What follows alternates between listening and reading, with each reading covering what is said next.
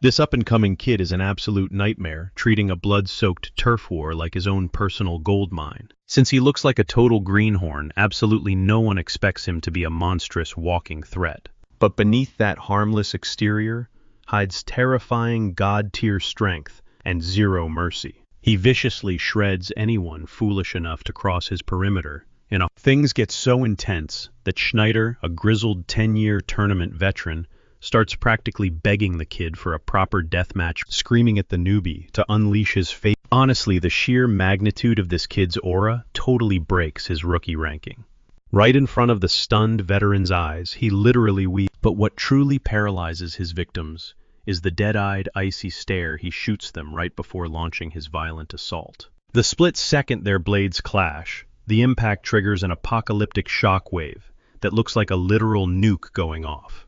Once the blinding smoke settles, the 10-year veteran collapses to the dirt, sporting a massive, hollowed-out hole in his chest, looking exactly like Toji from Jujutsu Kaisen. Unsurprisingly, our boy crushes the competition, dominating 283 zones and casually walking away with the grand prize. He hoards an astronomical amount of aura right there. So how is he this ridiculously overpowered? Well, our main character, Narukami Subaru, happens to be the fabled master of lightning and the absolute strongest player to ever conquer the tower. Our guy isn't just a heavy hitter. His sheer dominance turned him into a walking myth, all tied together by his iconic, intimidating mask. Millions of people across countless dimensions worshipped his name, and his elite guild, the Blue Eyes, stood unrivaled. Subaru took a brutal knife to the back from his own right-hand man and closest brother-in-arms, Kyojo Itsuki. Bleeding out, Subaru burned through every last drop of his remaining mana, just to teleport his loyal guildmates to safety. But that selfless sacrifice left him totally defenseless, allowing the monsters to ruthlessly. Except, death wasn't the end. Subaru violently gasps awake inside a filthy trash can stuffed into the frail body of a random teenager. Ironically, this scrawny kid is also named Subaru, leaving our legendary hero completely thrown off. Piecing the wild clues together, he drops a bombshell realization. He has just respawned exactly 20 years into the future, with his memories of the betrayal crystal clear. And while this modern world looks completely unrecognizable, his legacy somehow survived. But nowadays, his heroic deeds are just watered-down fairy tales, treated like distant legends that the current generation blindly admires, but doesn't even grasp. To make matters worse, that traitor Itsuki clawed his way to the top of the food chain, basking in a lavish life built on Subaru's stolen glory. Staring at this twisted new reality, Subaru's blood boils as he violently swears vengeance, vowing to hunt Itsuki down and destroy his empire, no matter the cost. Later on, while wandering through a massive memorial hall, literally named in his honor, a hyper little boy crashes right into Subaru's legs, knocking him flat on the floor. Subaru dusts the kid off, but his jaw drops when he notices the boy slipping on his old, iconic facepiece. Before he can even utter a single word, the kid's friend and Subaru gets hit with an absolute mind-bender when he realizes that mom and dad are rocking the exact same legendary mask on their faces too. He frantically rubs his eyes, thinking his vision is. He scans the massive room, only to realize literally every single person in the building is wearing his mask, leaving him totally speechless. Suddenly, Itsuki's venomous final whisper echoes in his mind, mocking him that even if he kicks the bucket, he is still destined to be worshipped as a flawless hero. Shaking off the rage, Subaru approaches his own massive shrine, where thousands of weeping fans are piling up bouquets for the exact anniversary of his tragic death. Out of nowhere, a highly specific rare bloom catches his eye, and his heart pounds as he aggressively shoves through the mourning crowd to get a closer look. Dropping to his knees at the altar, he snatches up the icy frost flower, instantly recognizing its hidden meaning on the. He bets his life that his old squadmate Asagiri Shu left this secret signal there. And he hits the jackpot, because perched silently on a towering skyscraper miles away are Shu and Reina, two of his most loyal veterans. Turns out Shu has been stubbornly sneaking this exact flower into the pile every single year, praying against all odds that their vanished captain might miraculously find it. Reina glares at Shu, asking if he's seriously still clinging to the delusional hope that Subaru somehow and Shu coldly replies back that until he sees a corpse, their captain is still breathing. Reina snaps back, warning him that at this reckless pace, Itsuki's death squads are going to slaughter them long before they ever track Subaru down. Voice cracking with emotion, Reina screams at Shu, yelling that there is no way in hell their captain would have just watched in silence while Itsuki ruthlessly hunted them like animals. Gripping the single flower he snatched from his own memorial, Subaru's mind spins. Is Shu actually breathing? Or just a ghost? He clutches that stolen tribute tight. Later that afternoon, Subaru slumps into the cramped apartment belonging to his new vessel, Hosoi Subaru. Turns out this kid was dead broke. The bleak room holds absolutely nothing but a sad, lonely mattress. Desperate for answers, he scours the web, hunting for a single trace of his old guilt, Blue Eyes. But the internet gives him absolutely zero hits. Even so, a gut feeling tells him Shu survived and went completely off the grid. Subaru buries his face in his hands, realizing why his old squad vanished. It's Itsuki. That traitor would never let anyone carrying the deadly truth just walk away breathing. He stares at the ceiling, agonizing over whether Shu is the lone survivor, or if the 4 friends he shoved out of the blast radius made it out too. But one brutal fact remains crystal clear. If he tries to contact Shu right now, he'll just drag him into a bloodbath. Trapped in this fragile, powerless body, rushing in blindly would be pure suicide. Step 1. Reclaim his lost strength. Digging through Hosoi's hazy memories, he realizes the official player qualification tutorial kicks off in exactly 2 days. If Shu is out there, their paths will cross again. Fast forward to the trial grounds, where Examiner Hyuga glares at the fresh batch of recruits with pure disgust. The second these rookies slice up 2 pathetic goblins in Stage 1, they instantly tap out and run for the hills. Sure, they snagged their basic license, but Hyuga hates the system. Letting these spineless cowards pass makes his blood boil. But hey, rules are rules. Out of this entire pathetic crowd, only one kid caught his eye. A hotshot named Isaac, the arrogant heir of the legendary Reinhardt. Isaac actually pushed through to Phase 2, while the rest were utter garbage. Hyuga grumbles under his breath. The tests are getting way too soft, and modern players are softer than wet tissue paper. Suddenly, Subaru steps up to the plate. Glancing at his roster, Hyuga smirks, noting the kid shares a pretty legendary name. But a fancy name doesn't mean jack if he can't survive the arena. Stage 1 drops 2 snarling goblins in front of him.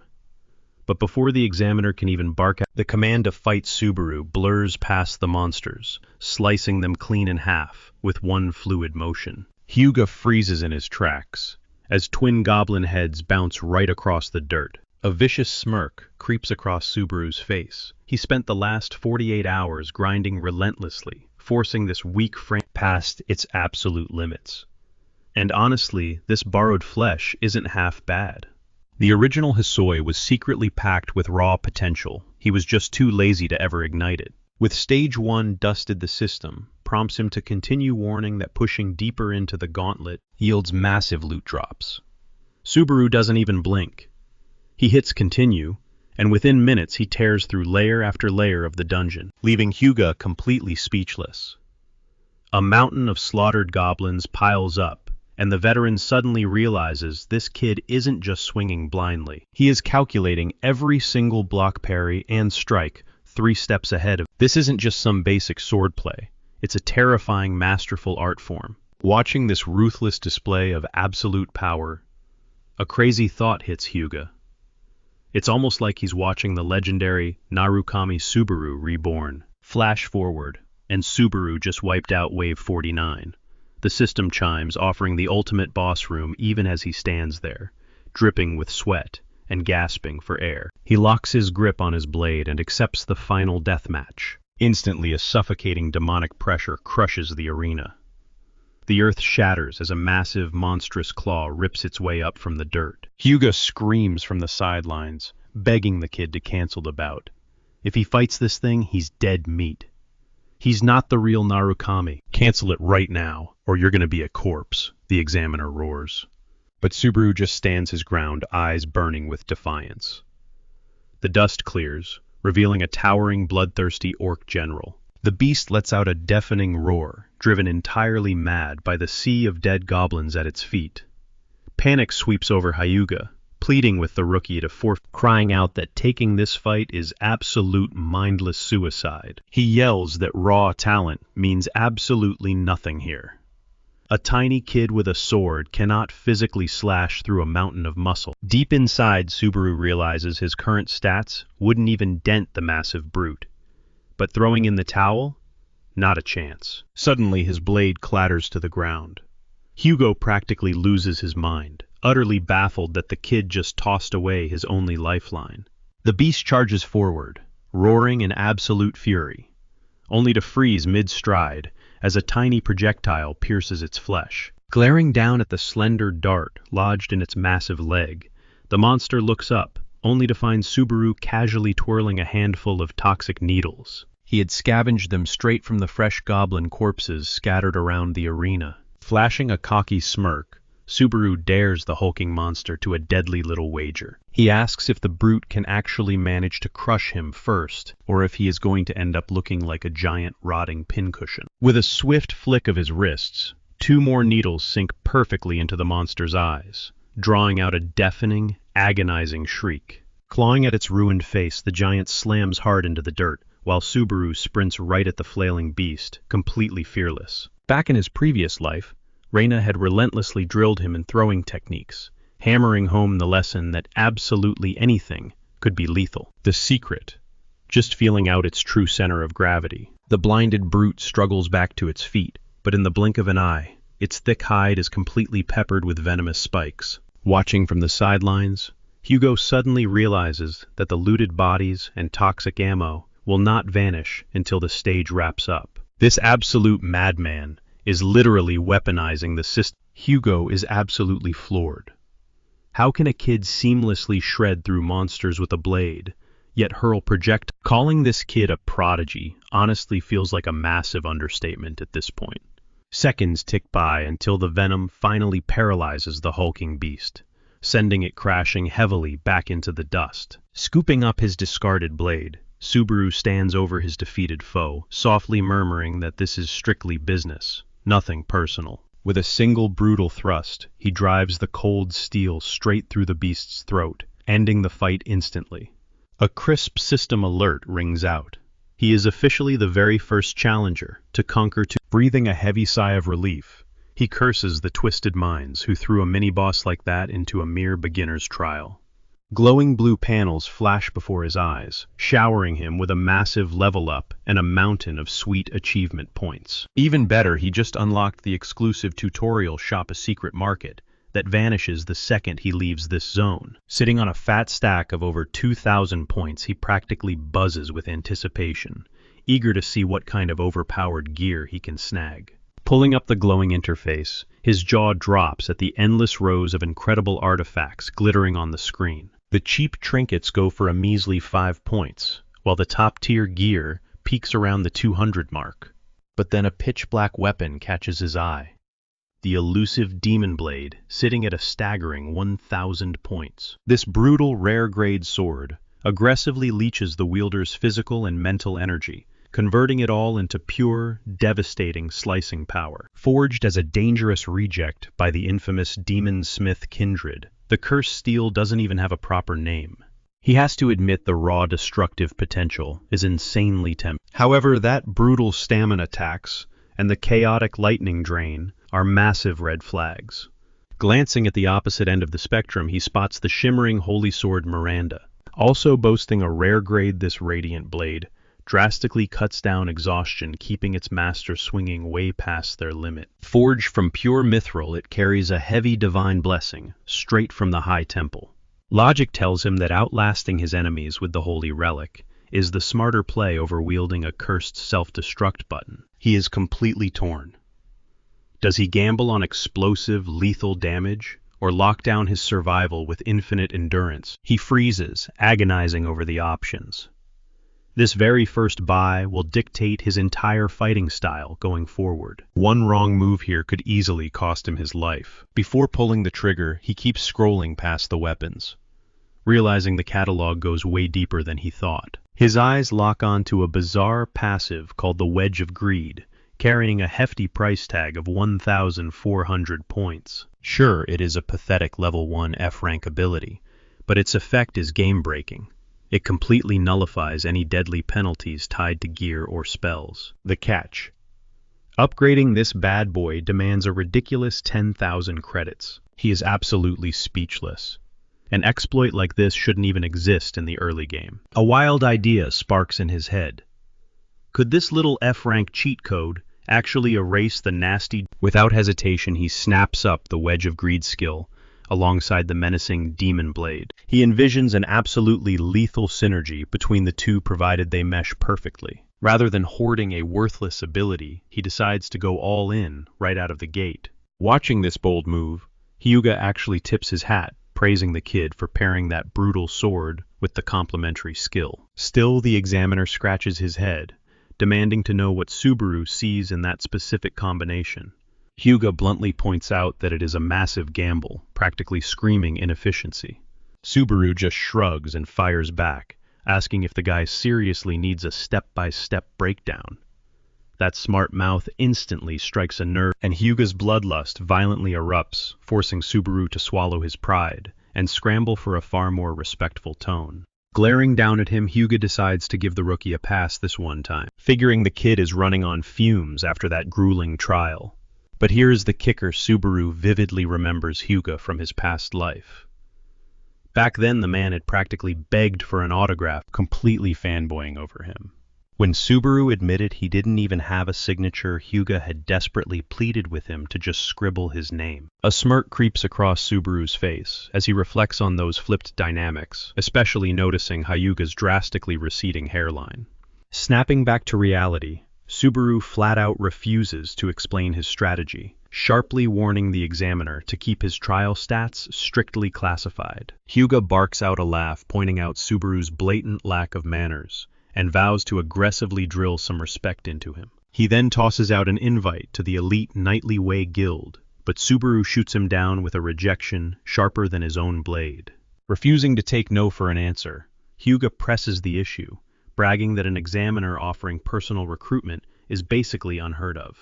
But Subaru completely blows him off, striding directly toward the second floor and leaving the stunned examiner talking to the air. Stepping out onto the second floor, which is absolutely swarming with other players, Subaru soaks in the highly familiar scenery. Being back in this bustling hub, he silently vows to dominate his second life with razor-sharp precision. Fate has handed him a miraculous do-over to wipe out his past blunders, and he refuses to blow it. He is ready to tear through hell and back for the loyal comrades waiting for him, hungering for the bloody vengeance they were robbed of.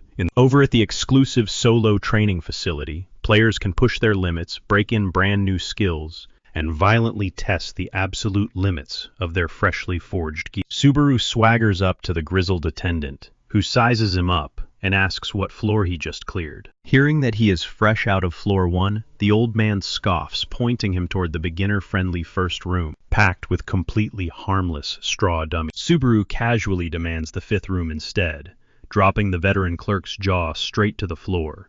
Assuming his ears are playing tricks on him, the attendant warns the kid that he is literally flushing his cash down the drain, and practically begs the rookie to swallow his ego and stick to the baby-tier first room. Subaru politely brushes off the warning, smoothly booking the brutal chamber for a solid 30 minutes. As the boy marches toward his doom, the old man shouts that he holds zero liability for the inevitable bloodbath inside, firmly reminding him that early rage quits absolutely do not equal refunds. Swiping 50 credits for the death trap, Subaru walks in with a cool 10,000 credits still burning a hole in his pocket. The logic is simple: higher room numbers equal deadlier threats. To anyone watching, he looks like a suicidal idiot, strolling in as an utterly defenseless rookie with zero high-end art. Yet he fearlessly plunges into the terrifying depths of room 5. The second the massive doors seal behind him, Subaru rips the ominous demon blade from its sheath. Instantly, the cursed weapon locks onto its master, flooding his entire body with a catastrophic surge of enhanced stats. But the power comes at a terrifying cost, violently devouring his stamina and mana, which instantly threatens to desperate for equilibrium.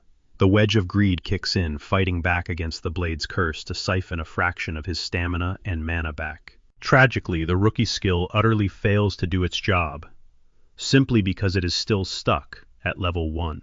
The demonic sword mercilessly bleeds him dry, plunging Subaru into agonizing torment. Realizing how insanely lethal this is, he immediately blows 10,000 credits to survive.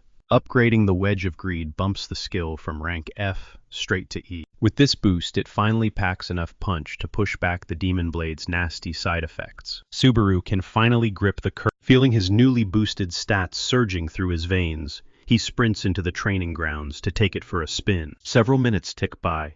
The elderly clerk is snoozing, drool slipping down his chin, as Subaru strides right past him. Through bleary eyes, he catches a blurry glimpse of the boy exiting the building completely bruised and battered. Rubbing the sleep from his eyes, the clerk snaps fully awake, doubting his own vision. There is no way that beat-up kid is the same guy who stepped into room number 5. Since barely 10 minutes have even passed, the old guy hurries over to the 5th training room and raps his knuckles against the heavy door, calling out to see if the rookie is still inside. Met with dead silence, the attendant pushes the door wide open. His jaw instantly drops. The entire space is completely trashed. Every single training dummy and weapon rack lies totally pulverized. Panic grips him as he wonders what on earth went down in there. A while later, Subaru regains consciousness, back in his own bed. Realizing he has been knocked out cold for hours, he groans and stretches his aching limbs. He knows damn well he would have been dead meat in that arena if he wielded any normal gear, instead of that cursed blade. Shaking, his exhausted muscles finally begin to recover. Pulling up his system window, he checks his stats and sees the hard truth. Without that Wedge of Greed perk merely lifting, the dark sword would be impossible, let alone swinging it in combat. A confident grin spreads across his face. He knows this deadly combo will pair flawlessly with his lightning ability. But reality quickly hits him.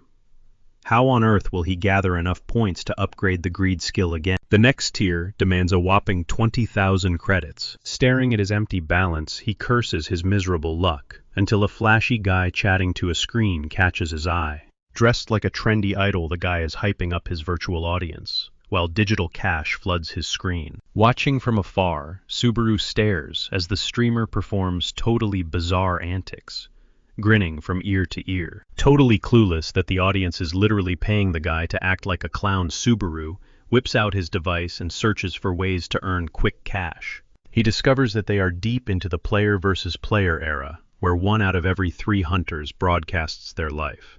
The concept of broadcasting is entirely new to him. In simple terms, players stream their actions live to an audience, raking in sweet donations. While scrolling through the details, a shadow looms over him. A mocking voice calls his name, sarcastically praising him for finally crawling up to the 2nd level. A sudden chill runs down Subaru's spine.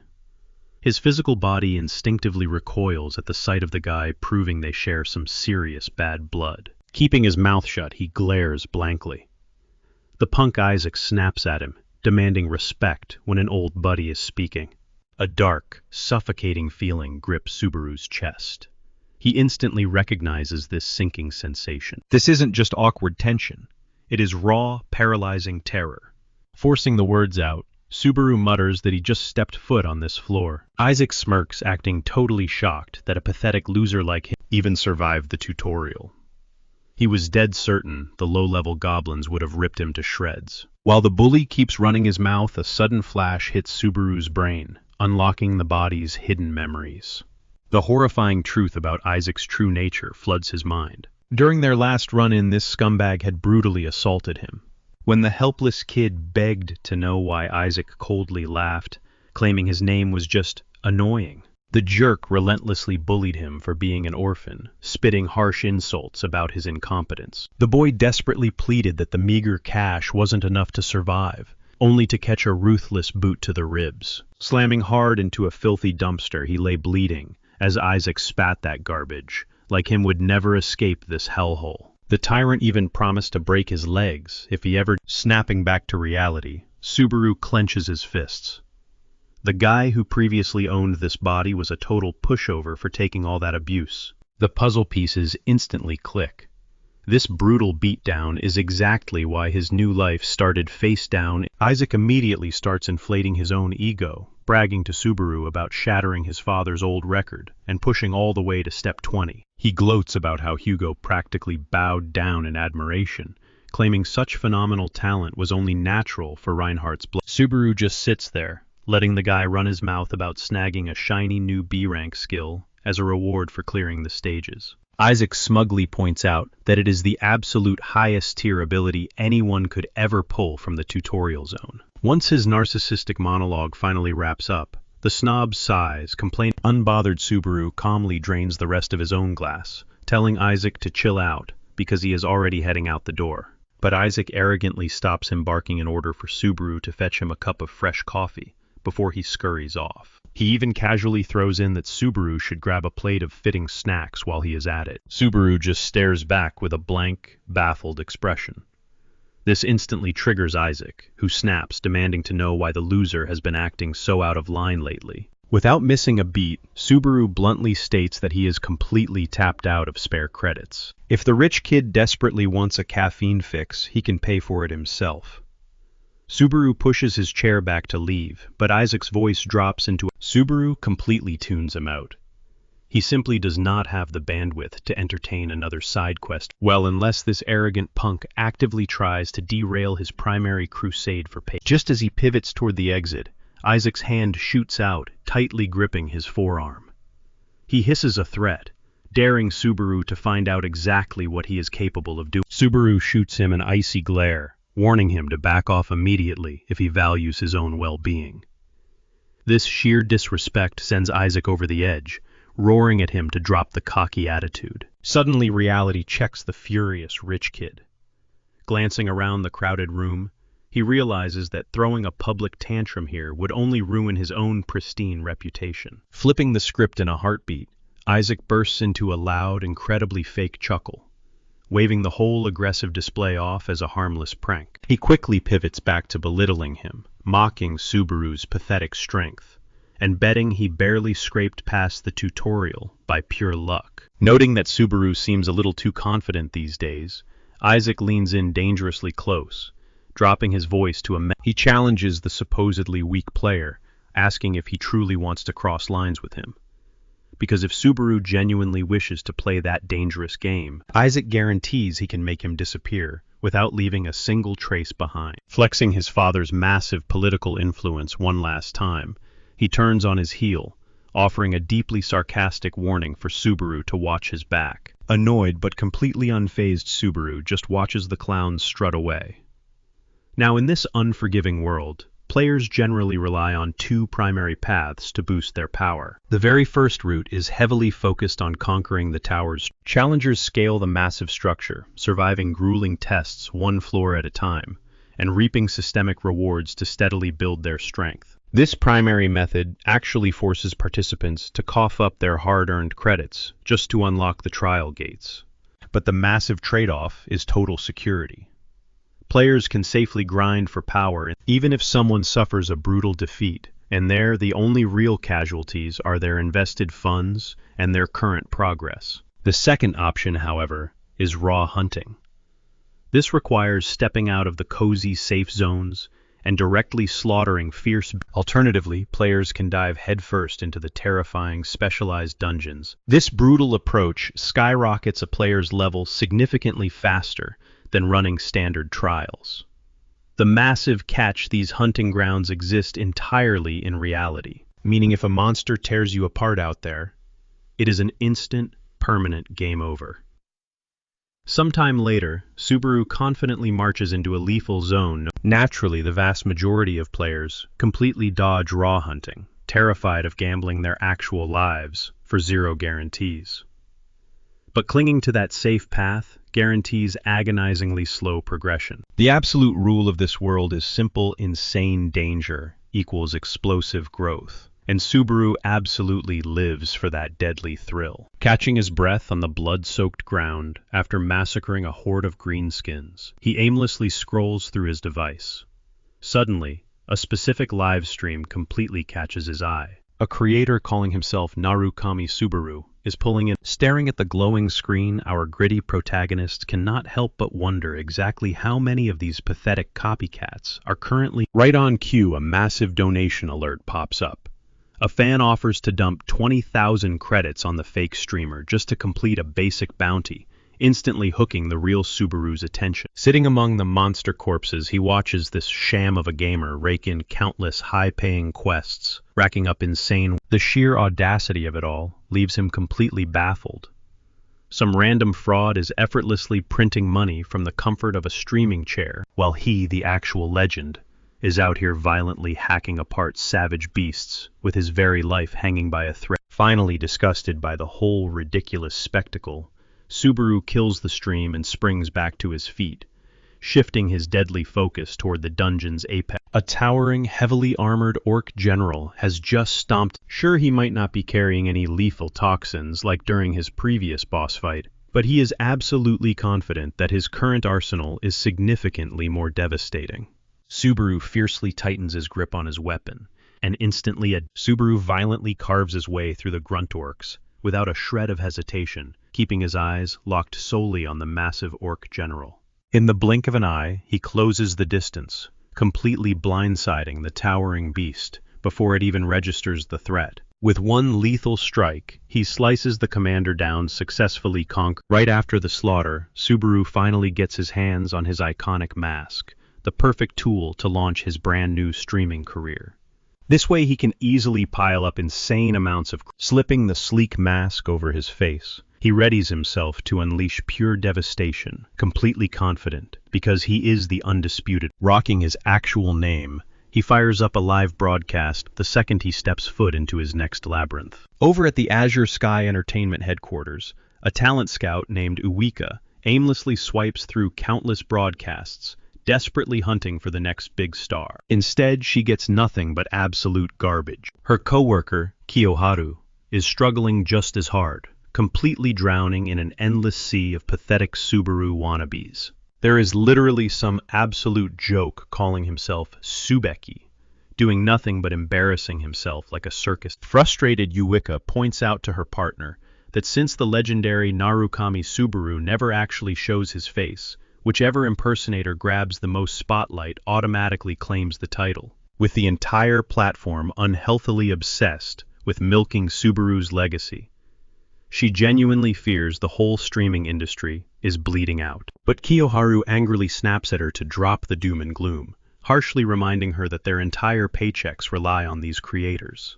She reluctantly nods, though she is visibly furious that these so-called stars lack even the most fundamental combat mechanics. Worse yet, their pathetic acting is a massive slap in the face to the countless warriors legitimately putting their lives on the line scaling the tower. Hearing this high-horse speech, Kiyoharu sharply questions why she is still stuck slumming it on the bottom floors, if she has such. Letting out a heavy sigh, Uwika dryly admits that climbing simply got too boring, sharply reminding him that he also threw in the towel long ago. Annoyed, she fires back, ordering the guy to actually go hunt down some decent rookies, instead of breathing down her neck.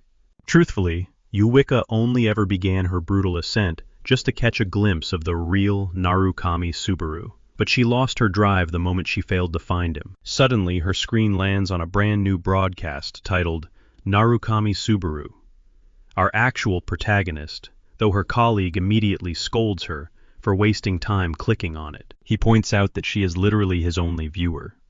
And to make matters worse, this guy is still crawling through the second floor. Unbothered, Uwika softly replies that every single time she spots someone wearing that iconic mask, back in the game, Subaru officially triggers the Floor 2 challenge, a harsh test, demanding he completely eradicate the Dungeon of Beginnings and survive until the exit. The system coldly notifies him that achievement points will be strictly handed out based on his overall monster body count. Gearing up for the bloodbath, Subaru suddenly notices that a single pair of eyes is watching him, live, instantly ramping up the tension. Out of nowhere, a second user, named Love Money, pops into the chat casually asking if this is his very first run. Subaru honestly confirms it, prompting the chatter to mockingly question the logic of broadcasting a blind run when he doesn't even know the map. While he is totally distracted by his floating screen, a vicious, one-eyed bat dive bombs him, only for Subaru to effortlessly snatch it right out of the air. He viciously slams the struggling creature into the solid stone floor, instantly crushing it to passively harvest its aura. Without missing a beat, he calmly asks Love Money if there is genuinely any rule against him A third lurker quickly enters the room, instantly blowing up the chat with praise for the streamer's terrifying reaction speed. The new arrival types out their pure shock that anyone is bold enough to broadcast this. Love Money chimes back in, claiming a few rookies have tried this exact stunt, but they predictably give up the second their numbers flatline. The cynical viewer strongly advises Subaru to drop the arrogant solo act and just wait around for a full squad to carry him through. Flashing a confident smirk, Subaru politely thanks the guy for the warning, but blatantly rejects it, declaring he thrives. In the blink of an eye, the tiny audience spikes to 6 members, though the collective chat still assumes he is just a pathetic clickbait troll begging for clout. Obviously, it is all just blind traffic, hijacked from the legendary Narukami Subaru title. Seconds later, a grotesque mud mermaid violently, but the monstrous threat ends instantly, with a single, flawless swing of his. The lethal strike was so blindingly quick that half the chat completely missed the execution. Pushing deeper into the dark corridors, Subaru relentlessly massacres every single beast that dares to step in. The comment section completely freezes in absolute awe, utterly mind-blown that he is casually slaughtering these deadly creatures like they are harmless insects. Almost instantly, the viewer count ticks perfectly up to 10, and with every fresh corpse he leaves behind, the system continues. Staring into the camera, Subaru casually drops a pro tip, telling his silent audience that if they simply hone in on, he demands to know exactly where these beasts are spawning from, and just how massive their swarm really is. The chat explodes with viewers claiming they already know the spawn patterns. Unfazed, Subaru fires back, challenging them to actually pull it off. But the chat quickly shuts him down, insisting that 0 normal human beings could ever pull off his insane stunts. In this brutal game, raw talent dictates everything. Brushing them off, Subaru decides to completely farm this dungeon, hoarding a massive mountain of achievement points before even thinking about bouncing. Suddenly, a frantic comment pops up, begging Subaru to stop rushing head-on before he gets himself slaughtered. Seconds later, he walks straight into an ambush, a vicious swarm of one-eyed bats. The chat holds its breath instantly, declaring him a dead man walking. Out of nowhere, a viewer named Deadstream drops a spicy bounty, wipe out the entire colony for a sweet payout of 100 credits. The rest of the stream erupts in mocking laughter, swearing it's a suicide mission. Subaru Hey just smirks and thanks Deadstream for the free 100 credits. Over in the real world, Yuika is practically pressing her face against her monitor, mesmerized by Subaru's every move, while her coworker absolutely loses his mind in the background. The guy leans in to peek at her screen, and Yuika lets out a sudden, ear-piercing shriek. Startled, he desperately tries to defend himself, thinking she caught him blowing cash on a bad bet. But Yuika violently shakes her head. He's completely missing the point. She gasps out Subaru's name. Her coworker's jaw drops, completely baffled that she's still wasting time on this deadbeat channel. Reluctantly, he shifts his gaze to the monitor, and his brain short-circuits. On screen, Subaru is shredding the bats into confetti. Mid-slaughter, Subaru's mind flashes back to a harsh lecture from Shu. Shu had grilled him on perfecting his blade angles. Until that moment, Subaru had just been swinging on pure savage instinct, without even realizing it. The trick to wiping out one-eyed bats. Never waste time targeting their eyes individually, because these bloodthirsty freaks always dive head first. The larger the swarm, the more massive the blind spot they expose. Subaru flawlessly puts this theory into practice. The chat goes dead silent in absolute shock. The handful of day one believers instantly start roasting the haters who dared call Subaru a scrub. One veteran player drops a comment completely mind blown, admitting he's already grinding the 4th floor. Yet he's sitting here taking masterclasses from a supposed 2nd floor rook. Honestly though, half the stream doesn't even grasp the mechanics, because Subaru is a downright terrible instructor. Suddenly a user named Love Money chimes in, reminding the streamer to bag his credits. But right there, Subaru hits a massive brick wall. His character freezes completely. Confused, the chat spams question marks, asking if his game crashed. Breaking the silence, Subaru awkwardly mutters into the mic, asking how the heck he's actually supposed to claim the money. The chat absolutely loses its collective mind, spamming crime. The irony hits them like a truck. Subaru is an absolute god when it comes to combat, but a total boomer when it comes to basic streaming tools. Taking pity on him, Love Money walks him through it step by step, guiding him to smash the claim button hovering at the top. Subaru drops a quick, genuine thanks over the mic and instantly cashes out. By now his viewer count has doubled to 20 concurrents, fueling his hype to launch one final brutal assault. Cutting back to the Azure Sky headquarters, Yuika is completely spiraling. Her brain cannot comprehend the god-tier gameplay she just witnessed. Her coworker snaps at her, aggressively calling out her absolute obsession. Undeterred, she spins around and challenges him. Has he ever, in his entire life, seen a broadcast dripping with this much raw potential? He tries to talk her off the ledge, pointing out that the guy is merely scraping through the 2nd floor. But that logic just pours. Eyes practically glued to the monitor, she is 100% invested.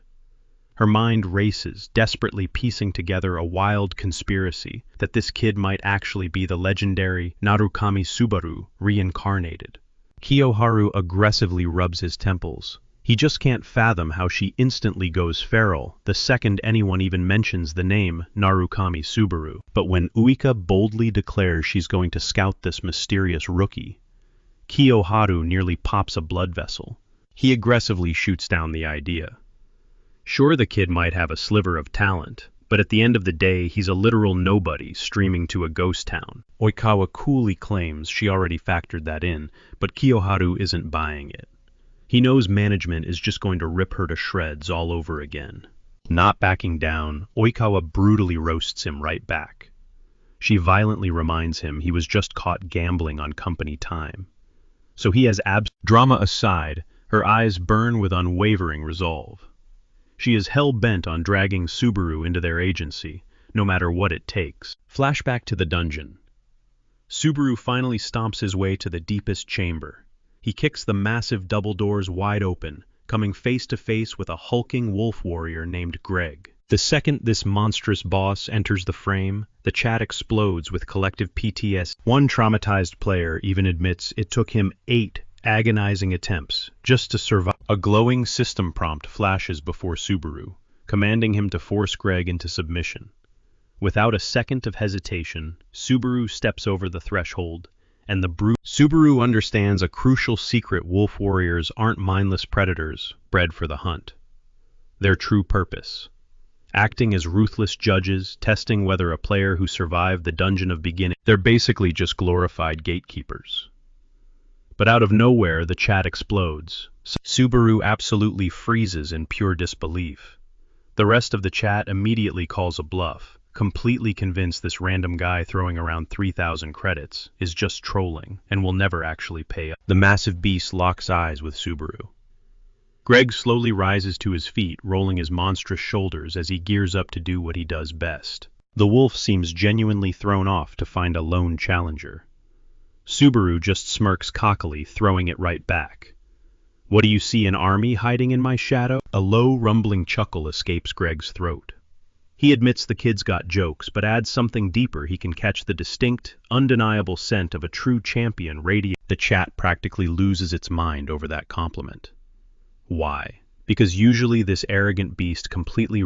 Here's the catch: these majestic wolves possess an otherworldly sense of smell. They aren't picking up on cheap cologne or sweat, they literally... So with a heavy nod, Greg flat out declares that Subaru already holds the golden ticket to advance. No blood needs to be shed today. The giant beast lazily gestures toward the heavy exit doors, giving him a free pass to walk away unscathed. The audience is completely stunned. They simply cannot fathom how effort. But Subaru stands frozen, wrestling with a massive dilemma. He's staring down a spontaneous hit job that never once popped up during his previous life. Gripping his weapon, Subaru coldly informs the wolf that he is actually the main target today. Greg tilts his massive head, demanding to know what the hell that is supposed to mean. Subaru doesn't sugarcoat it. A lucrative contract just dropped, demanding the beast's head. Surprisingly, Greg just smirks, completely unfazed. Cut over to the sleek corporate office of department head John Taylor. Wika and Kiyoharu are standing at attention as their boss demands an immediate viewer count for Subaru's stream. Kiyoharu awkwardly clears his throat, mumbling that the kid is hovering right around 20, but Wika aggressively interrupts, proudly correcting him that the numbers just spiked past 30. Kiyoharu shoots her a totally baffled glare.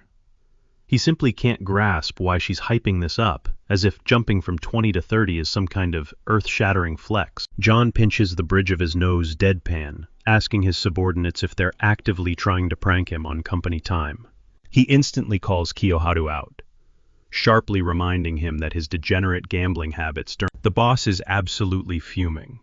He ordered them to scout a genuine prodigy, and these two clowns dare to march in here, flexing 20 pathetic viewers. Wicca stubbornly interjects to defend that 30 mark, but John practically bites her head off, roaring that 10 extra nobodies means absolutely nothing. Dripping with venomous sarcasm, John suggests Wicca should just debut as a streamer herself, considering she clearly possesses actual talent. He aggressively adds that with her looks she'd sky. John is mid-rant when Wicca cuts him off a second time, frantically swiping her tablet after sneaking another glance at the live feed. Her eyes widen.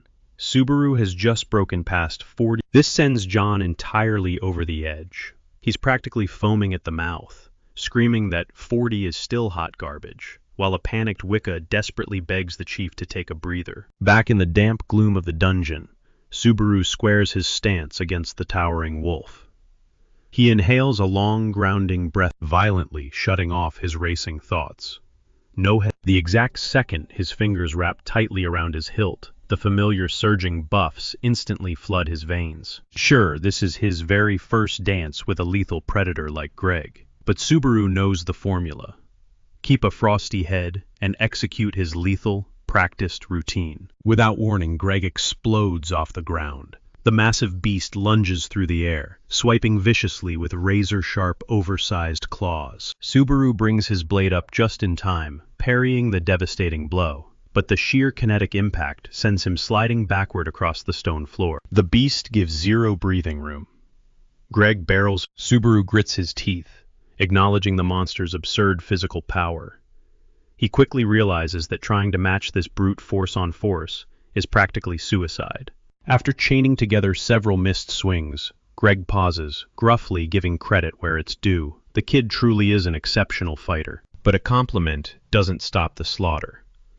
The wolf resumes his frantic, heavy-handed onslaught, wildly arrogant and deeply convinced this fragile human will eventually crack. The terrifying monster relentlessly drives Subaru toward the wall, completely pinning the boy on the defense. The live chat is absolutely paralyzed by the spectacle. A huge chunk of the audience is already typing their eulogy, loudly declaring that taking down this hulking boss. One optimistic fan genuinely argues that the kid will only clutch this brutal victory after a grueling Another furious chatter actually starts roasting the anonymous bounty poster, ranting that Subaru could have moonwalked past this death trap without shedding a single drop of sweat. Despite the chaos, Subaru's brain is working in overdrive. His calculating eyes track every single movement, acutely aware that brains will butcher this beast way faster than brawn ever could. Fast forward a few agonizing minutes, and Greg's patience officially runs dry. Bored and bloodthirsty, the colossal wolf decides it. Greg throws his entire weight into one reckless lunge, but he strikes nothing but empty air. The clumsy move leaves his torso completely exposed, handing Subaru the perfect opening to unleash a devastating slash straight across the beast's midsection. The monster howls in agony as his knees buckle. Before he even hits the dirt, Subaru vaults onto his chest and drives the blade right through his neck, ending the fight. The massive body slumps lifelessly against the earth as a system prompt rings out. The notification officially declares the mighty wolf warrior conquered. Immediately the screen flashes, confirming a sweet double level up, alongside the rest of his combat stats spike as well, capped off with a massive reward of 500 achievement points. The chat completely implodes. The audience is absolutely stunned, struggling to process how this rookie just slaughtered Greg. This absolute unit of a boss had never been beaten before, making the victory utterly legendary. Fans flood the screen with endless hype, worshipping the streamer for pulling off the impossible. Thanks to the epic showdown, his live viewer count spikes all the way to 56. True to their word, the wealthy fan, who promised a bounty, Subaru flashes a grateful smirk, promising the generous backer that every single coin will be put to deadly use. A heavy iron door groans open. The second he crosses the threshold, an insane 13 trial notifications bombard the screen, throwing the chat into another frenzy. In this world, the sheer volume of challenges offered directly reflects a player's hidden potential. Right in the center of the blazing holographic menus, the system highlights the chat violently spams him to lock it in, begging to witness Narukami Subaru's iconic, electrifying signature moves. Without skipping a beat, he selects the crackling icon and instantly teleports into the blazing heart of the gauntlet. Back in the real world, the scouting trio of Rika, John, and Kiyoharu are collectively losing their minds over the impossible spectacle. Rika whips her head toward John, desperate to hear his professional take on this freakish talent. In her eyes, the streaming industry has literally never seen a prodigy this explosive. Triggering 13 simultaneous trials is purely unheard of, especially considering an average challenge. John slowly nods, conceding that slaughtering the undefeated wolf warrior is nothing short of a miracle. Even so, the veteran scout hesitates, highly skeptical about throwing a massive contract at a rookie stuck way down on the second floor. Refusing to back down, Rika leans in with a dangerous gleam in her eyes, and she gambles her entire livelihood, swearing that if Subaru fails to conquer the lightning, both her and Kiyoharu's paychecks can be frozen for the next 5 years.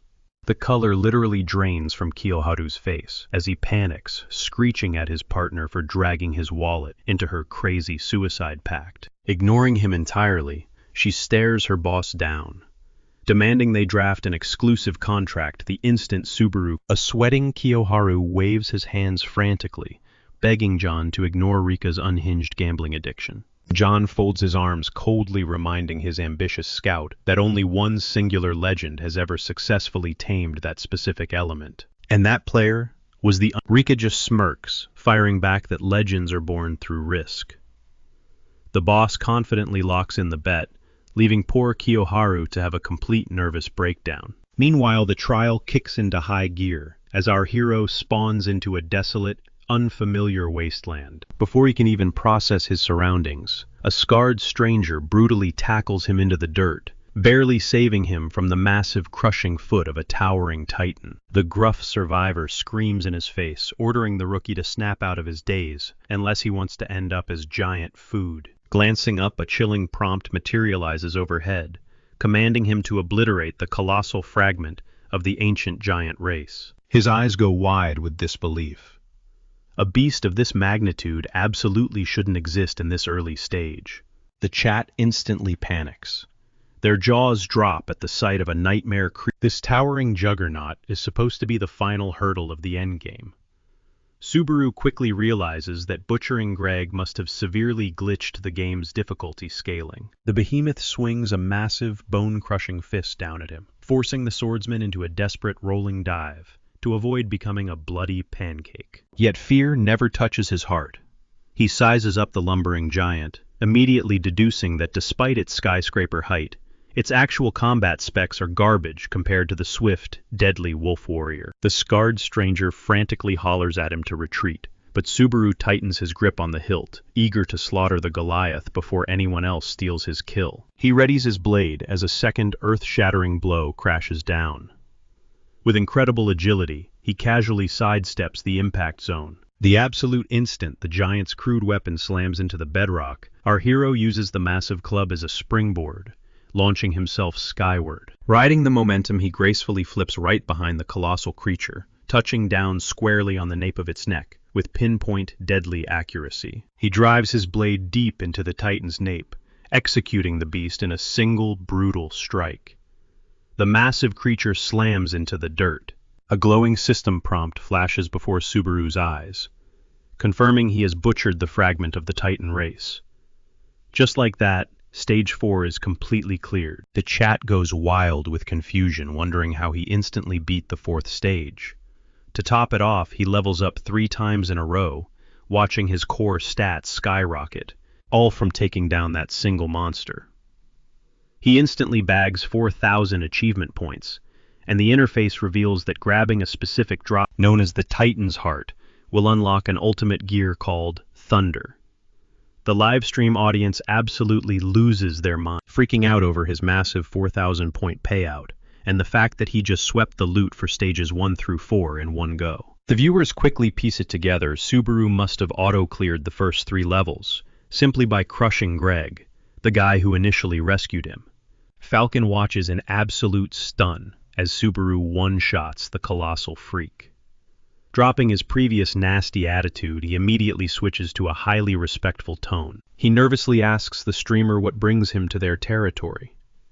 Subaru just smirks, casually stating he came to hunt the Titan. Shortly after, Subaru kicks back in his private quarters while the chat violently spams demands for a loot reveal. Obliging his fans, he pulls up his inventory and flashes the newly snagged Titan's Heart on screen. This brutal-looking ring, forged directly from the monster's core, massively boosts both maximum stamina and overall healing speed. Subaru is grinning ear to ear, thrilled to have a solid upgrade to his endurance. But the real prize is his new protective chest piece, Thunder. This legendary armor crackles with raw electrical energy. It grants the wearer a daily lightning strike and completely wipes out any negative status ailments. The chat is absolutely floored, claiming this busted gear will effortlessly carry him straight through the 5th floor. Right at that moment, a mega fan named Narukami Subaru drops a massive donation, hitting him with a custom quest to fully equip Thunder for 5,000. Within seconds, a tidal wave of heavy hitters floods the stream, pledging thousands more in cold, hard cash if he completes that exact same challenge. Subaru warmly thanks his whales, swearing he will proudly show off the armor. Deep down, he is genuinely speechless, completely shocked by how aggressively the community wants to see him flex this lightning gear. It hits him like a truck. The original Narukami Subaru was a far bigger streaming legend than he ever realized. Suddenly, a heavy knock echoes through the room, and he casually calls out for his visitor to enter. The wooden door creaks open. Falcon steps inside, bringing along a rugged warrior he introduces as Peleus, the highly respected commander of the village's night. Peleus grimly explains that the giant beasts have been relentlessly raiding their borders, forcing his men to stay on high alert 24 hours a day, sweating endlessly inside their heavy combat. Falcon chimes in, admitting how insane it is to bump into a wandering stranger, while the locals are strictly locked down indoors. Stepping forward, the commander bows deeply, offering his utmost respect to Subaru for defending their home during his absence. Waving it off, Subaru humbly claims he merely did what anyone would do. Secretly, the streamer recognizes Peleus from the game lore as a man who never backs down from a giant. Peleus then drops a bombshell. His scouts have finally pinpointed the exact lair of the warlord, and they are gearing up for a do-or-die execution raid. In a desperate plea, both men drop to their knees, begging the overpowered outsider to lend them his strength and save. Over in the chat, the veteran viewers immediately start spamming skull emojis, heavily spoiling the commander's grim fate. In the original canon, this brave knight is completely destined to get wiped out in this exact upcoming. Staring at the desperate men, Subaru commands them to stand tall, making a firm promise that he will join their bloody crusade. Shortly after, a system alert triggers the 5th stage, Survival. Riding out with grim determination, Subaru and the Knight Battalion march straight into the belly of the beast. Glancing at his interface, Subaru notices his chat is scrolling at blinding speeds, due to his massively spiking viewer count, leaving him sweating over how he is supposed to keep up and entertain his booming audience during a war. The march halts when they spot the colossal warlord sprawled out in a distant clearing, seemingly vulnerable. Drawing his blade, Pelias whispers a plan to act as bait for a devastating backstab. But before he can charge, Subaru firmly grips his shoulder, urgently holding him back. Confused, the commander freezes until his blood runs cold. Dozens of towering freaks slowly rip their way out of the surrounding tree line, exposing the horrifying reality that they walked straight into a massive ambush. In a flash, absolute chaos erupts. The grotesque giants crash into the vanguard, snatching up screaming soldiers and ripping them limb from limb. Blood-curdling shrieks echo through the valley as the monsters begin a grisly feast. Panicking, Pelias violently roars at his surviving men, ordering a full-blown retreat to the mountain base. But several knights remain frozen in sheer terror, completely shattered as they watch their brothers in arms get brutally shredded to pieces before Pelias screams at the top of his lungs, commanding his men to abandon the blood-soaked battlefield immediately. He begs them to remember their village, to think of their wives and children, praying for their safe return, because this brutal war is far from over. The battered knights frantically scramble for their lives, with Pelias aggressively pushing Falcon to spearhead the retreat. Spinning around, the commander orders Subaru to fall back too, but the young warrior completely tunes him out, his grip tightening around the hilt of his blade. With the colossal titan stomping closer by the second, Pelias desperately pleads with Subaru to pull back, insisting they need to regroup and counterattack later. Subaru doesn't budge.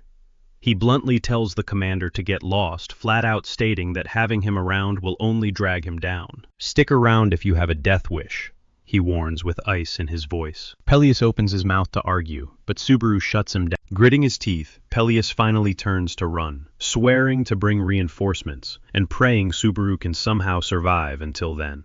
Now entirely alone against a terrifying army of giants, Subaru doesn't cower. He explodes forward, instantly crippled. His blade flashes, mercilessly slicing straight through the Achilles tendon, dropping two massive beasts in the blink of an eye. He immediately draws the murderous gaze of the entire roaring horde. Smirking, Subaru mutters that even though this is merely a simulation, he fully intends to slaughter every single one of them. Miles away, a crushing wave of guilt suffocates Pelias, realizing he actually left a lone kid behind to face an army of monsters. Back on the battlefield, the chat goes absolutely wild as they watch Subaru staring down dozens of towering nightmares. Is this lunatic actually planning to fight all of them, completely solo? The truth is, Subaru chased the army away for a very specific reason. His final stage rating heavily depends on how many allied soldiers survive. One skeptical spectator points out a harsh reality, claiming that without military backup, his odds. Subaru, however, carries unshakable confidence. He knows for a fact he can pull off a flawless rescue. That even includes saving Pelias, a character historically doomed to be brutally slaughtered. The behemoths furiously stampede toward him, but Subaru doesn't even flinch, casually dismantling the first giant with effortless precision. He turns into a whirlwind of steel, butchering his way through the flesh-eating. Slaughtering them individually isn't the problem. The real ticking time bomb is the strict time limit on his borrowed demon blade. Managing that overwhelming raw power is his big. Realizing he needs to strike the snake's head, Subaru sets his sights on the Titan boss and instantly launches himself into the sky. He ruthlessly steps right onto the monstrous faces. Using their rocketing across the battlefield midair, he leaves the giants wildly thrashing and grasping at empty space, completely failing to catch him. The audience is absolutely mesmerized by his god-tier agility. But the tension is suffocating. They know one tiny slip-up, and he instantly becomes a gruesome midday.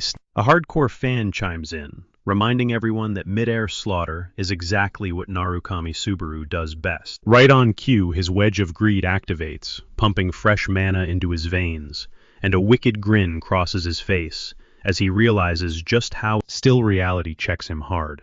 He absolutely must assassinate the Supreme Commander before his stamina entirely burns out. Suddenly, he locks eyes with his target. The colossal leader stands in the distance, flashing a sadistic, mocking grin that practically dares him to approach. Subaru doesn't hesitate for a microsecond, despite knowing perfectly well that the giant's massive spiked club could crush him into a bloody pulp with a single swing. This is a do-or-die scenario. He gets exactly one shot to decapitate this monster, and it has to be a flawless, one-hit execution. If he fails, it's game over. He mentally prepares a desperate gamble, praying to whatever gods are listening that this insane tactic actually closing in for the kill.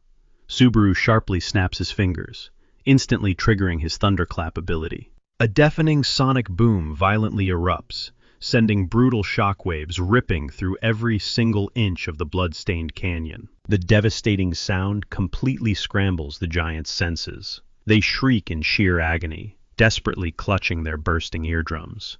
And the boss, the massive warlord, bellows in horrific pain, screaming curses at the miserable little human, while violently covering its bleeding ears. This creates a perfect, wide-open window straight to the jugular.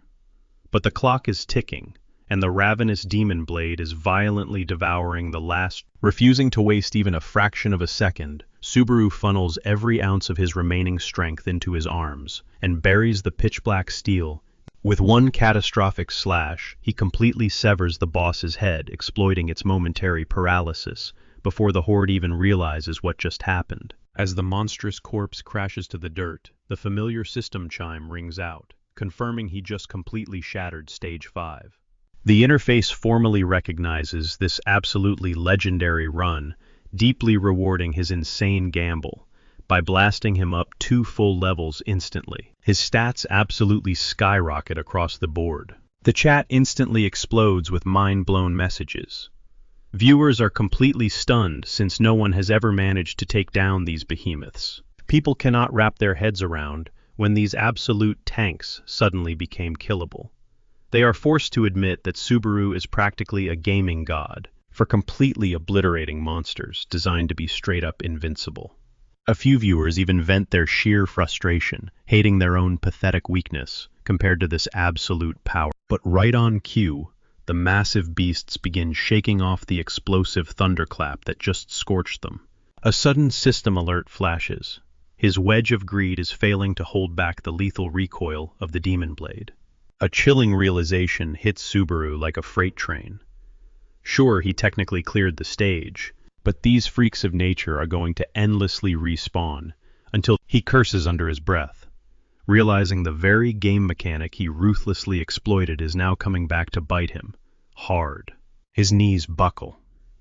With every agonizing tick of the clock, his life force violently drains away. The Titan horde lunges to crush him, but out of nowhere a blinding lightning bolt smashes down from the heavens, surging a terrifying amount of raw electricity straight through his veins. Miles away, hidden in a desolate wasteland, Reina is glued to her screen as Shu steps out onto the cabin porch, asking what has her so captivated. She sighs, mentioning the gorgeous weather, before bitterly noting that staring at the sky is the only pathetic luxury they have left. Shu cuts to the chase, telling her it is finally time to wrap this whole mess up. But as his eyes drift to her glowing screen, he leans in for a closer look. Reina casually mentions she is tuning into a rookie streaming under the name Narukami Subaru. Shu instantly loses his mind at that name. Reina rolls her eyes, telling him to take a deep breath, because there is zero chance it is the guy they used to know. She brushes it off as some clout-chasing newbie stealing a dead legend's moniker, especially since this kid is barely scraping through the second-floor trials. She drops a harsh truth bomb if the real Subaru was actually breathing. Itsuki would have been wiped off the face of the tower ages ago. Shu glares at her, demanding to know what she is getting at. Reina snaps back, screaming that he needs to accept that Subaru is dead in the ground. She begs him to wake up to reality, but Shu nervously dodges the bullet, trying to change the subject. Reina, entirely out of patience, savagely asks how many more years he plans to waste cowering in the shadow of a ghost. Furious Shu fires back, demanding to know why she is obsessing over a stream with that exact name. He snatches the phone right out of her hands, while Reina defensively snaps that she is just killing time. But suddenly the live feed displays something completely impossible. Their jaws hit the floor. Cutting back to the bloodbath, That massive lightning strike was not an attack. The system announces Subaru just unlocked the legendary Thunder skill. He instantly banks 2,000 points, and a holographic prompt asks if he wants to keep fighting or warp to the next floor. The chat absolutely loses its mind. The secret is finally out. This insane feat is the only way to unlock Thunder. Some cocky viewer types that it sounds like a walk in the park, since you just have to butcher the Titan boss. Another fan realizes exactly why Narukami kept his mouth shut all this time. A third guy shuts down the hype, pointing out that even with a step-by-step guide, none of these scrubs could survive this nightmare. This A-rank ability is no joke. It severely saps both stamina and mana in exchange for catastrophic storm summoning power. Sitting at a measly level 1, it desperately needs extra thunder shards to reach its true, terrifying potential. Subaru simply breathes a massive sigh of relief. If the trial had not paused exactly when it did, the stamina drain would have literally cooked him alive. Thanks to this legendary clear, a massive tsunami of super chats and mission payouts starts flooding his screen. He shoots his fans an exhausted grin, thanking them, as his digital wallet fattens up to a sweet 20,000 credits. Feeling generous, he decides his loyal viewers deserve a brutal, blood-soaked encore. He immediately resumes the hellish trial. Without hesitating, he dumps all 20,000 credits straight into upgrading the Wedge of Greed, finally fortifying it enough to completely block that nasty Demon Blade curse. He desperately wants to become a walking lightning storm, but his battered body cannot handle the strain. Instead, he channels every ounce of that crackling energy strictly into his right hand. As the monstrous titans stampede closer, he fully coats the demon and swings a devastating, thunderous arc of pure destruction rips straight through the massive horde. In one godly flash, the titans are instantly vaporized, but as the smoke clears, his vision blurs, and he realizes he has completely emptied his gas tank. He intended to hold back enough stamina for the journey home, but his tank is completely empty. Stumbling forward, Subaru jams his blade into the dirt, just to keep himself upright. Down the road, Peleus and his squad are marching back to the war zone. The moment Peleus steps onto the blood-stained soil, his jaw drops at the sea of mangled corpses. He sprints straight toward the young warrior, who is barely clinging to consciousness. Catching a blurry glimpse of his ally Subaru, finally lets go of his iron grip and collapses into the darkness. Back at headquarters, Kiyoharu and John just stare as Yuika suffers a total meltdown over how to handle her next move with Subaru. They are finally cleared to lock him down with a contract, and she has already fired off the official corporate pitch. Yet she is pacing around the room, terrified that he might mistake her formal offer. Kiyoharu shakes his head, absolutely baffled by her massive, starry-eyed delusions. He flatly tells her to snap out of it, reminding her that this is strictly a financial transaction. John chuckles, finding it hilarious that this is the same girl who practically begged on her knees to manage a content creator. Yet now that the actual work is staring her in the face, she is sweating. Whining in defense, Yuika insists this is completely different, proudly claiming she was a hardcore fangirl long before she ever slapped on a manager badge. She starts hyperventilating about Subaru unlocking the legendary Thunder ability, while Kiyoharu just sighs, thanking the heavens their paychecks are safe. John nods, pointing out that Thunder is not a skill just any random scrub can pick up, proving this kid is an absolute goldmine waiting to happen. Right on cue, Kiyoharu glances at his screen and announces that Subaru just opened their email. Yuika squeals, practically ascending to heaven, until Kiyoharu drops the bomb that he left them completely on red, instantly freezing her in absolute horror. The rejection crushes her spirit so hard she visually crumbles into a depressed, soulless pencil sketch, leaving the two guys utterly dumbfounded. Somewhere else in the digital world, a popular streamer named Hawkeyes is live, breaking down high-tier combat mechanics. He has built a massive empire, crushing his rivals with razor-sharp breakdowns and top-tier broadcasting skills. The man has dissected thousands of hours of gameplay, dropping brutally accurate critiques on the community's finest warriors. Just recently, he roasted Kurakawa Amon, the newest rookie drafted into the elite Blue Zone Guild. He hyped the kid up as a lethal dark horse, tearing through the tower floors at a terrifying pace. That raw momentum is exactly why the forums are crowning. Shifting gears, the analyst pulls up Itsuki's stats, debating if the current champion can truly hold the title of the absolute strongest. Right now, Itsuki wears the crown as the #1 player on the planet, carrying a suffocating amount of pressure on his shoulders. But even after dissecting Itsuki's flawless kit, Hawkeyes cannot help but pivot back to Narukami. Subaru, hyping him as the undisputed king, and the true. Smirking at his chat, Hawkeyes finally cues up the main event, zeroing in on the absolute hottest player tearing up the servers right now.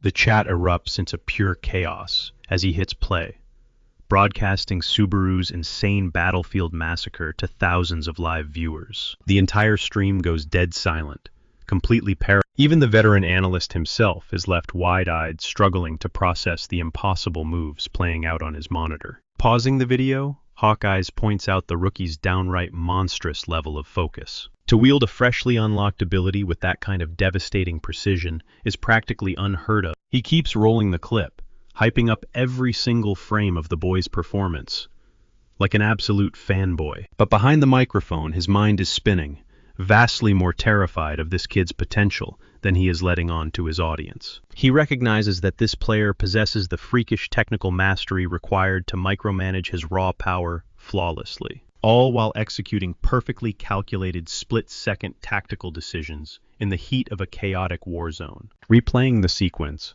Hawkeyes realizes with genuine horror that this kid did not make a single mechanical error during the entire bloodbath. Glancing at the rolling chat, he knows that at least 50% of his. Leaning into his mic, he promises his viewers that this rising star is destined to become a global threat, demanding they keep him firmly on their radar. His brain is so fried by the footage that his hand hovers over the stream deck, almost cutting the feed without his signature sign-off. It is an amateur slip-up for a seasoned pro, forcing his chat to spam question marks to snap him back to reality before he drops one final earth-shattering take. Looking dead into the camera, he declares that in terms of pure raw control, this new Subaru might actually eclipse the legendary Narukami Subaru at his absolute peak. Hours later, the exhausted warrior slowly peels his eyes open, staring up at his familiar bedroom ceiling after blacking. A sleek system window chimes in the air, notifying him that the stage results are pending and his stamina gauge is completely maxed. A sudden system prompt asks if he wants to pause the trial, but hitting that pause button requires two strict conditions. First, the current stage must be fully cleared before the next sequence even triggers. Second, the player's physical fatigue gauge has to sit completely at 0. Subaru realizes his physical stamina has bounced back, but his brain is absolutely fried.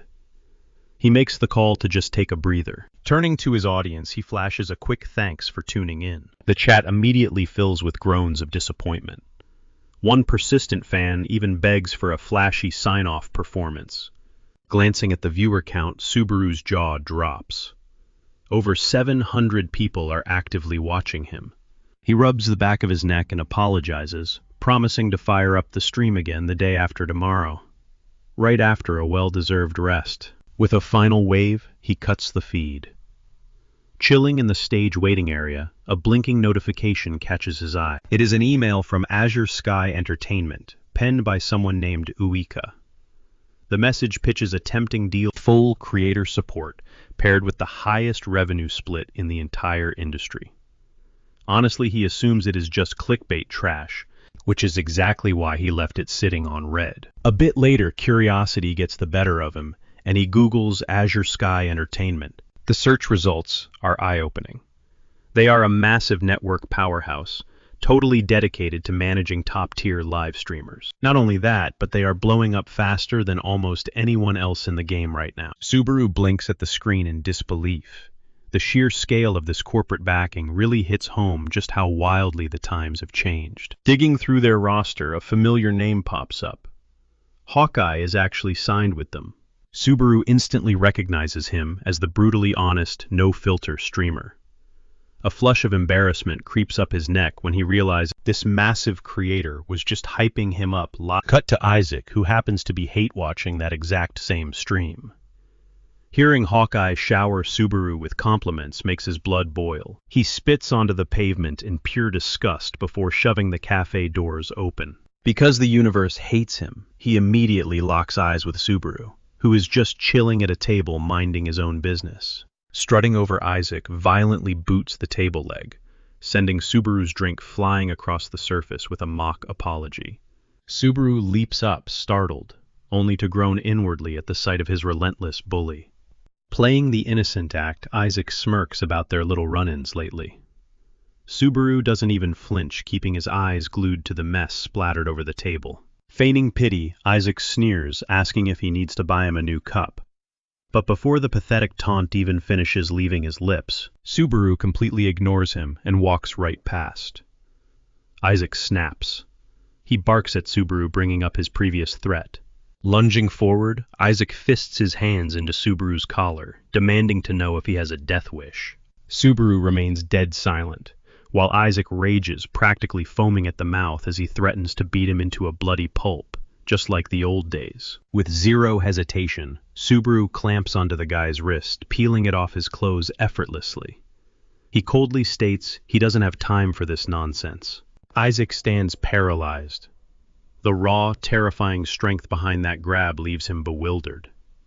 Was this punk always this powerful? He will just consider the spilled coffee fully paid for. Isaac screams at him to stop, but Subaru completely ignores the tantrum and steps right out of the cafe. This leaves Isaac frothing with rage, and he immediately concludes that Subaru is just mocking him. Finally out in the fresh air, Subaru remembers he still needs to deal with Uika's offer. He shoots back a quick message, pushing for an in-person meeting. Miles away, Uika is relaxing in the tub when her phone buzzes with his reply. Fast forward a bit, and Subaru dives straight into a new dungeon raid. In no time at all, he pushes his way to the boss chamber. Having completely wiped out the grunt forces, he confidently steps into the heart of the lizard man's hideout. The crazy part, he realizes his body is actually adapting to the brutal combat. Suddenly, a massive shadow looms over the room. The boss, a raging fire salamander, erupts onto the battlefield. Staring down the beast, Subaru knows he needs total precision. He has to perfectly calibrate his thunder output to avoid a repeat of the reckless disaster that nearly got him killed in his last major fight. Channeling raw, crackling electricity into his calves, he launches himself like a bullet straight at the monster. Closing the distance in a flash, the adrenaline rush feels incredibly nostalgic. Mid-air, he floods his demonic blade with high-voltage lightning, unleashing a blinding, terrifying surge of absolute power. The Wedge of Greed desperately attempts to fend off the debuff, but the sheer force shatters its resistance. Seizing the moment, Subaru unleashes a devastating strike, cleanly severing the massive salamander's head from its body in a single brutal swoop. A familiar chime rings out as system prompts flood his vision, confirming the dungeon clear and a fresh level up. Stepping back into the outside world, he checks his physical condition and is completely blown away. The stamina-preserving buff performed like magic. His muscles barely ache, and his energy tank is still half full. This realization sparks a grin. He can definitely crank his combat output to the absolute limit. Shifting his focus to the Wedge of Greed, however, a heavy sigh escapes him. Pushing it to C rank demands a staggering 40,000 credits, making it painfully obvious that the upgrade tax doubles with every. Staring at his empty wallet, he catches himself praying for a massive bounty hunt, or a random stroke of luck to just drop right into his lap. Right on cue, the crunching of leaves echoes from the dense tree line, sarcastically asking if he's out doing a little hunting. Subaru freezes in his tracks, narrowing his eyes, as a shadowy figure steps out of the foliage. Of course, it's Isaac, the human headache. The guy smirks, casually tossing out that despite their long, miserable history together, Subaru still manages to blindside him with some bizarre new stunt every single freaking day. Subaru suppresses the urge to roll his eyes, utterly exhausted by the stalker-level obsession. But Isaac's smug demeanor quickly vanishes, replaced by a dark scowl as he hisses. Closing the distance between them, he cracks his knuckles, demanding they bury this grudge right here, right now. Subaru just stares back, genuinely baffled by the guy's dramatic flair. Meanwhile, Miles away from the forest drama, John is sitting down for a private chat with Hawk. Breaking the ice after a long stretch of radio silence, John leans back and casually checks in on the veteran streamer's recent broadcast metrics. Swirling his cup, Hawkeyes admits with a shrug that his concurrent viewership has been flatlining for months. John just nods, reassuring him that a stable, loyal audience. He drops a little industry wisdom, noting that a slow burn foundation is completely bulletproof. But Hawkeyes isn't here for small talk, smoothly cutting off the pleasantries. Leaning forward, he demands to know the real reason John dragged his introverted self out to a random cat. With a serious glint in his eye, John drops the bomb. It's all about Subaru, the unknown kid Hawkeyes analyzed on yesterday. He needs absolute confirmation. Was that high praise genuine or just for the clicks? Without missing a beat, Hawkeyes swears on his reputation. However, a shadow of doubt crosses his face. Raw talent is one thing, but surviving the ruthless climb to the top. Curious Hawkeyes raises an eyebrow, wondering why the corporate suit even cares. John smirks casually, revealing his master plan to scout the rookie straight into their elite agency. The streamer nearly chokes on his drink. He violently reminds John that the kid's channel is an absolute ghost town pulling bottom-tier traffic. In the brutal world of broadcasting, the guy is practically... John doesn't deny the terrible stats, but he fires right back, stating that Hawkeye's professional breakdown was the final nail in the coffin. He's entirely sold on the potential. Sliding a metaphorical chip across the table, John proposes a massive strategic move.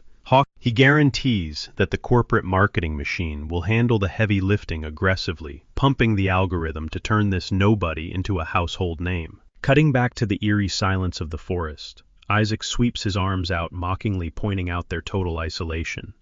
Unfazed, Subaru gives him taking a menacing step forward. Isaac sneers, lecturing the kid that this is exactly what happens when arrogant rookies wander too deep into hostile zone. Scanning Subaru from head to toe, he bursts into a condescending chuckle, betting money that the coward bailed out early, since his armor... See, this is exactly why I told your pathetic self to stay in your lane, he spits out, dripping with venom. He then drops the ultimate insult, mocking Subaru for grinding so desperately.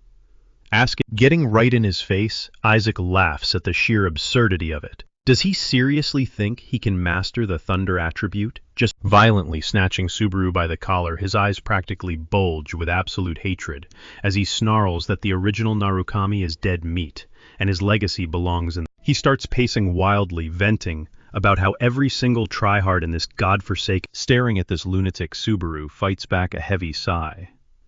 The irony is agonizing.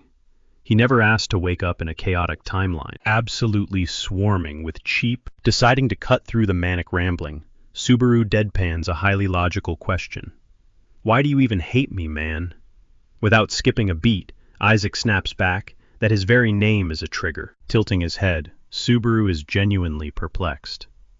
What's wrong with it? Literally, the rest of the world treats it like royalty. That innocent question acts like a spark to gasoline. Isaac violently explodes, screaming that Subaru has some serious nerve playing dumb when he already knows. Completely unbothered by the tantrum, Subaru bluntly asks what some old man has to do with this petty drama. He gestures, yet he's out here crying in the woods and throwing his daddy issues onto it. Isaac completely snaps. Spit flying, he roars his ultimate flex. His father is the legendary Reinhardt, the terrifying Ranker, dominating Floor 9. As that name echoes through the trees, the puzzle pieces violently click into place. And Reinhardt. Everyone knows him as the legendary one-slash-swordsman. Back in the day, Reinhardt actually challenged Subaru to a duel, just because he was the new kid on the block. But guess what? Subaru absolutely dismantled him with just one single strike. The entire showdown barely lasted 30 seconds. Subaru crushed him so completely it was downright humiliating. Isaac completely loses it, screaming at Subaru to keep his father's name out of his film. It suddenly clicks for Subaru. The intense hatred burning in Isaac's eyes. It all traces back to his father, the one-slash-swordsman. Subaru demands to know if Isaac has any idea how much agonizing pain he put Hosoi through, but Isaac just snarls at him to shut the hell up. Igniting his sheer firepower, Isaac's hands violently erupt into blazing flames. He coldly declares that Subaru's time is up, Completely sick, Isaac spits out venom, ranting about how Subaru never actually did a damn thing, yet everyone worshipped the ground he walked on, like he was some kind of god. On top of that, he claims the Blue Eyes Guild grew insanely arrogant, completely piggybacking off Subaru's massive reputation as a grandmaster. But in the end, they all crashed and burned. A sick smirk crosses Isaac's face as he brags about how much he savored watching them die. Those twisted words instantly pour gasoline on the burning fire of Subaru's. Isaac violently hurls a massive fireball straight at Subaru, mocking him that sharing a name with the original legend was nothing but a deadly stroke of bad luck. The blazing inferno is so gigantic, Isaac is dead certain he just vaporized his opponent into ashes. He even starts gloating about hunting down that masked streamer next. But suddenly Subaru's icy voice slices right through the thick black smoke, calling his bluff. Isaac's jaw hits the floor. And to make matters even worse, Subaru casually slips on his signature mask, revealing he is the exact same. Panic totally takes over Isaac's mind. He starts wildly stammering that the explosion was way too powerful, that Subaru should definitely be a charred corpse right now. Seeing this guy just won't stop whining, Subaru explodes forward in a blur, driving a brutal punch straight into Isaac's chest while calling him a pathetic man-child. The crushing impact is so devastating, Isaac instantly collapses to his knees in pure, agonized. As Isaac violently coughs up blood, Subaru glares down at him fiercely, declaring he doesn't even have the right to breathe his fallen teammates' names. Completely, utterly out of his mind, Isaac desperately gasps for air, throwing out ridiculous, panicked questions. So Subaru decides it is time for a little pop quiz. Ripping the mask off his face, he coldly asks the trembling guy just who the hell he thinks is standing right in front of him. He challenges him to guess.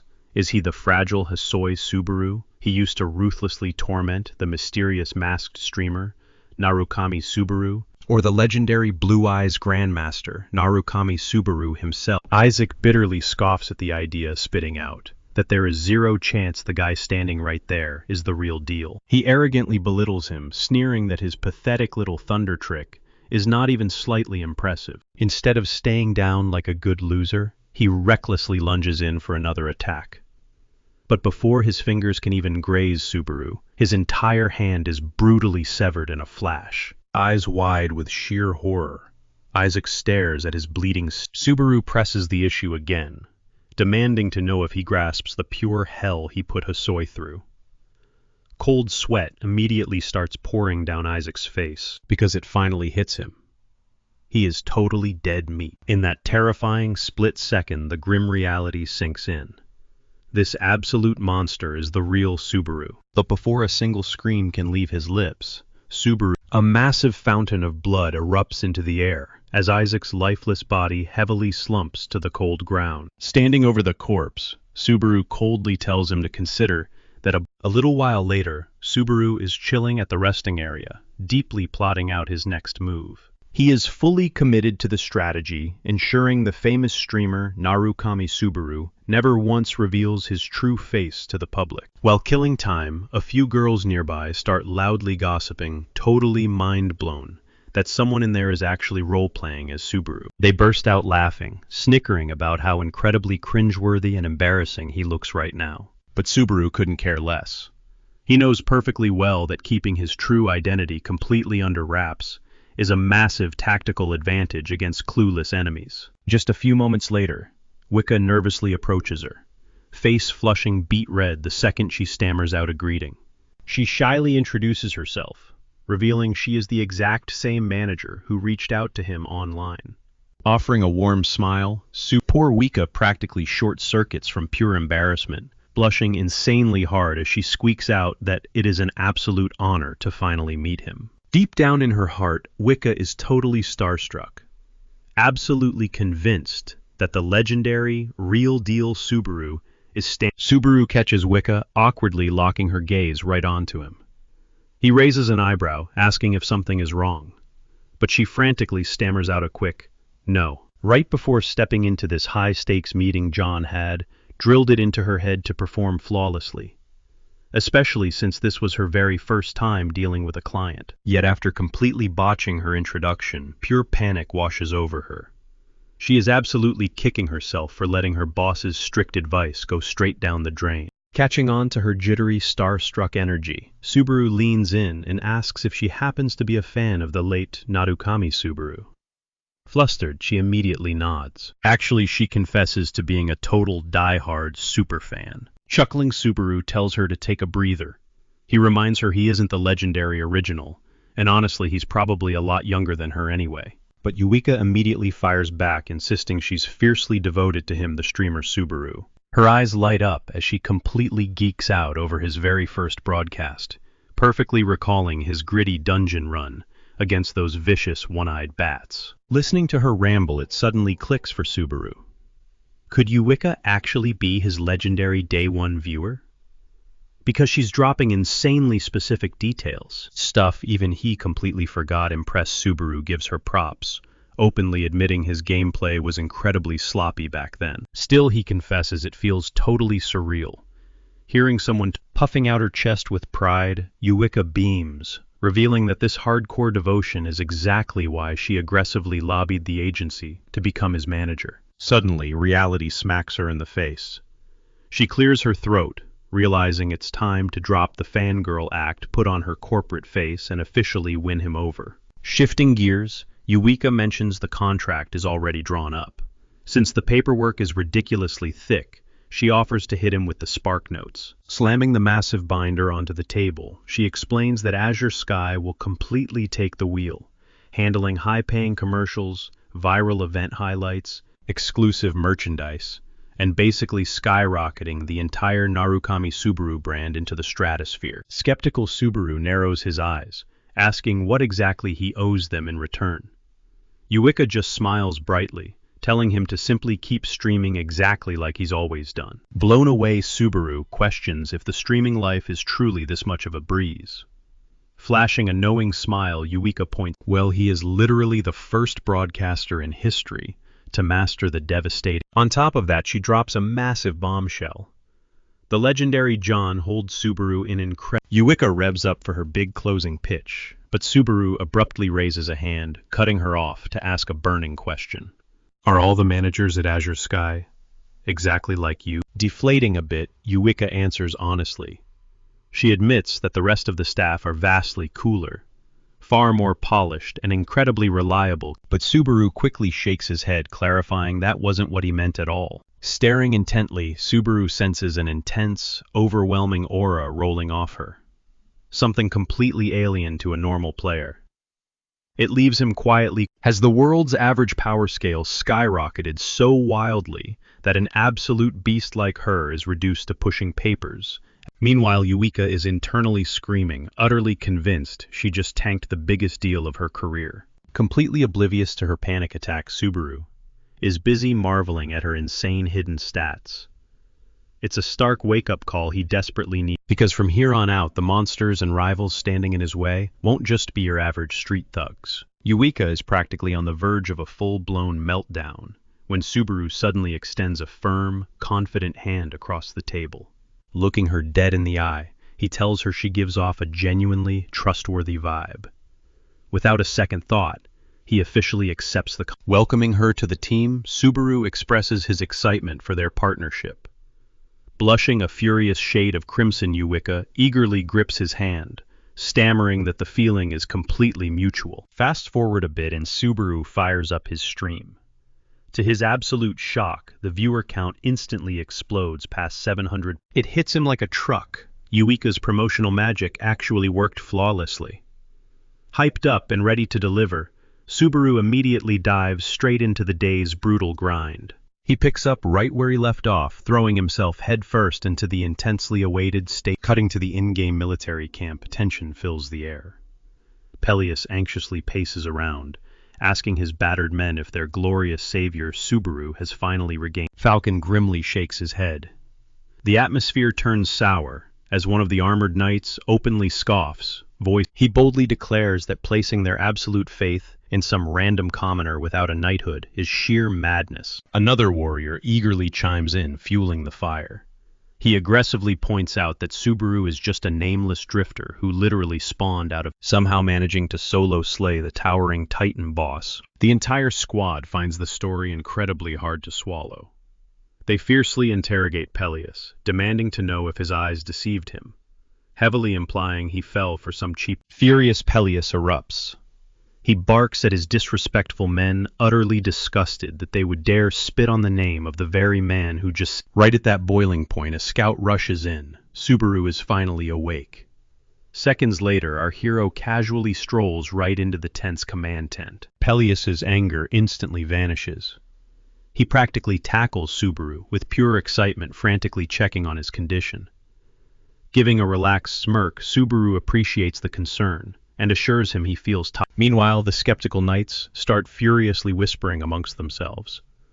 Staring at him, they simply cannot compute that this ordinary-looking dude, obliterated, physically he doesn't look like he could bench press a goblin. Catching their salty whispers, Subaru shoots them a piercing glare. He boldly challenges the room, asking if they genuinely doubt his power, or if their fragile egos just... Little do these NPCs know, right before hitting live, Eureka had secretly coached him on a brilliant hidden microphone feature designed entirely to manipulate. That kind of stall tactic would just put his chat to sleep. Right then, a grizzled veteran knight named Dale steps up, gripping Subaru's hand tight to express his deep gratitude. Subaru points out they've never actually crossed paths before.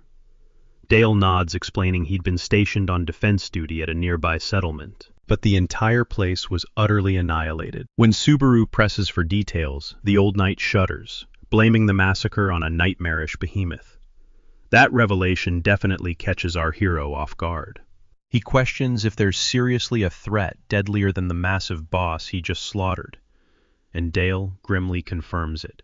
The knight dives into ancient lore, describing how the authentic, primordial giants once waged war against the heavens, before being... It turns out the hulking freaks roaming around today are just watered-down descendants of those mythical beasts. But the colossus that showed up right after Subaru took down his target, that thing was on a whole other level. It practically radiated the pure, terrifying aura of those ancient legends. He admits he honestly believed those primal monsters were completely extinct. The chat immediately erupts into pure chaos, with viewers frantically debating how on earth Subaru intends to take down an absolute nightmare like that. Unfazed Subaru casually shrugs and says they just need to slaughter the beast, leaving Dale absolutely stunned by his sheer audacity. The veteran warns him that this suicide mission will almost certainly end with his corpse rotting in the dirt. Right on cue, Peleus steps in, bringing up a forgotten myth passed down through the generations. He claims that hidden at the very summit of Millennium Mountain lies the elusive Thunder Shard, an artifact he strongly suspects only Subaru is capable of claiming. While they strategize, that gargantuan monster, easily triple the size of a standard giant, is already obliterating entire settlements. As it happens, the boss Subaru recently butchered was this behemoth's son, and now the grieving father is howling for blood and vengeance. He snatches up screaming villagers like mere peanuts, crushing their bones and literally bathing his massive hands in their crimson gore. A short while later, Subaru charges toward the front line on horseback, locking eyes with the towering warlord looming on the horizon.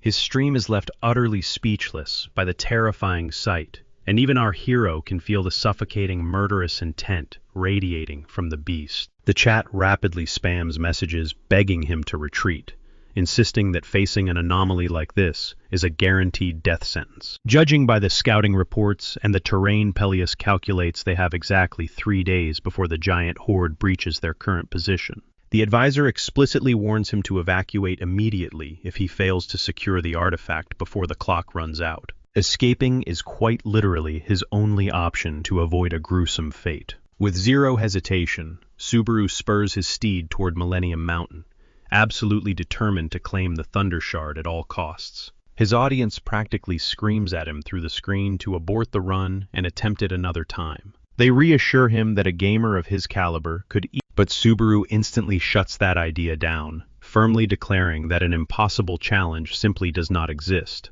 The words barely leave his mouth before panic sets in. He just accidentally dropped his iconic, long-retired. A sharp-eared subscriber immediately recognizes the legendary quote, though they just can't seem to place exactly where they've heard it before. Suddenly the chat erupts with massive donation bombs, flooding the screen with credits to hype up his impossible run. Breathing a huge sigh of relief that his cover isn't blown, Subaru pushes forward. Minutes later he scales the brutal peak, where the legendary relic supposedly rests. He flashes back to Peleus's warning.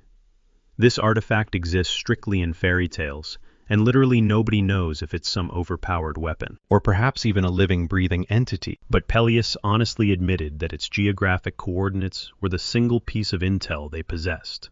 Still, he left our hero with one crucial detail.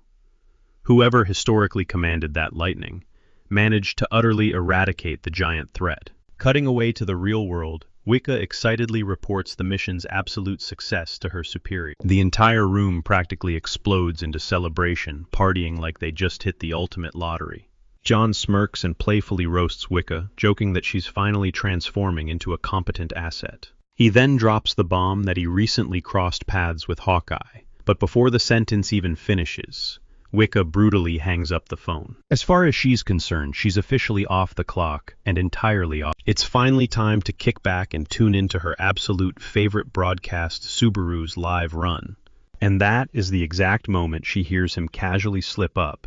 Wicca freezes in her tracks, completely paralyzed by a catchphrase she hasn't heard spoken aloud in 20 long years. Back on the mountain, Subaru batters the solid rock with relentless fury, leaving his chat convinced he has completely lost his mind. Channeling raw lightning into his fists, he unleashes a devastating blow that obliterates the stone barrier, exposing the hidden secret concealed within the mountain. A massive gateway looms in the shadows. Subaru instantly feels a suffocating surge of electricity radiating from the other side, resonating wildly with his own powers. The sheer colossal scale of the entrance leaves his viewers awestruck, convinced it was forged by the hands of titans. With no keyhole in sight, the chat scrambles, wondering how on earth he intends to unlock it. One viewer jokes he might just smash right through it. Brushing his hand against the cold surface, a sudden spark of electricity flares up. It is exactly the clue he needs. Without hesitating, Subaru summons a crackling sphere of pure lightning right in the palm of his hand. He knows deep down that the true test awaits him beyond this gate. Pushing the electric charge to its absolute limit, he blasts the heavy metal structure with a blinding surge. As the high voltage ripples across the ancient ruins, an intense rumbling vibration shakes the ground, forcing the colossal doors to slowly groan open. The chat explodes with anticipation, fiercely hyping him up to step inside the unknown. The second his boots hit the floor inside a system prompt flashes before his eyes. He has officially crossed into the pathway of thunder. The giant gate violently slams shut behind him, sealing his escape route. There is no turning back until he conquers this stage. Miles away, Peleus and the rest of the survivors are anxiously hunkering down at the base camp. Breaking the heavy silence, Dale turns to Peleus, questioning if Subaru can actually succeed. Peleus nods with unwavering confidence. Skeptical Dale pushes back, asking why he places so much blind faith in a complete stranger. Unfazed Peleus calmly reminds him that Subaru has already proven his terrifying strength. To him, doubting the guy now makes zero sense. Out of nowhere, a younger knight absolutely loses his mind, screaming that they are all doomed to die here. The panicked kid insists that not even the shard can save their skins from the sheer catastrophic power of the... He saw the village massacre firsthand, and the horror of that day is still burning in his brain. Stepping up, Peleus sternly commands him to snap out of it. Throwing in the towel, he urges the terrified group to trust the very hero who has continually put his life on the line for their survival. And he has done it all without demanding a single dime in return. But the trembling knight snaps right back. He claims it is incredibly easy for Peleus to act tough when he hasn't stared death in the face. The poor guy is so paralyzed by absolute terror that he has chewed his own fingernails down to bloody, raw stubs. Right on cue, a scout frantically bursts into the tent. The Titans have arrived. The chilling announcement instantly drains the color from everyone's faces. Cut back to Subaru. He is steadily navigating the pitch-black tunnels, trying to figure out what his next move should be. The live chat is equally baffled, staring blindly into the suffocating darkness of the stream. Suddenly, a smart viewer drops an interesting theory. What if the lightning is catching that comment? Subaru pauses. A light bulb goes off in his head. That random viewer actually nailed it. Before a lightning bolt visibly strikes it, exists purely as an invisible, that perfectly explains the utter darkness. This deadly trial is not something you can fight with just your vision. The system literally called this place the Pathway of Thunder for a reason. Not to mention that magnetic, chaotic storm of electricity. Crouching down, Subaru grabs a loose pebble. He needs to test his theory about the unseen, high-voltage traps lurking in the shadows. He tosses the stone forward. Instantly, violent blue arcs of electricity snap and crackle around the flying rock. His gut was right. The further he pushes in, there is no clever trick here. He has to literally walk through the storm. Looking straight at the camera, Subaru warns his chat that this is going to be an agonizing battle of endurance. Judging by the insane density of the static charge ahead, one wrong step, or a tiny lapse in stamina, means instant death. His fans instantly rally behind him. Donations start pouring into the stream like crazy, spamming the chat with massive hype and urging him. Flashing a confident smirk, Subaru thanks his loyal viewers for the support. Bracing his body, he charges headfirst into the crushing invisible storm. Far from the mountain, Shu is secretly glued to Subaru's livestream. But the moment Reina casually strolls into his room, he completely freaks out. He scrambles to shove his phone out of sight, but he is too slow.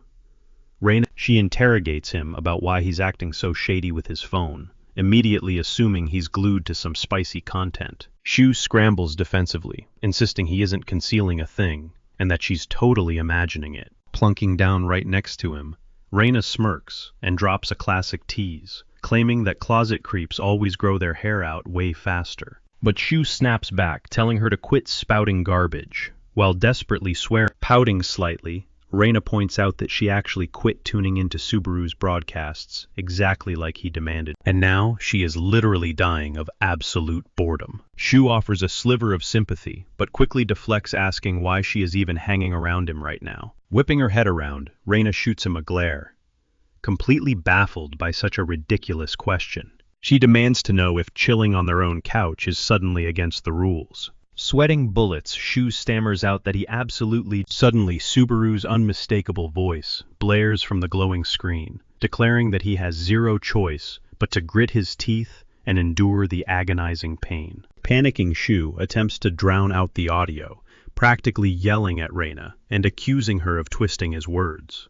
Wincing and clutching her ringing ear, Reina demands to know why he is suddenly screaming like a maniac. Refusing to drop the volume, Shu continues his loud tirade, insisting she has full permission to lounge on that sofa until the end of time. And under the cover of his chaotic screaming, his thumb frantically swipes, muttering that he is an absolute freak. Reina finally rolls her eyes and marches out of the room.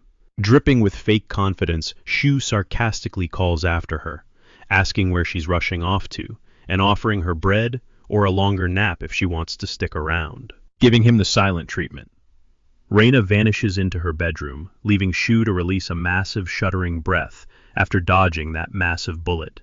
Wasting 0 seconds, he rips his phone back out, instantly diving straight back into the live broadcast.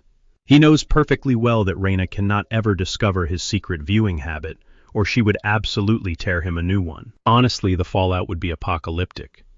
Yet deep within his core, Shu is fully aware that if the roles were suddenly flipped, it blows Shu's mind how this mysterious streamer's vocal tone and eccentric quirks are a mirror image of the original Subaru. Gluing his eyes to the pixelated action, his intense focus breaks the moment he hears the streamer eagerly thanking the chat for their digital donations. That specific detail shatters the illusion, proving they are wildly different, since his real friend couldn't care less about grinding for spare change. A crooked grin creeps across Shu's face as he quietly whispers to himself, wondering what kind of crazy stunt is unfolding. Out of nowhere, a heavy hand slaps his shoulder. Reina's chilling voice whispers that absolutely nothing is going on, causing Shu's soul to basically leave his body. He whips around, paralyzed by sheer terror, and his paralyzing fear is totally justified. A demonic aura radiates from Reina as she glares down at his trembling form, mockingly asking if he honestly believed she was that incredibly dense. She coldly declares that he is exactly 100 years too young to ever pull a fast one on her. Meanwhile, deep inside the cavernous tunnels, Subaru is trapped at a miserable 2% completion rate. Even at that low number, a crushing, agonizing pressure wreaks havoc on his muscles. With his skin literally roasting alive, the grim reality sets in that he faces an impossibly brutal trek to the end. Despite the hellish torture, a wave of relief washes over him, grateful that the ruthless system at least revealed the ultimate finish line. Ignorant to his suffering, the chat frantically spams him to sprint toward the goal, completely oblivious to the lethal stakes at play. As the deadly objective escalates, Subaru drops a bombshell warning his audience that his eyes are locked in, and he is officially ignoring the chat box from the terrifying gravity of the situation finally smacks the viewers in the face. If their beloved streamer cannot spare a single microsecond for them, this trial is pure nightmare fuel. While survival is the main objective, Subaru secretly plans to shatter his own limits and climb infinitely higher if his battered body permits. Dragging his boots forward, Subaru trudges into the abyss as raw, crackling lightning violently arcs across. Cutting away, Hawkeye studies the live feed intensely, his mind flashing back to a pivotal conversation where John pitched a massive crossover event with Subaru. This proposition totally threw Hawkeye for a loop, knowing perfectly well that John notoriously hates getting his hands dirty with content creation. So for him to suggest stepping into the spotlight, this collaboration is a legendary. Back in that shadowy boardroom, John confessed that even with his unmatched skills, he could only secure 50% of the heavy lifting to make a broadcast go viral. And flashing a knowing smirk, Hawkeye assured the mastermind that he was already 10 steps ahead.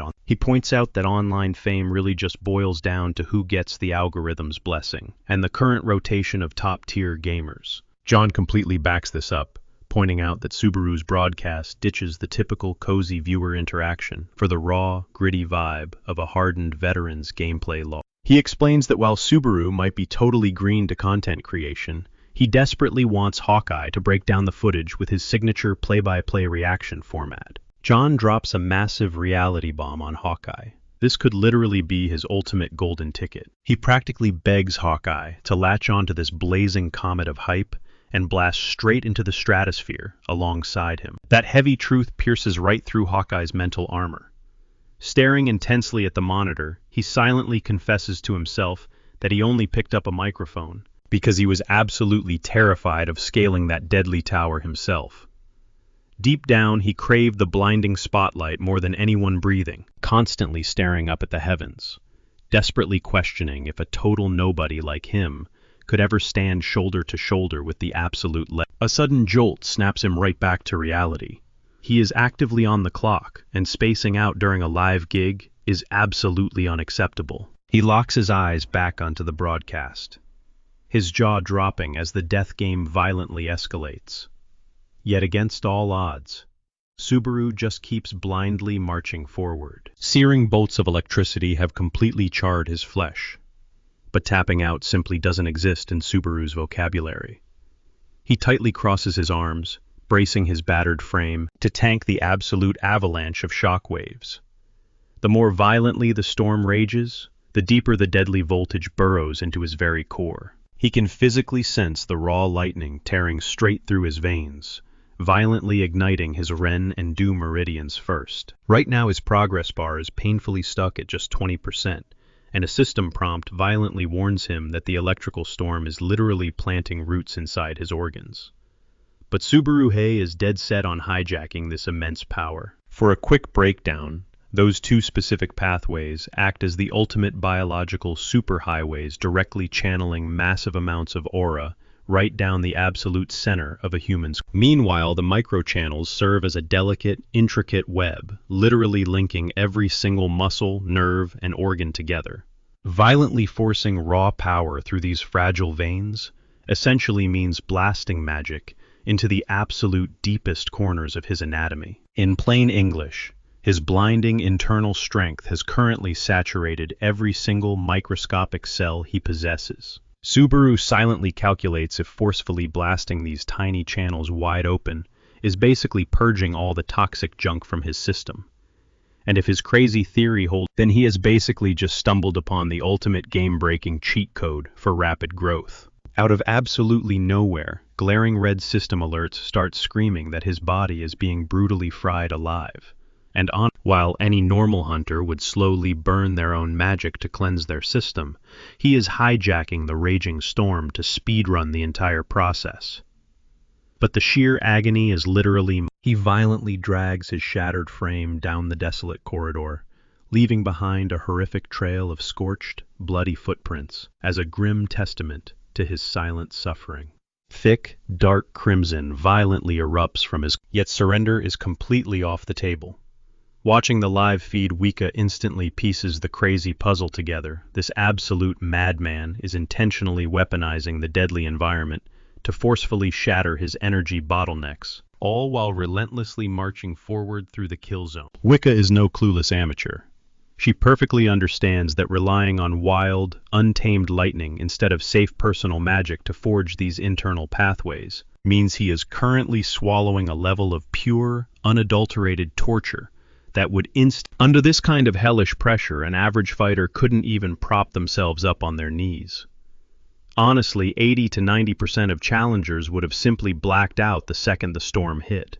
Sure, the dungeon's magic prevents your physical body from actually turning to ash, but the excruciating flesh-melting sensation is 100% authentic. This horrifying display leaves Wika utterly speechless, desperately questioning what kind. Amidst the sheer agony, his magical reserves are visibly exploding exponentially, and his grueling progress bar finally ticks up to the sweet 50% mark. But as his physical body breaks, his mental walls completely crumble. A crushing wave of survivor's guilt, he ruthlessly shoulders the entire blame for their brutal demise. He was the one who constantly pumped them full of false hope, arrogantly swearing that every single dungeon was easily conquerable. Pure self-hatred violently boils in his chest, forever selling them that dangerous lie. His blind, unchecked ego was the exact poison, ultimately marching them straight into their early graves. The chilling echo of Itsuki's voice actively haunts him, brutally reminding him that this entire bloodbath was the direct result of his own bloated pride. Completely consumed by this agonizing regret, Subaru fiercely drags his bleeding, broken body deeper into the absolute heart of the raging lightning storm. His legs completely give out at one point, violently slamming his face into the scorched dirt. Yet the absolute madman outright refuses to, as his consciousness slowly fades, a vivid hallucination completely hijacks his reality. Suddenly, he's standing right back in the golden days, watching his old... The impossible sight of them breathing and smiling completely shatters him. A pathetic, desperate cheer, and he completely abandons all logic, wildly sprinting toward his family, desperately convincing himself that the sheer slaughter he just lived through was but a sick, twisted nightmare. He literally barrels into the group, frantically babbling about the horrific dream he just woke up from, desperately begging them to ask him what the gruesome details were so he can just laugh at it. But the warm illusion violently snaps in half. The atmosphere instantly drops to freezing as one of his friends slowly twists their head around, locking dead, hollow eyes with his, and chilling. A horrifying chorus of overlapping voices rapidly multiplies, agonizingly echoing inside his skull. As the bleeding they start tearing into him, spitting venom about how he's always all bark and no bite. In an instant, those peaceful, picture-perfect memories violently shatter into absolute chaos. A deafening chorus of screams crashes over him, drowning out his own thoughts. They shriek that they never asked to be dragged down into this suffocating darkness. Then dead silence. He begs his friends to stay screaming until his throat bleeds, but his pleas echo into nothingness. He collapses, sobbing uncontrollably, as the agony rips through his chest, only to suddenly snap awake in the dark, cold tunnel. Panting heavily, Subaru realizes it was all a twisted mind game. It's a brutal side effect of thin pulse penetration. A psychological forcing himself to keep putting one foot in front of the other, he pushes forward, until the system chimes 97% complete. His body is completely running on fumes. Yet with a grim smirk, he mentally thanks whoever designed this hellish trial for giving him a harsh reminder of exactly why he's still breathing. Itsuki's arrogant face burns into his mind. Vengeance isn't just an option anymore. It's his only path forward. Meanwhile, back on the surface, absolute hell has broken. A massive, bald-headed monstrosity suddenly rises above the wall, flashing a blood-chilling grin down at the terrified knights. Panic instantly sets in. The beast radiates such an overwhelming, nightmarish aura that they immediately assume it's the final boss. Shaking in his armor, one of the cowardly knights spits on Subaru's name, accusing him of turning tail the second thing. But Peleus fiercely shuts him down. He firmly declares that Subaru is out there grinding, and he'll be back to turn the tide. It absolutely disgusts Peleus that these so-called warriors are dumping their survival onto a complete stranger, yet still have the nerve to question the guy's loyalty. Caught in their own hypocrisy, the pathetic soldiers nervously try to backtrack. Peleus isn't having any of it. He rips into them, asking how they can even. Stepping up, Dale claps a heavy hand on Peleus's shoulder, loudly backing up every single word. Their sole duty is to defend these innocent people. Drawing his blade with a sharp ring of steel, Dale rallies the wavering troops. He roars that they are the shield of this village, and shields don't beg to be hidden. Without another second of hesitation, Dale launches himself into the fray, and the suddenly fired-up squad deep below Subaru hits 99%. Suddenly, a pulsating, crackling sphere of pure lightning materializes right in his path. He instantly knows this is the ultimate prize. But there's a brutal catch. His body's exhaustion level just spiked to a critical 97%. Still quitting isn't in his vocabulary. Not when the finish line is literally inches away. Dragging his dead weight forward. Glaring. Red system alerts scream in his face, warning him of catastrophic physical breakdown if he takes even one more step. Swiping the warnings away, Subaru grits his teeth and marches right through the agony. Back on the battlefield, Dale moves like an absolute blur. He dives past the giant's guard and viciously slices its Achilles heel, making the monster howl in agony. The colossal beast violently crashes to its knees. Desperate, it throws a massive, earth-shattering punch, but Dale's crew effortlessly sidesteps the devastating blow. Seeing the opening, Peleus calls off the others, demanding the final strike. He launches himself high into the air, zeroing in on the grounded giant. Leaving the creature utterly defenseless, Peleus unleashes a brutal barrage of strikes, completely crushing the monstrosity's skull and putting it down for good. The colossal corpse heavily thuds against the dirt, sending a massive cloud of dust into the air.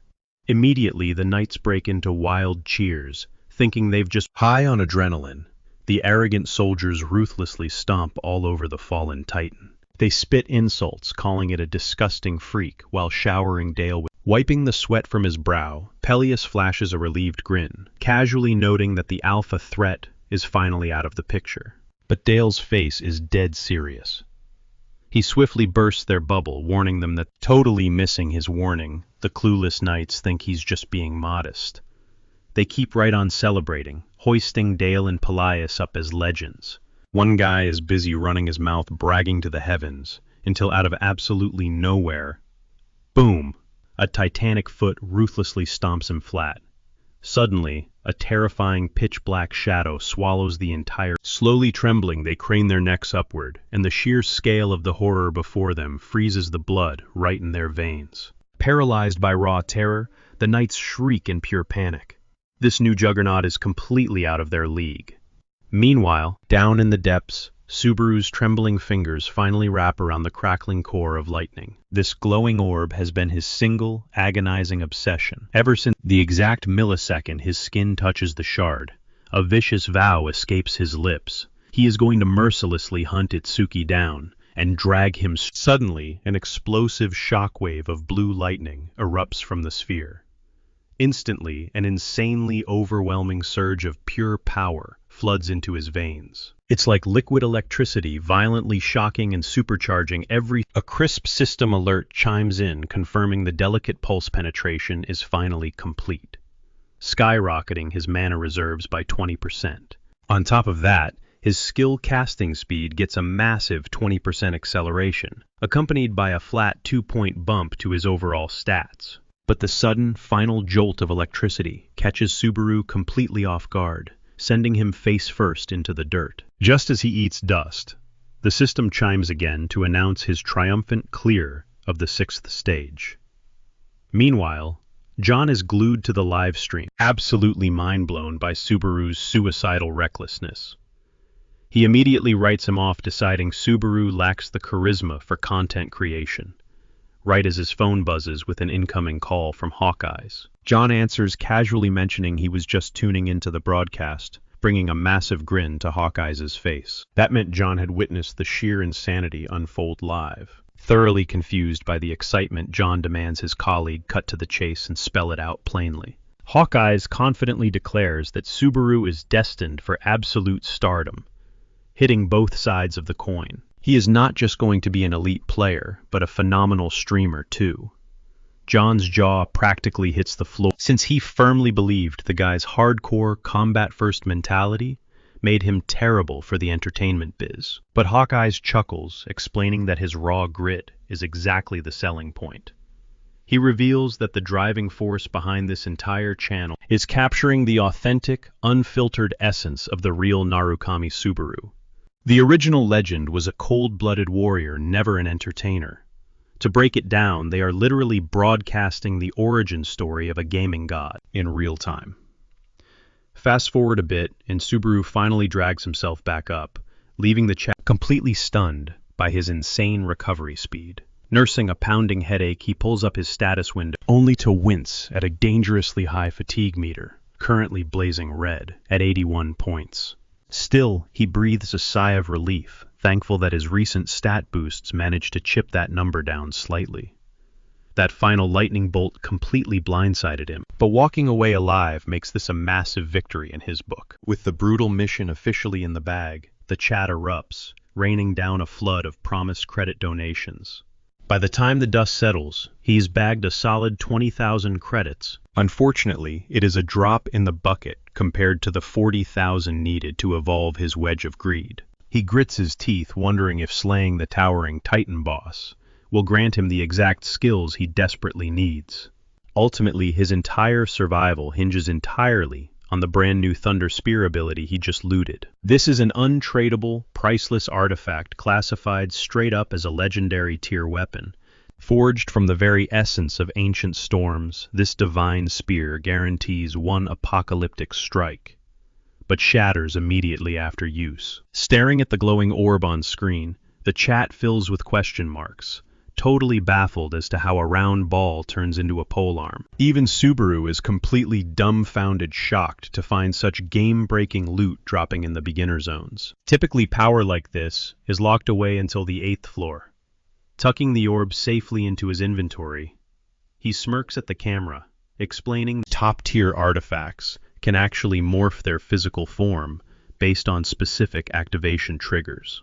The chat explodes with intrigue, spamming him with questions about how a supposed newbie knows hardcore game mechanics. Ignoring the flood of comments, Subaru spins on his heel, marching straight back into the fray to execute the Titan boss. Meanwhile, back at the ruined village, the armored knights stand paralyzed, trembling beneath the colossal, terrifying shadow of Titan King Grog, the sheer suffocating aura radiating from the... Out of nowhere, the cowardly young knight from earlier sprints straight toward the monster, ignoring Peleus's frantic screams demanding him to stop. The rookie whips his head back, crying out that he warned them this nightmare was real. Throwing himself into the dirt at Grog's massive feet, the traitor begs for his pathetic life, pleading that he is nothing like these ignorant humans who dared to deny the king's existence. He drops the ultimate taboo-worshipping Grog as a literal god. The instant that word hits the Titan's ears, he goes, the sheer insult of being compared to the disgusting, arrogant deities sends Grog into a blind rage. Dale practically teleports beside the groveling coward, furiously demanding to know what the heck he thinks he is doing. Knowing they are staring down the end of the line, Dale roars at Peleus to evacuate the civilians immediately, accepting his grim fate. But before the warning even echoes away, Grog's massive foot slams down, effortlessly crushing Dale and the weeping traitor flat. A chilling realization that victory is completely impossible.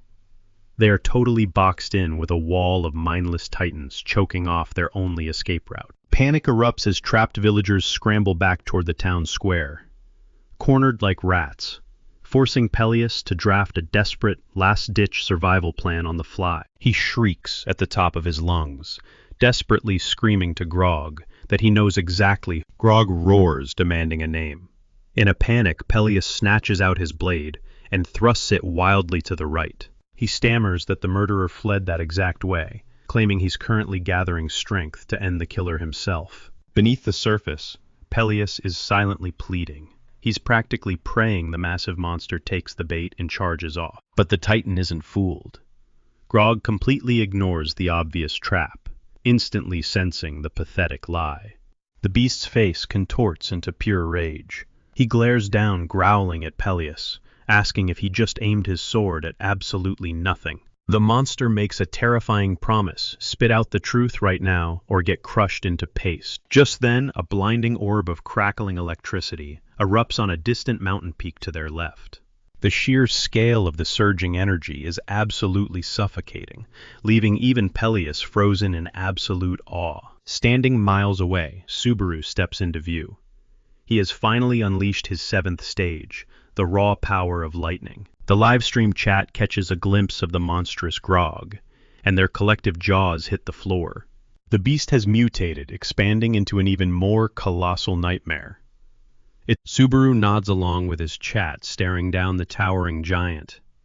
He silently realizes that if an even deadlier threat spawns, then this insane gauntlet definitely crosses the line of a normal second-floor trial. Panic floods the chat. Viewers spam messages begging him to sprint for his life, guessing that mere survival is the actual test. Flashing a confident smirk, Subaru tells his audience to chill out. He just needs to land a single, devastating strike. Reaching deep into his spatial inventory, he yanks out In this exact moment, he knows the giant monster stands zero chance against his raw firepower. The strategy is painfully simple. Obliterate the beast before it can even swing its massive fists. Gripping the weapon tight, he triggers its core. A roaring pillar of blue lightning violently pierces the sky, skyrocketing its charge. But there's a brutal catch. The second the weapon absorbs energy, gritting his teeth against the agonizing strain, he forces the charge high. Within seconds, the meter hits 33%. His passive skill, the Wedge of Greed, kicks in, desperately trying to shield him from the spear's crippling recoil. His low-level passive just can't withstand the crushing pressure. This doesn't shock him in the slightest. He fully expected his current abilities to fail against something so mythic. Fighting through the pain, the power surges to 50%. Now Subaru realizes he has to tank this agonizing backlash, using only his battered body.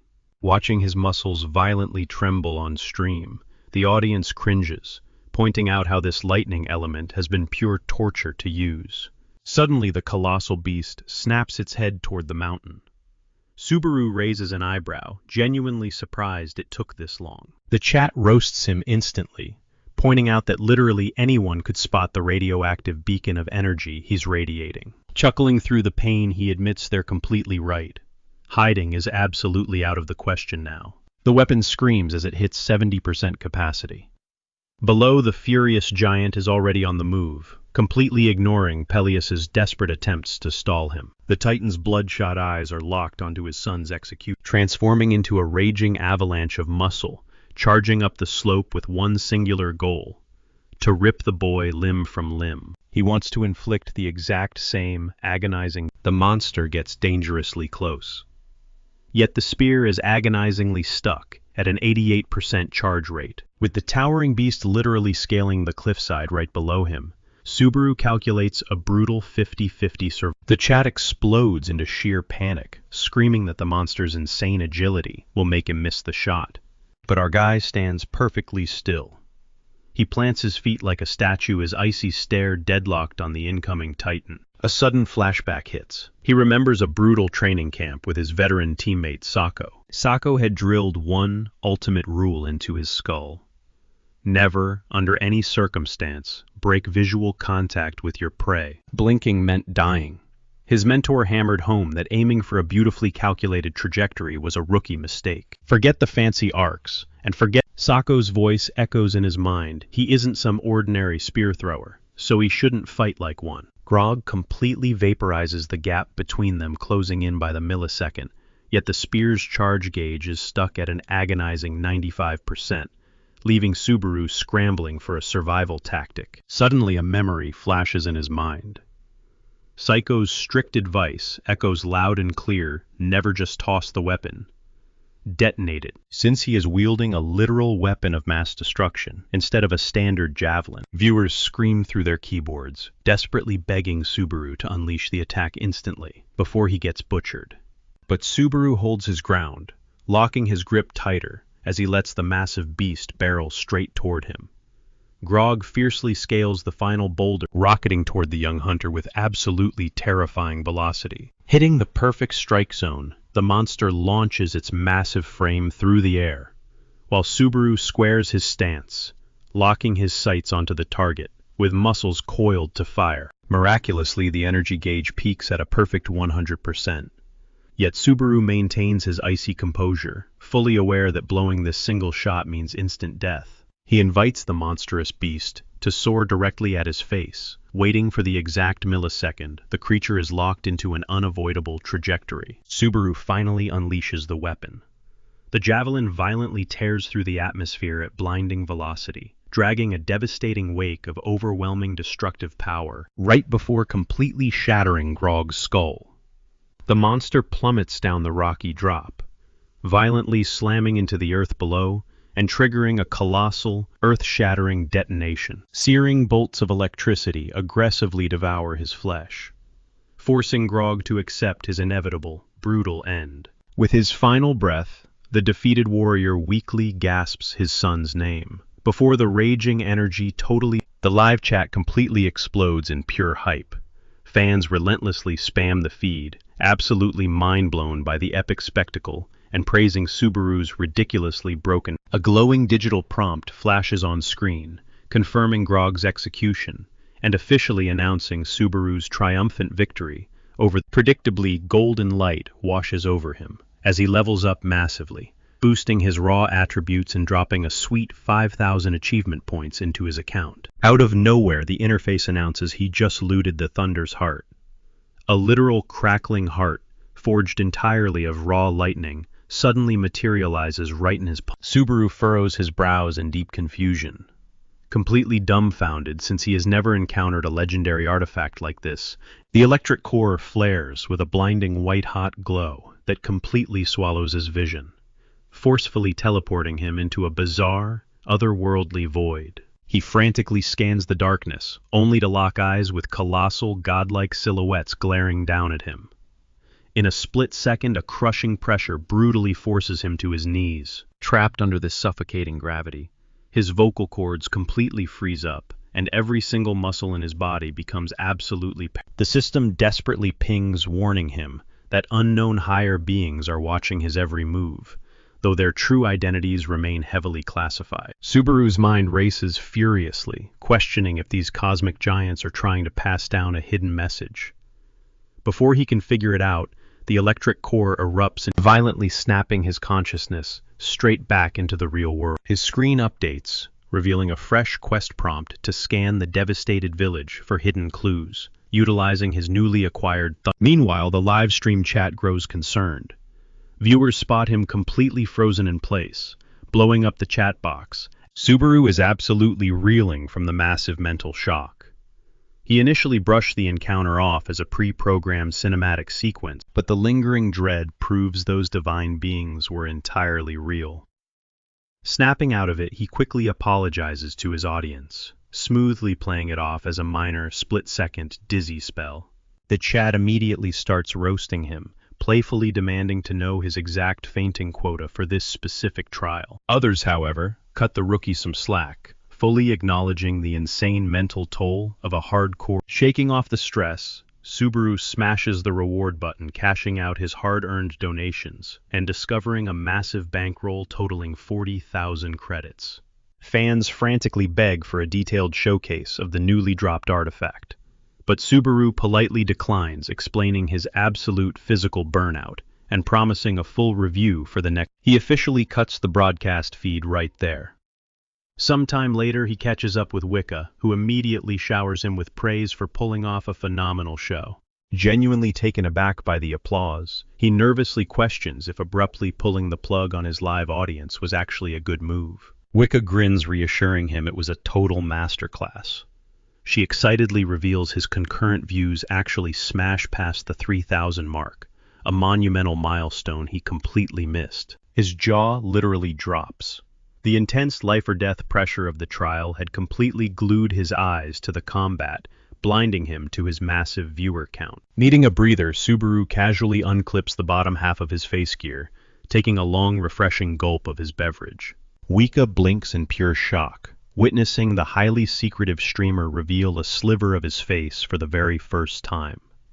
Shaking it off, she reminds him what an absolute legend for a brand new content creator to organically pull 3,000 live viewers. Furthermore, his cliffhanger sign-off was basically a stroke of pure genius, perfectly utilizing his actual real-life exhaustion to build insane hype. Subaru tilts his head, wondering aloud if leaving fans desperate for the next episode's drama is the true secret. Wicca's eyes widen as she immediately grills him, demanding to know if he intentionally calculated that entire cliffhanger setup.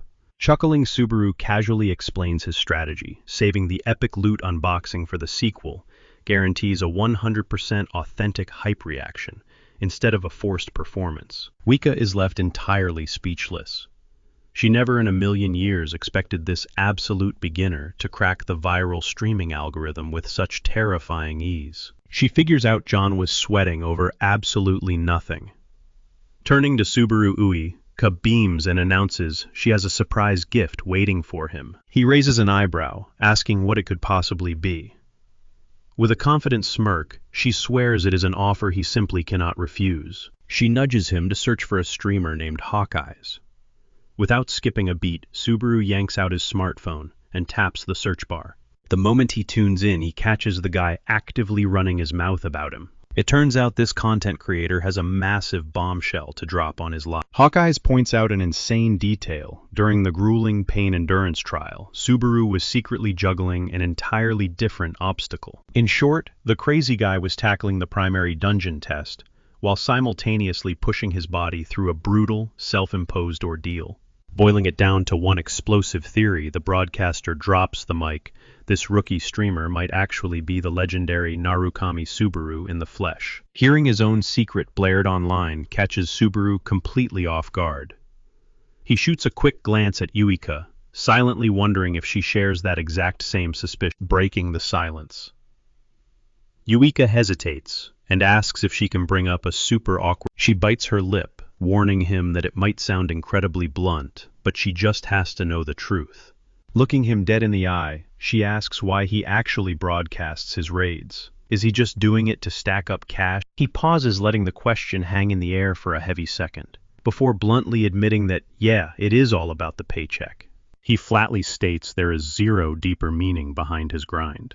Hearing his raw honesty, Yuika instantly flushes her face, burning bright red like a ripe tomato. Flustered, she frantically stammers out an apology for prying, quickly agreeing that earning a living is incredibly vital. Waving off her panic, he casually. Shifting gears, Yuika explains that Hawkeyes belongs to the Azure Sky Agency, boasting a solid 6-year contract under his belt. Because of that veteran status, he is a highly respected reactor. Then she drops the real game changer.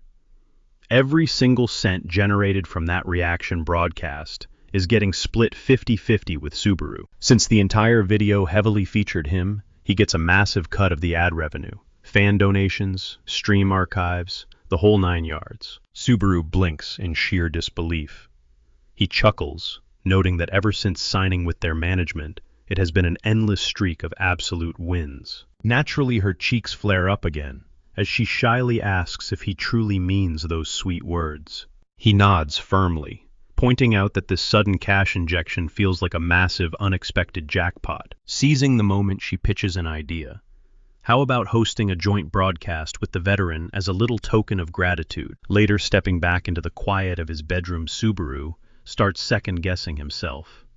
Maybe keeping his mask on around his manager was totally unnecessary. On top of that, he groans, inwardly regretting how hard he peeling the disguise off his face. He leans heavily against the doorframe, letting his chaotic thoughts spiral out of control. It slowly dawns on him.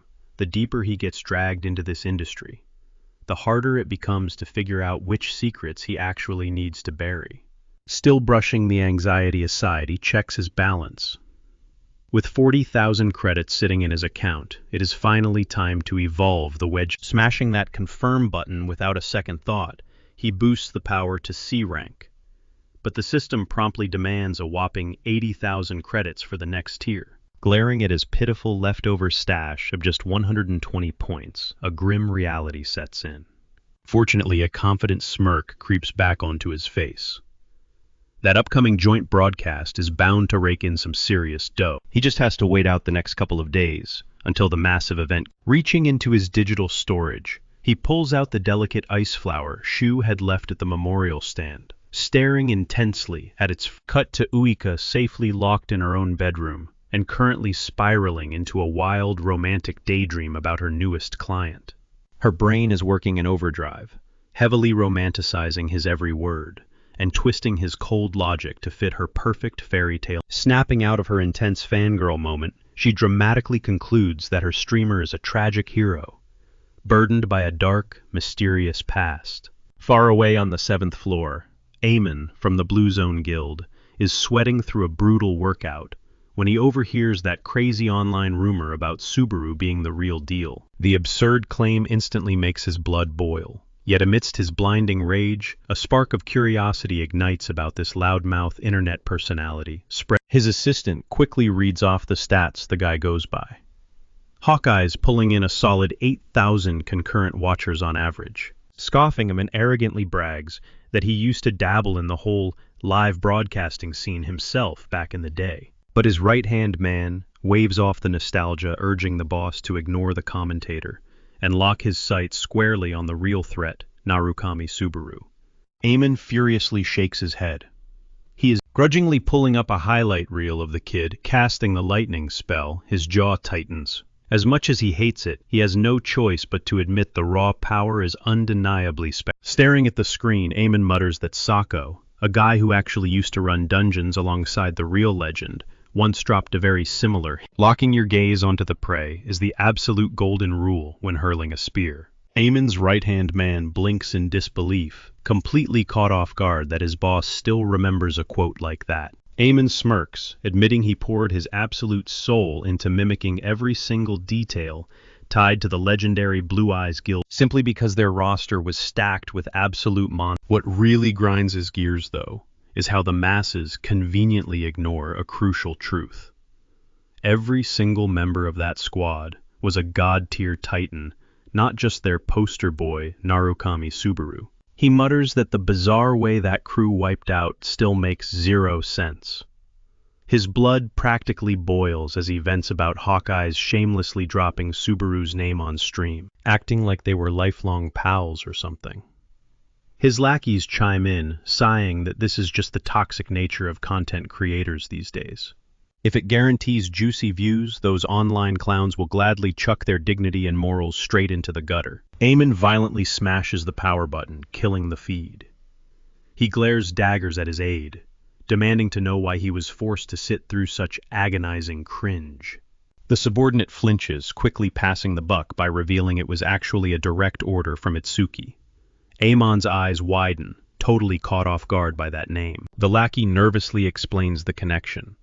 Striking lightning was the iconic crest of Blue Eyes. Leaning in closer, the aide reveals that their spies just dug up a juicy secret. Apparently, Subaru is an absolute fiend. Right on cue, a grunt rolls a heavy metal cart into the dimly lit room. With a dramatic flourish, the assistant rips away the canvas cover to expose the payload. Eamon's jaw practically hits the floor.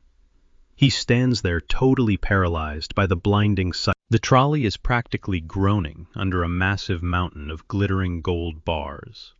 The assistant firmly states that Itsuki issued an absolute mandate. Blinking rapidly against the golden glare, Eamon just shakes his head. He realizes right then and there that Itsuki is nothing but a ruthless, Cutting back to the action, Subaru pushes forward with his grueling trial. He casually strolls onto the scene, just as Peleus and his armored guard are frantically cleaning up the chaotic aftermath. The second Peleus spots the hero, his face absolutely beams with pure relief. He practically sprints over, breathlessly asking if Subaru is holding up okay. He reminds him that passing out cold right at the village gates sent the entire camp into a blind panic. Subaru rubs the back of his neck, confessing his head is still spinning a little. Peleus nods sympathetically. After all, barely 24 hours have passed since that brutal Wanting to avoid prying eyes, Subaru proposes catching up at the local tavern later, hinting that he has some burning questions that need serious answers. Peleus warmly promises to spill absolutely anything he knows. With a quick, energetic wave, the knight dashes back to his duties, shouting that he will catch up. Watching him jog away, Subaru chuckles at the knight's pure golden retriever energy. Naturally, his chat goes absolutely wild, spamming the screen with jokes, demanding Ditching the crowd, Subaru locks himself in his room to unveil the juicy loot with his audience. With a flick of his wrist, he summons the glowing Thunderheart. Instantly, a stark system warning flashes before his eyes. This baby is strictly account-bound, meaning zero trading, and the system slaps it with the glorious, ultra-rare, unique. The bonus attributes are absolutely off the charts, packing a massive passive boost to fire resistance.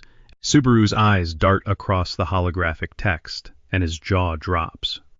"You have gotta be kidding me," he gasps. The chat immediately floods with question marks, desperate to whether their streamer just struck a jackpot or pulled absolute garbage based on his stunned face. But internally, Subaru's mind is racing at 1,000,000 miles an hour. He realizes this artifact possesses the most god-tier flawless synergy a lightning main could ever dream of.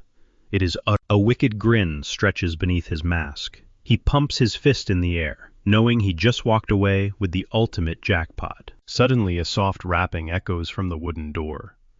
Snapping out of his hype, he calls out for the guests to enter. The heavy wooden door creaks open to reveal Peleus awkwardly balancing a basket of fresh fruit, while politely checking if the hero managed to. The live feed absolutely loses its mind. Trolls flood the chat, howling that Subaru's darling boyfriend has arrived for a romantic house call, complete with a. Ignoring the peanut gallery, Subaru gestures for the knight to take a seat. He leans in, dropping the bomb that the ancient myth was actually legit. Peleus nods solemnly, admitting that witnessing that blinding flash of divine energy left him absolute. Without skipping a single beat, Subaru produces the crackling Thunderheart. The sheer sight of it drains the color straight out of the knight's face. Subaru locks eyes with him, pressing to see if he recognizes the glowing core. Flinching, the knight stammers out a real, but his terrified, wide-eyed stare violently betrays the shaky words leaving his mouth. Crumbling under the pressure, Peleus sighs and finally spills the beans. He confesses that this sacred relic only exists in. Honestly, he always assumed the whole thing was pure fiction. Just a bedtime story, fabricated from thin air. Subaru leans closer, demanding him to dump every single ounce of lore he remembers. Gulping nervously, the knight reveals there are only two ancient. Saga number 1 claims a cataclysmic storm was summoned to eradicate the towering titans, mirroring exactly how Subaru just deep-fried the monster Grog with raw. The second tale is even crazier. An apocalyptic turf war broke out between the deities and the titans, fighting to control the raw power of thunder itself. Subaru's eyes widen behind his mask. Peleus whispers that this is the holy grail of all myths. Supposedly, the cosmic brawl for electrical supremacy ended with the titans getting utterly crushed. It turns out the thunder's heart wasn't some natural phenomenon, it was forged. But the terrifying question gnawing at Subaru is who possessed the immense power to engineer such a relic. This hidden truth never made it into the ancient myths, but its true purpose is staggering. And why would mere mortals need such a devastating force to stand a chance against the almighty gods and colossus? Faced with impossible odds against these divine entities, mankind forged the Thunder's heart as the ultimate. As Pelias drops this massive revelation, a system prompt flashes before Subaru's eyes, declaring he has finally uncovered every chapter of the Forgotten Humans saga. Just like that, the grueling Thunder trial is officially conquered. The rewards immediately pour in, showering him with a massive 17,000 achievement points. His lightning abilities surge with a fresh level up, and before the screaming Pelias can even finish his sentence, Subaru is violently warped up to the 3rd floor. The dizziness fades and Subaru finds his footing on the infamous 3rd floor. Like clockwork, the second he steps off the transfer portal, the surrounding players immediately start hurling insults, mocking his signature Subaru mask. Ignoring the haters, he notices a viewer sliding a donation across his stream, with a simple question. How does it feel to finally hit floor? That innocent question pierces right through his armor, yanking him backward into the haunting memories of his very first climb to this level. In his previous life, this exact spot was where he first crossed paths with Reina, a lost, desperate girl who had strayed from her party. She frantically tried to describe her. Bursting with that signature radiant energy of hers, she dashed off with a massive smile on her face. The only problem, she was hopelessly terrible with directions and instantly went the wrong way.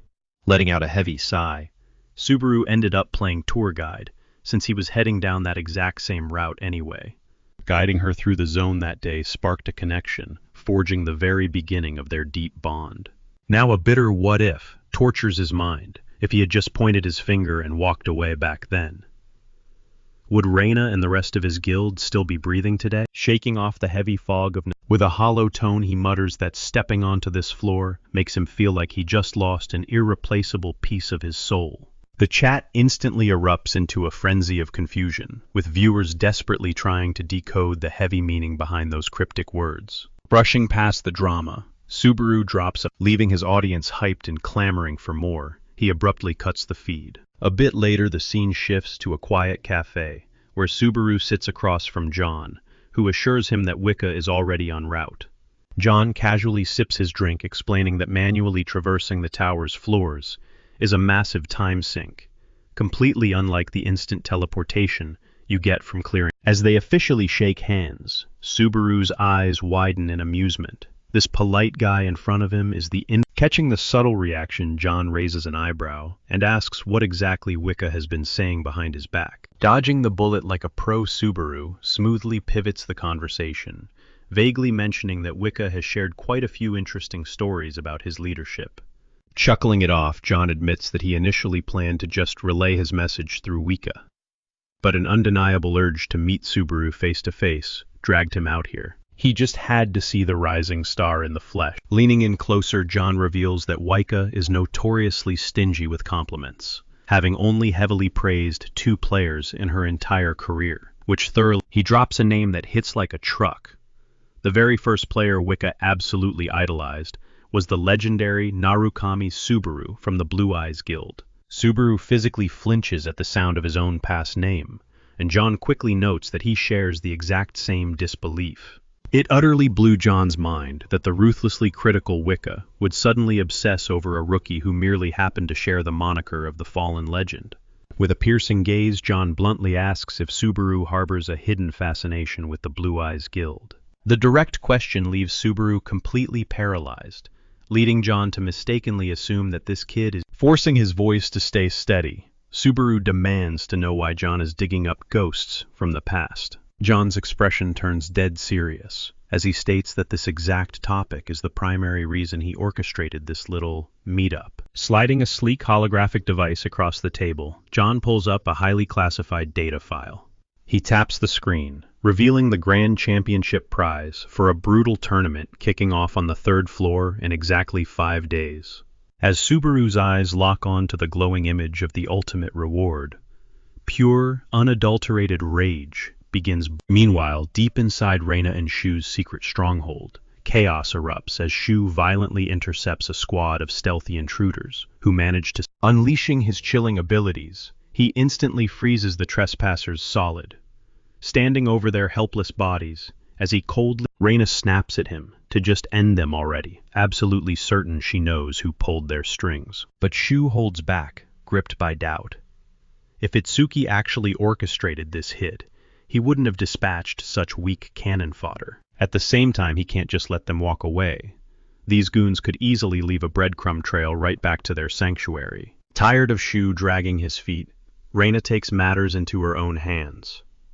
She summons hundreds of razor-sharp blades and launches them straight at the paralyzed attackers, wiping them off the map instantly. Shu scrambles to stop her, but Reina mercilessly shreds them, leaving absolutely nothing but scattered scraps behind. "What the hell are you doing?"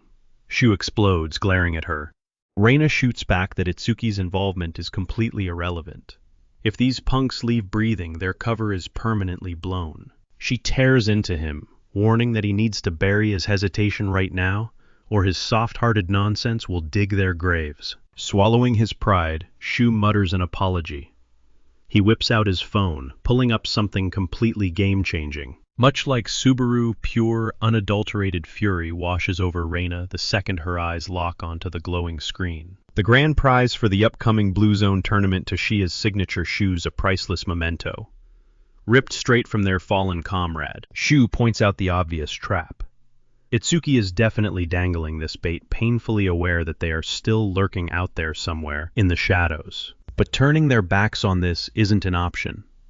They absolutely have to reclaim their stolen legacy. Essentially, he tasks her with the heist, fully aware that phantom thievery is her ultimate specialty. Reina scoffs, telling him to save his breath.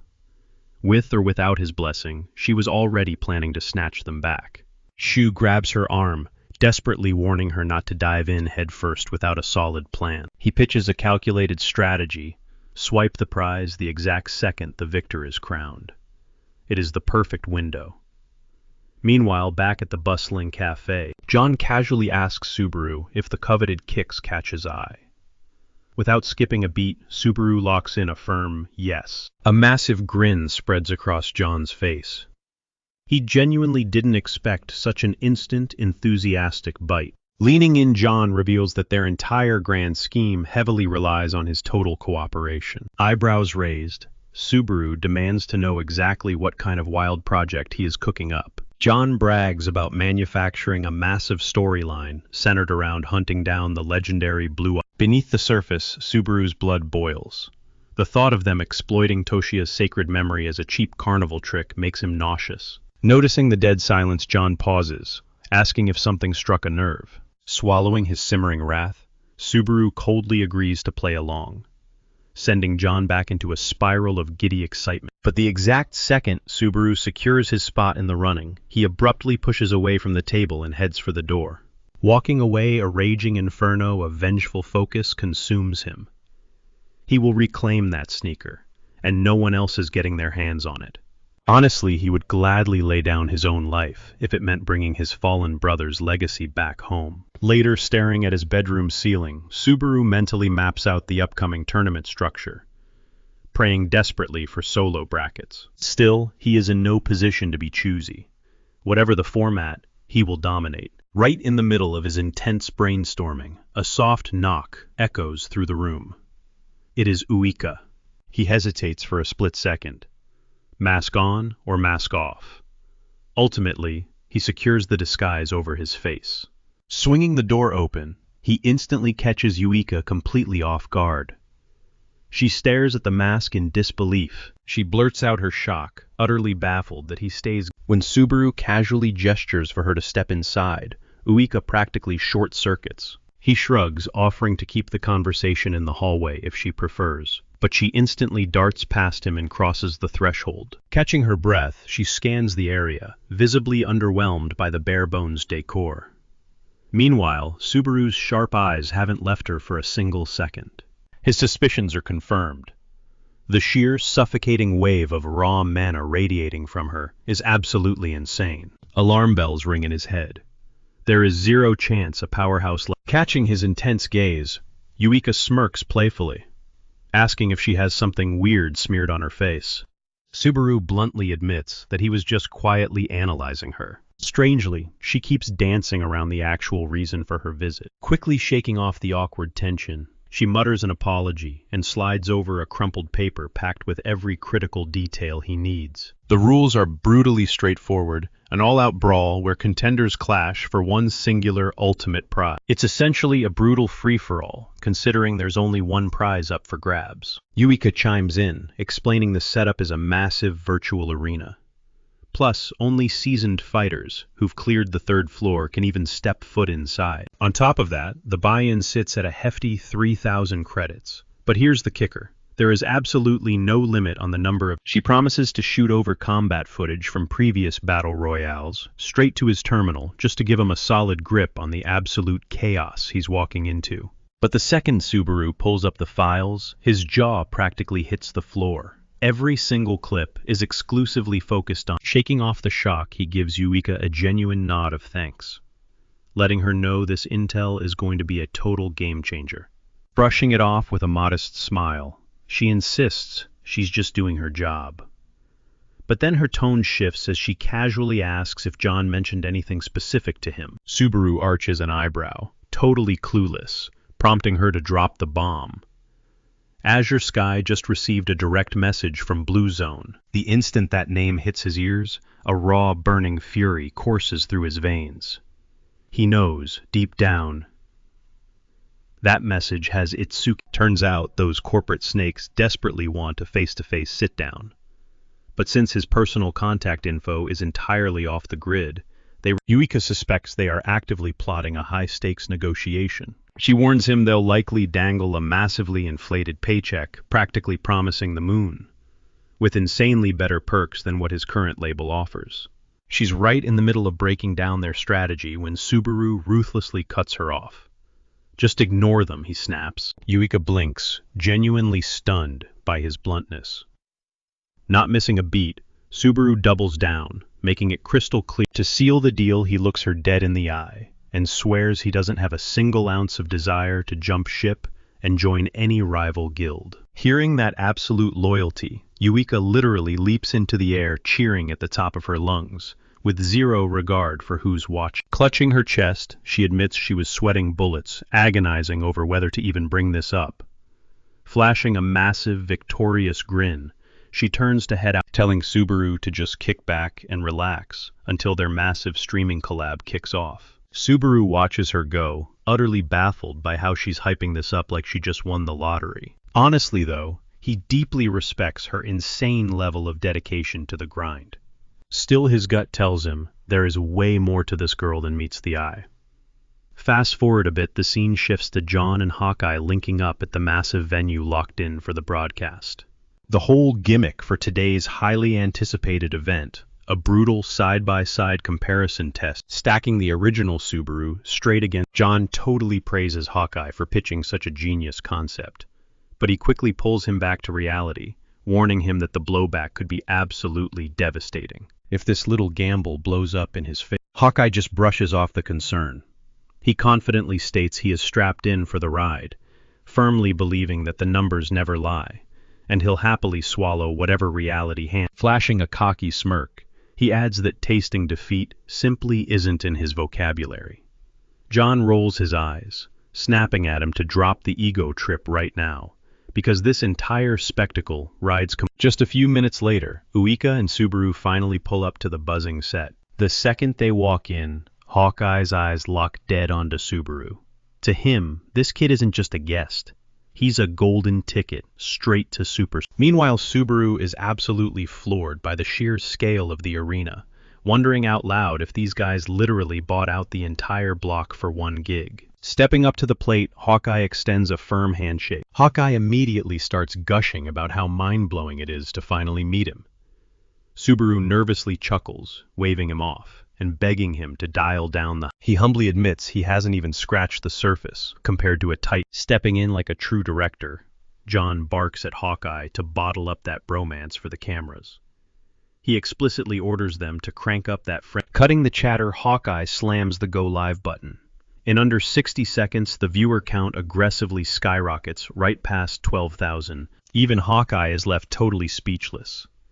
Sure, their teaser post went crazy viral, but he never in a million years anticipated this kind of gravitational pull. Snapping into his professional persona, Hawkeye warmly welcomes the chat, instantly hyping up the fact that he swings the camera straight onto Subaru, and instantly the live chat absolutely erupts into a blur of text.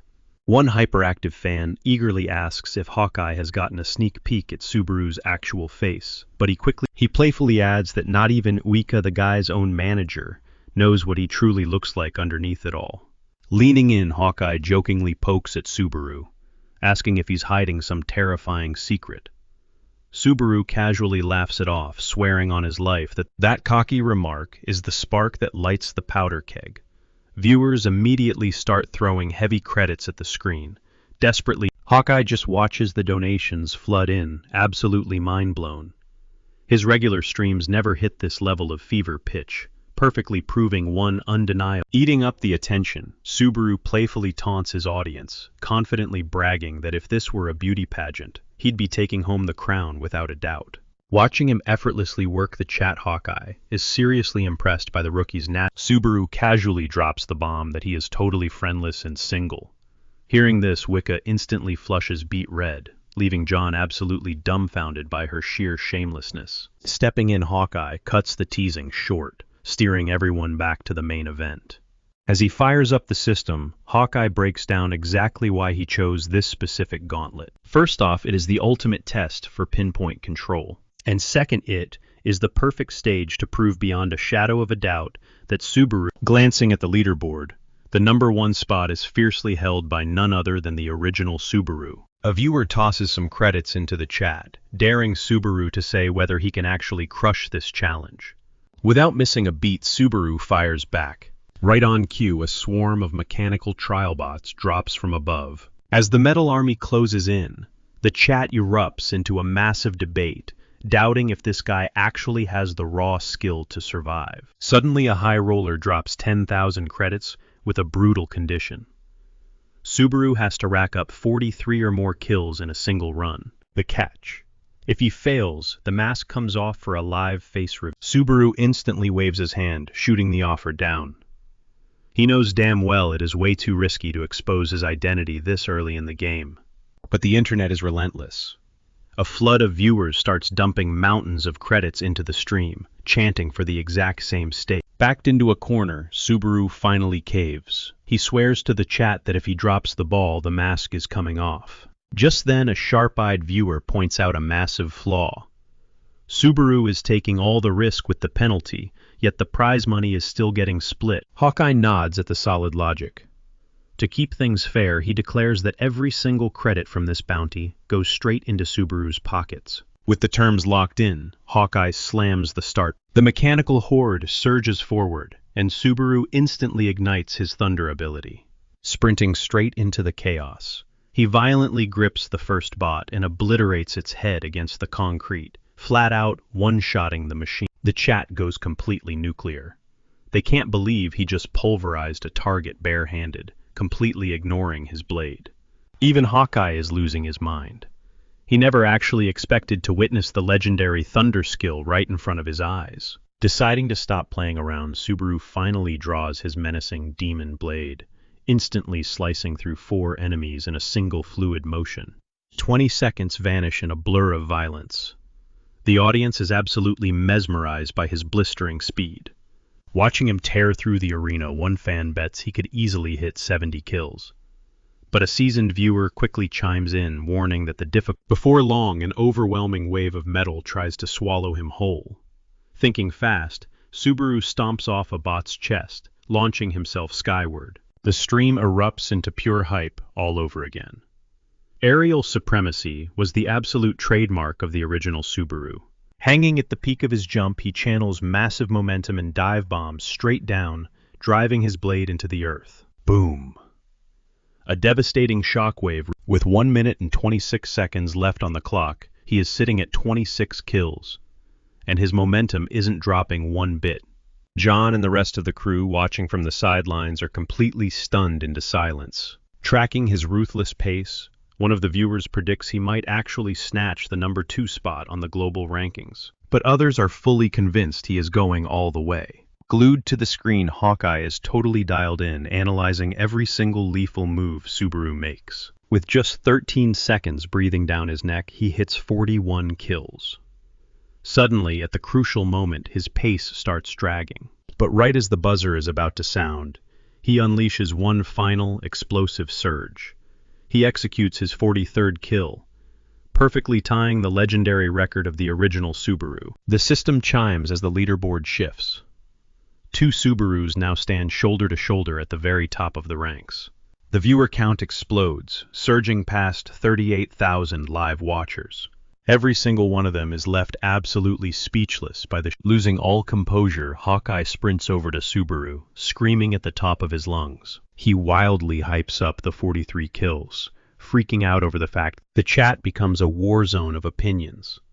One guy claims Subaru was seriously sweating just to clutch that runner-up spot, while a sea of loyal fans drowns the chat in donations keep flooding the screen, tipping Hawkeye just to fuel the chaotic energy of the broadcast. Trying to reel it back, Hawkeye chuckles and reminds the crazed audience that, hey, this is still his channel, not Subaru's. Out of nowhere, a viewer named Reinhardt drops 10,000 credits on Subaru. Hawkeye's jaw practically hits the floor when he catches the username. The live chat instantly explodes. Everyone is scrambling, screaming to know if it's the actual legendary Reinhardt. The crowd desperately assumes it's a troll account.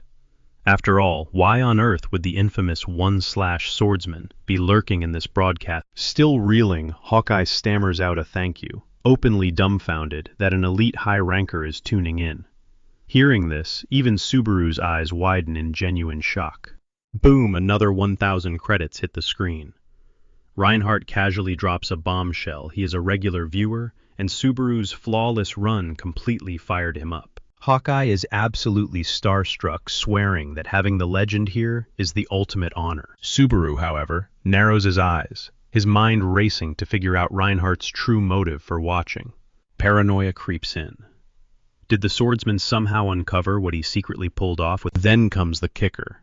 Reinhardt flashes another 1,000 credits, flat out inviting Subaru to team up for a massive collaboration. The chat practically melts down. Every single viewer knows exactly how monumental this offer is. Yuika and John are already celebrating, cheering at the jackpot, until Subaru drops a massive curveball. Without missing a beat, he coldly turns the legend down, stating he needs to grind. The trio standing nearby practically flatlines from the sheer audacity. A tsunami of question marks floods the screen. The unbothered Subaru offers a quick, polite bow. He casually signs off, claiming his stamina is completely drained. Hawkeye desperately shouts after him, trying to salvage the moment, but the rookie just waves him off and keeps walking. Catching up, John frantically grabs Subaru, demanding to know why on earth he rejected Reinhardt. This was the golden ticket, a surefire launchpad to send his... Subaru just glances over, blinking in mild confusion. Is teaming up with a big name, honestly, that John nearly tears his hair out, explaining that scoring a collab with any elite player, let alone a top-tier god, is a once-in-a-lifetime miracle. Smirking, Subaru delivers a freezing cold line. If holding a shiny title matters so much, he will just crush the ladder and become a high ranker himself. Once the cameras finally cut to black, Hawkeye pulls Subaru aside, deeply praising his jaw-dropping combat skills. He guarantees Subaru will get his massive cut of the stream revenue soon. But then Hawkeye's tone suddenly shifts. A burning question is eating away at the veteran. He admits that during the chaotic brawl, Subaru's rhythm felt strangely off. It was like watching a race car with a busted engine. Hawkeye leans in, asking directly if the rookie is nursing a hidden injury. Subaru flinches, genuinely impressed. He masked his handicap flawlessly, proving exactly why this guy earned the legendary nickname Hawkeye. Letting out a sigh, Subaru confesses a brutal truth. Winning or losing that duel would have ended in absolute disaster. Visibly confused, Hawkeye begs for some context. Subaru breaks it down. The entire hook of today's broadcast was testing if he could finally eclipse the original Narukami Subaru. If he had crushed his clone, sure, he would have secured a massive instant subscriber spike. But that explosive hype, it would inevitably crash. On the flip side, getting wrecked would label him a pathetic fake forever, trapped under the real Narukami's shadow. The math was simple. To survive this brutal test, he desperately needed a flawless stalemate. That is exactly why he engineered a perfect tie. It was the only calculated move that kept the mystery alive. Hawkeye freezes as the chilling reality sets in. This meant Subaru had the raw power to obliterate the original whenever he... Instead of bragging, Subaru just offers a cryptic shrug. The fight is history, and the scoreboard is locked. Leaking absolute main character energy, he turns his back, casually throwing out that the truth entirely depends on the audience's imagination. Cut away to Reinhardt, who is currently losing his absolute mind. Humiliated by the brutal rejection, he violently shatters his heavy office desk. He screams at the top of his lungs, cursing Subaru as a... His panicked assistant bursts through the door, terrified by the crash. Panting with rage, Reinhardt snarls that the rookie is the reason he is seeing red. Gritting his teeth, he spits out the unbelievable truth. Some nameless kid dared to spit on his golden invitation. The sinister truth finally spills. The entire collab was a trap. Reinhardt intended to slaughter Subaru on live television, completely silencing those annoying... But thanks to a simple no, his vicious master plan, the swordsman growls that he couldn't care less about the wasted cash. What genuinely makes his blood boil is a total nobody publicly stomping all over his legendary... Trembling in silence, the terrified assistant slowly gathers the shattered pieces of the device scattered across the floor and shoved it right into his hands. Reinhardt glares at the guy, demanding an update on his special assignment. The subordinate stammers, admitting their search parties are coming up totally empty.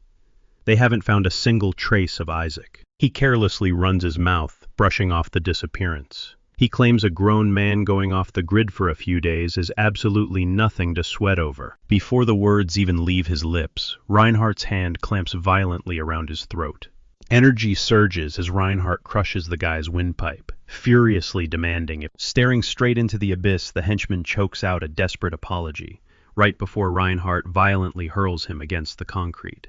Reinhardt towers over him, coldly, asking since when he had the right to question his The lackey scrambles to his knees, frantically pleading for his life, and promising to tear the city apart until he finds him. Sometime later, Rika's perfectly peaceful day crashes and burns the second her boss's name flashes on her screen, catching that unmistakable sigh in her voice. John explodes. He snaps, barking, if hearing from him is really that agonizing. He demands she treat him with the same sweet respect she saves for Subaru, but that instantly pours gasoline on her bad mood. Before John can launch into another tirade, Rika shuts him down cold, bluntly asking if he's ringing her up about the Reinhardt deal. John confirms it, stressing that letting a massive golden goose like this slip through their fingers is completely out of the question. Rika shoots back that their hands are tied, but John quickly fires back, pointing out that Subaru is an entertainer first, pressuring her to do her actual job as his manager. He insists Rika groans, explaining that Subaru is totally obsessed with conquering the tower, not playing nice for some flashy collaboration.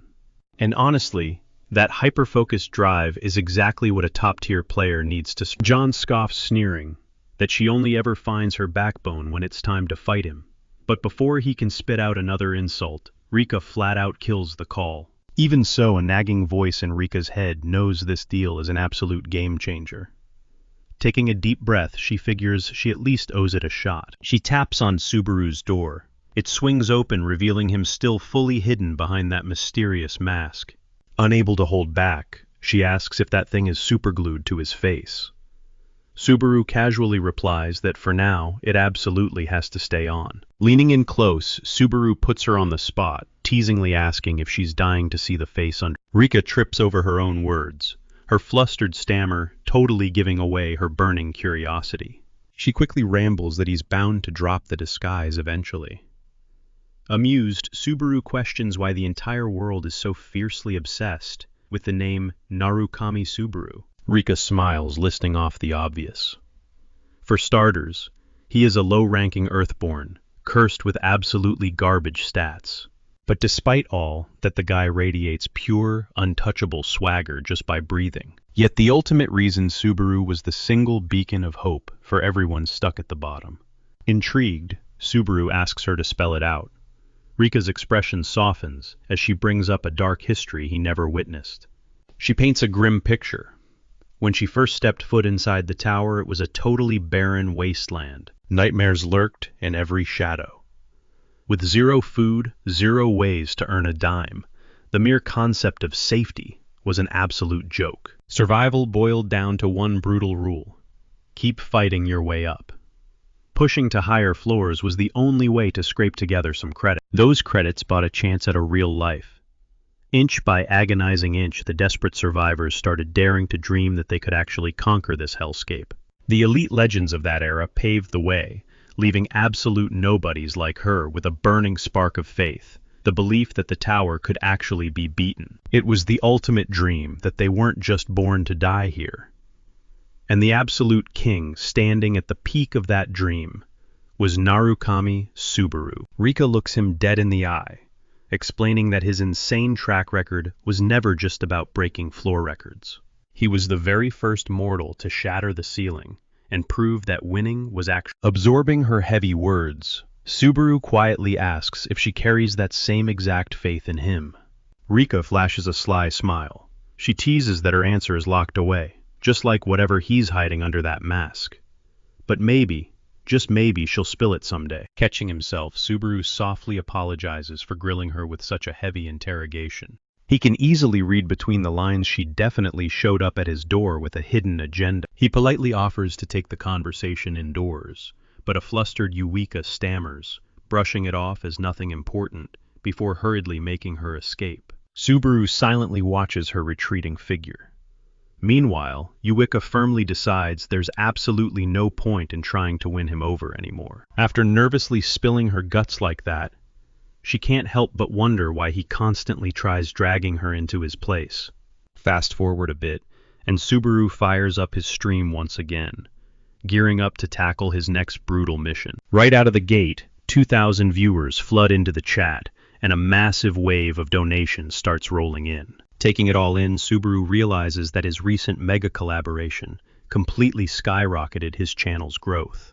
A wicked smirk crosses his face. As it clicks, he just wasting no time. Subaru dives headfirst into the third-floor trial, where the system instantly demands he choose a faction. The choices boil down to two massive powers, the Ottoman Kingdom and the Conrad Kingdom. The chat immediately spams votes for the Ottoman Kingdom, easily the ultimate fan favorite among top players. As it turns out, surviving this floor is entirely dictated by your chosen allegiance. These two rival nations absolutely despise each other, meaning the brutal quests you receive completely shift based on whose banner you swear loyalty to. But flipping the script, Subaru locks in the Conrad Kingdom, a seemingly suicidal path that barely 3% of gamers ever dare to take. Of course, our boy has a master plan. Moments later, he steps through the swinging doors of the Conrad Kingdom's grimy mercenary tavern. The second his boots hit the floorboards, a shady-looking thug locks eyes with him. Screaming bad news from a mile away, the brute doesn't waste a single second and aggressively makes his approach. He purposefully shoulders his way past Subaru, violently slamming into him, just to spark a reaction. But shock flashes across the thug's face, as he's the one violently thrown off balance, instantly revealing Subaru's hidden Not giving a damn, Subaru casually keeps strolling forward. Furious, the bruised thug barks at him to watch his damn step.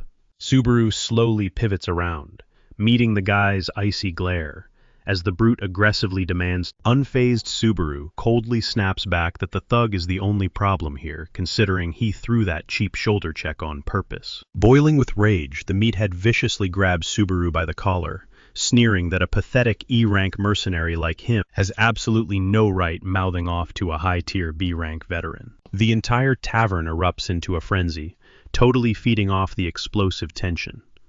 Apparently, pulling these toxic stunts is a daily routine for this thug, who gets a sick thrill out of bullying fresh-faced. Since this loudmouth named Vulture proudly flaunts his B-rank status, Subaru decides to use him as a little crash test dummy. Crackling currents of fierce lightning suddenly surge around, and before Vulture can even blink, Subaru delivers a devastating sweep kick right below the shin, launching the massive guy, rocketing across the entire room. Vulture aggressively slams into the solid stone floor, getting knocked out. Completely dead silence falls over the tavern.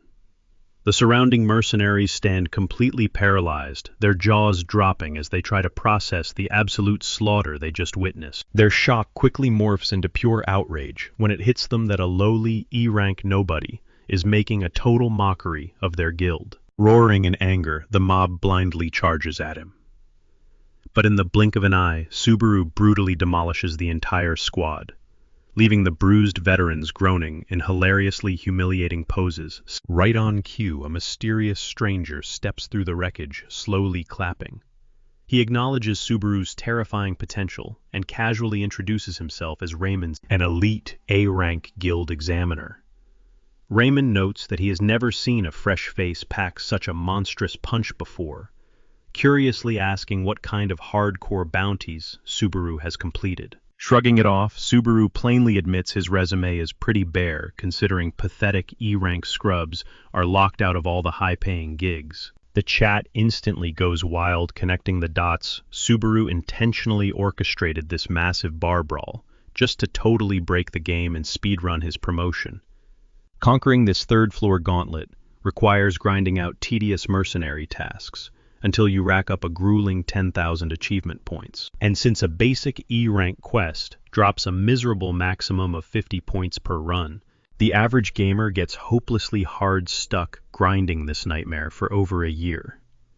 That's exactly why our genius protagonist just carved out a brutal shortcut. Subaru is on a vicious ticking clock, and he sure as hell isn't going to waste a single precious second grinding. Studying him closely, Raymond asks if he happens to be an otherworlder, mentioning with a hint of nostalgia that it has been ages since a wild card like him stepped foot in their territory. The examiner flat out warns him that no matter how ridiculously overpowered he might seem, the guild refuses to hand out VIP treatment. Rules are rules, and every mercenary has to climb the grueling ladder step by step. Unbothered, Subaru confidently fires back, insisting there's always a hidden loophole to skip the boring. Raymond chuckles, challenging him right back. He questions why the guild should waste premium resources fast-tracking a transient otherworlder who will inevitably vanish into thin air anyway. In this gritty universe, the NPCs casually slap the otherworlder label. Locking eyes with the examiner, Subaru delivers a fiercely confident smile, promising Raymond that he is about to make them. As it happens, a hidden loophole exists to conquer every single floor trial in one fell swoop. Even in his previous life, he never dared to attempt this feat. Raymond shoots him a confused glare, demanding answers, prompting Subaru to drop the bombshell. He sets his sights on the legendary Cave of Thunder. Subaru looks the man dead in the eye, swearing to deliver the entire cavern straight into Conrad's control. Raymond's jaw practically hits the floor. Only elite A-rank mercenaries are even permitted to accept this suicide mission.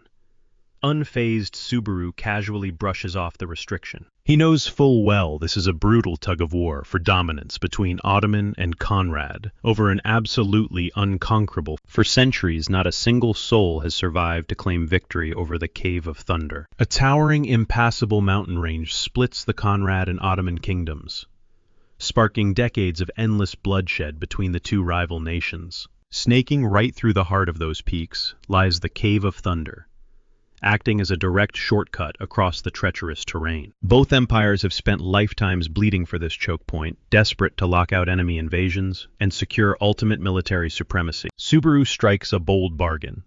If Raymond hands over official proof of A-rank status, he guarantees a flawless victory. He even tosses in a solemn promise to never exploit the prestigious title. Raymond falls into a heavy silence.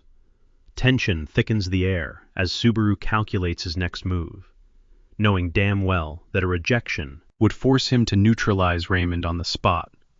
After what feels like an eternity, the older man finally breaks the silence. He agrees to forge a formal letter of recommendation, granting the rookie a golden ticket into the raid. Sighing deeply, Raymond admits these strike teams are always desperate for fresh meat. The expedition launches in exactly 5 days. He turns away, promising to fetch the official paperwork immediately. He firmly orders Subaru to stay put. The second he walks out, the stream erupts. A wild viewer drops 20,000 credits with a crazy dare. conquer the cave completely solo. In a blink, the chat completely explodes, flooding his screen with massive donations, begging for a solo run. Subaru connects the dots. 5 days from now lines up perfectly with the grand finale of the third-floor tournament. He narrows his eyes, wondering if the manipulative masterminds at Blue Zone rigged the schedule on purpose. Moments later, Raymond bursts back into the room, clutching the part. The veteran shakes his head, still utterly baffled by the kid's suicidal ambition to conquer the lightning-filled depths. A dark shadow crosses Raymond's face as he recalls his own youthful arrogance. He challenged that exact hellhole years ago, only to watch half his... The nightmare of that massacre never left him. Subaru snatches the document from his trembling grip, flashing a cold, confident smirk as he vows history will not repeat itself. Raymond squints, demanding to know his actual strategy for the raid. Without missing a beat, Subaru casually drops a bombshell. He is diving in absolutely solo. The live chat loses its collective mind. By saying that out loud, he basically just accepted their insane $1 million bounty. Raymond absolutely loses it. He screams at the boy, asking if his brain is broken because this dungeon requires a heavily armed 20-man squad to even survive the entrance. And this arrogant rookie is seriously planning to march in there by himself. Subaru just shrugs.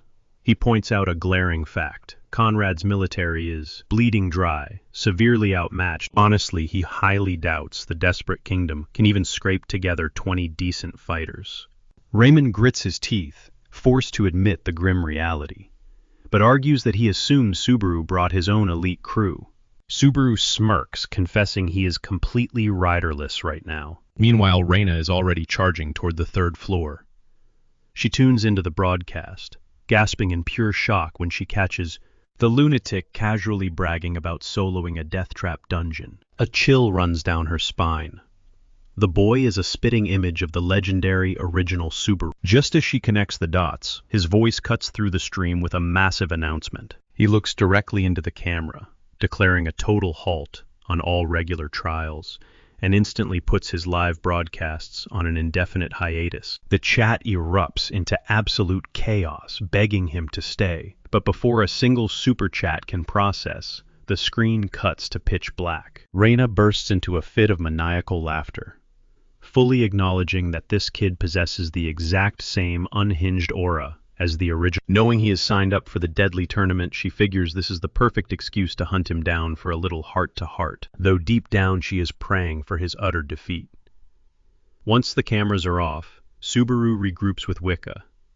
She claps her hands, totally impressed. She beams with pride, praising him for manipulating the audience with the exact same ruthless charisma as Narukami Subaru himself. Subaru chuckles, reminding her that his chat was literally tearing him apart.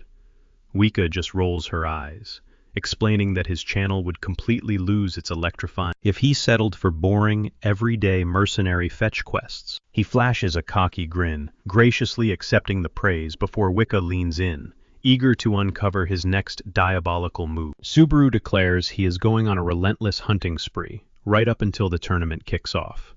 Completely clueless about the caliber of rivals, lurking in the shadows, grinding levels, is his absolute top priority. He also needs to gauge exactly how much raw thunder he can channel with his current stats. On top of that, he is itching to push the Thunder's heart to its absolute limits. But one thing is dead certain. He will never let a single soul lay their filthy hands on Toshi. Cut to Ginzaki Naoto, a hot-headed Blue Zone player, fuming over being forced to track down Subaru after the kid practically slammed. He is downright dumbfounded that a mere rookie had the sheer audacity to reject Blue Zone. Boiling with rage, he storms right into the local cafe to confront Subaru's designated representative. That rep happens to be John. The two grab a table, the tension already. John warmly welcomes him, inviting the arrogant player to spit out his demands, fully aware Ginzaki is here to pressure his star streamer. Ginzaki grunts in agreement, immediately demanding to know where the hell Subaru is hiding. Without missing a beat, John calmly explains that his client is currently tied up with other affairs. Ginzaki snaps. He brands Subaru an arrogant little punk for blowing off a high-stakes meeting with Blue Zone. Unfazed, John smoothly replies that Subaru's schedule is strictly confidential.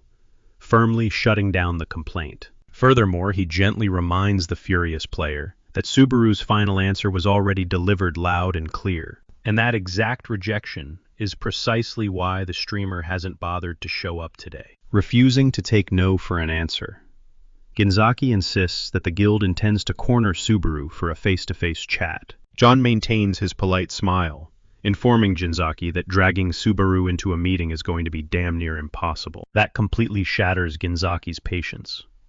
He glares daggers at the manager, accusing John of acting like a human shield for the boy. Behind all that bluster, panic is setting in. Ginzaki knows his guild will chew him up and spit him out if he returns empty-handed. Desperation making him reckless, Ginzaki screams that John is just pathetically hoarding his cash cow. He aggressively invades John's personal space, growling that Subaru's talents belong in a top-tier guild, not wasted on some cheap streaming. John merely chuckles. He points out that elite streamers rake in just as much cash as the highest-ranked players on the server. Keeping his tone effortlessly casual, John sighs, mentioning how utterly exhausting it is dealing with. Ginzaki's eyes narrow. He issues a dark warning, claiming John is practically begging for a war with the entire Blue Zone faction. John leans in his easygoing demeanor, vanishing as he orders the hothead to listen very, very closely. He makes it crystal clear. The agency values their creators' absolute freedom above any petty guild politics. Subaru has drawn his line in the sand, and John vows that the company will back his play to the bitter end.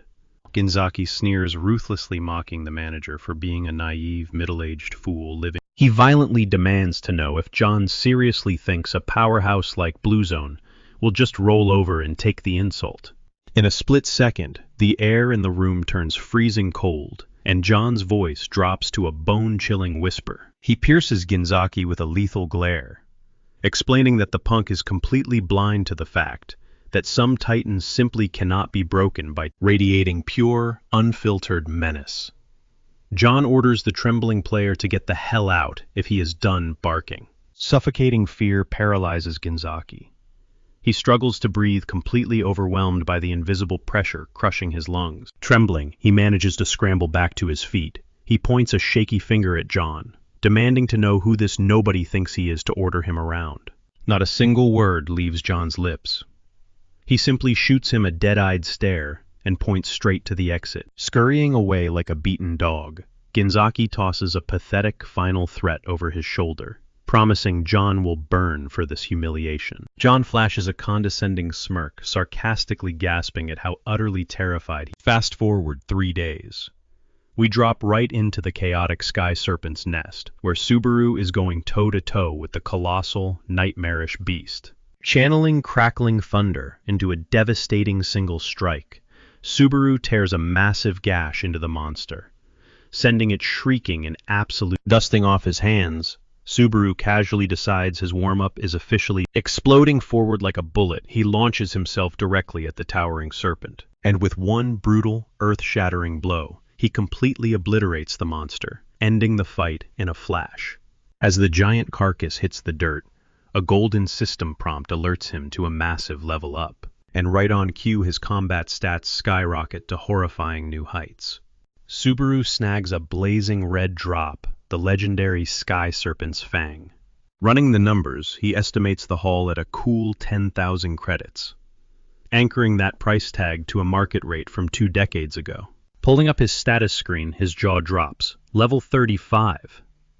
The guy practically skyrocketed 9 entire levels in a mere 72 hours, and content with the massive grind, he decides to pace himself. No need to push his luck and get unnecessarily greedy. Later that afternoon, he links up with Wicca, spotting a massive, beaming smirk across her face. She excitedly asks if he caught the news, leaving him completely clueless. Wicca practically gasps, shocked that he missed their explosive collaboration video, trending online, but shrugging it off, he explains he was buried deep in the grind. Smiling warmly, she brushes it off, admitting that his relentless dedication is exactly what makes him the one and only Narukami Subaru. But her tone quickly shifts as she points out a massive new difference, separating him from his past self. Detailing the insane earnings from his latest blockbuster stream alongside Hawkeye's. His eyes nearly pop out of his skull. 49,000 credits.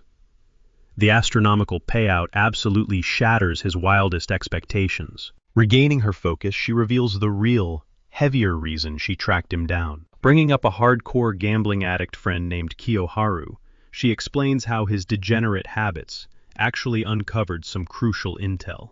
Leaning in, he demands the details. She dives into the underground mechanics of a specific betting ring, a ruthless system where degenerates wager on tournament champions to rake in massive. Naturally, the heavier the crowd favorite, the more the multiplier tanks. It guarantees a pathetic return, but offers a practically guaranteed victory. She drops the math on him.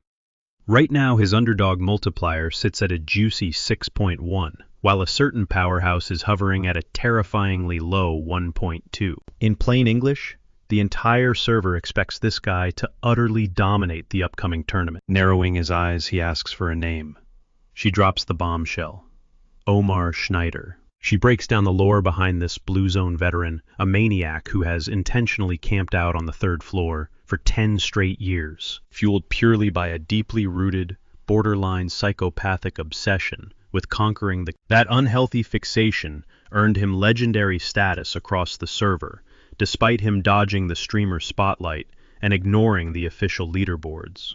Wika warns that this veteran is absolutely plotting a confrontation with him right this very second. Why? Because boldly declaring a solo run through the Cave of Thunder on live broadcast is a massive slap in the face to. Caught up in the heavy tension, she unknowingly drifts dangerously close to his lips, snapping back only when he awkwardly clears his throat about his personal bubble.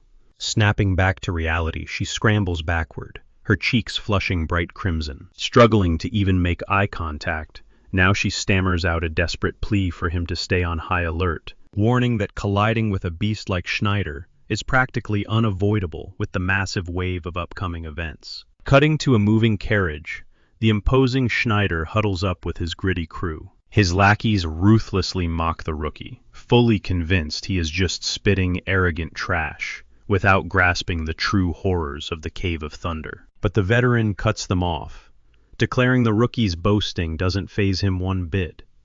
The kid earned the right to flex. Sure, he might be fresh meat, but he currently holds the title of the new Master of Thunder, the exact ultimate prize they have been hunting for years. A burly, bald-headed thug nods along, though he sharply mutters that the newbie is letting the hype get to his head. As the squad continues violently trashing the streamer, their leader barks an order, demanding they bury their petty jealousy immediately. He firmly shuts down the disrespect, making it crystal clear that downplaying the kid's massive milestones is completely unacceptable. The bald henchman scoffs sarcastically, asking if the boss actually expects them to bow down and respect the brat. Without missing a beat, the veteran stares him dead in the eye, confirming that if the situation demands it, they absolutely will.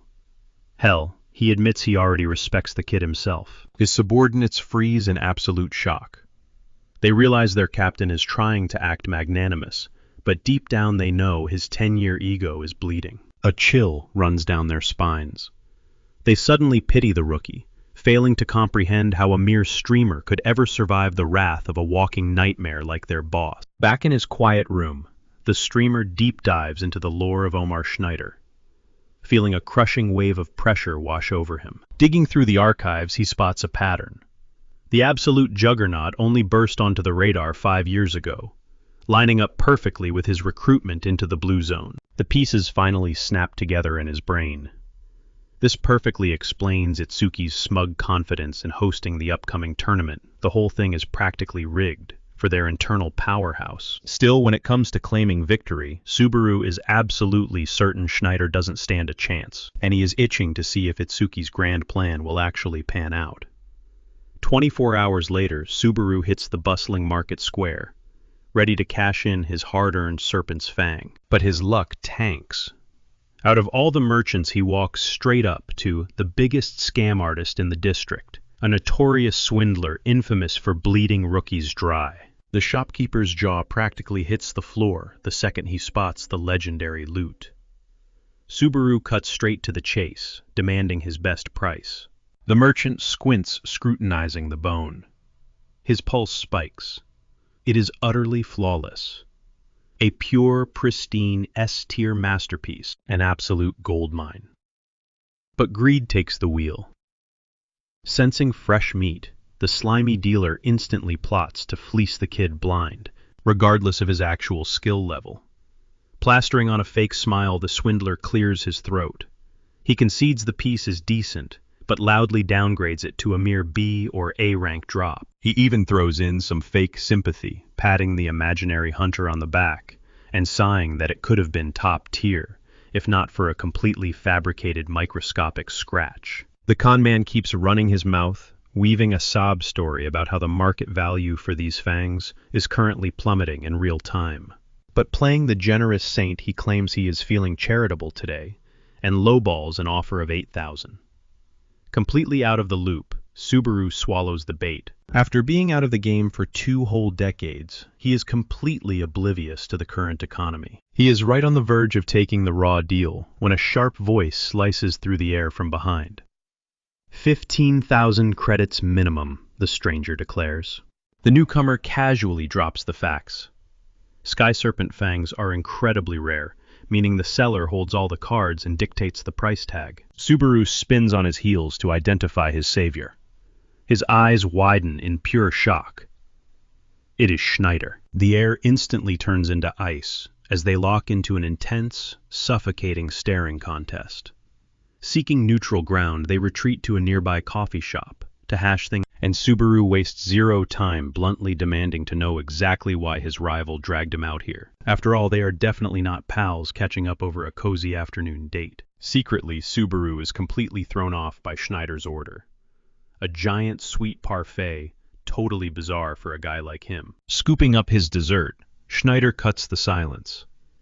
He brings up Subaru's arrogant vow to conquer the Cave of Thunder. Catching the heavy skepticism in his rival's tone, Subaru fiercely doubles down on his bold claim right to his face. Schneider confesses he originally pegged Subaru as just another delusional loudmouth.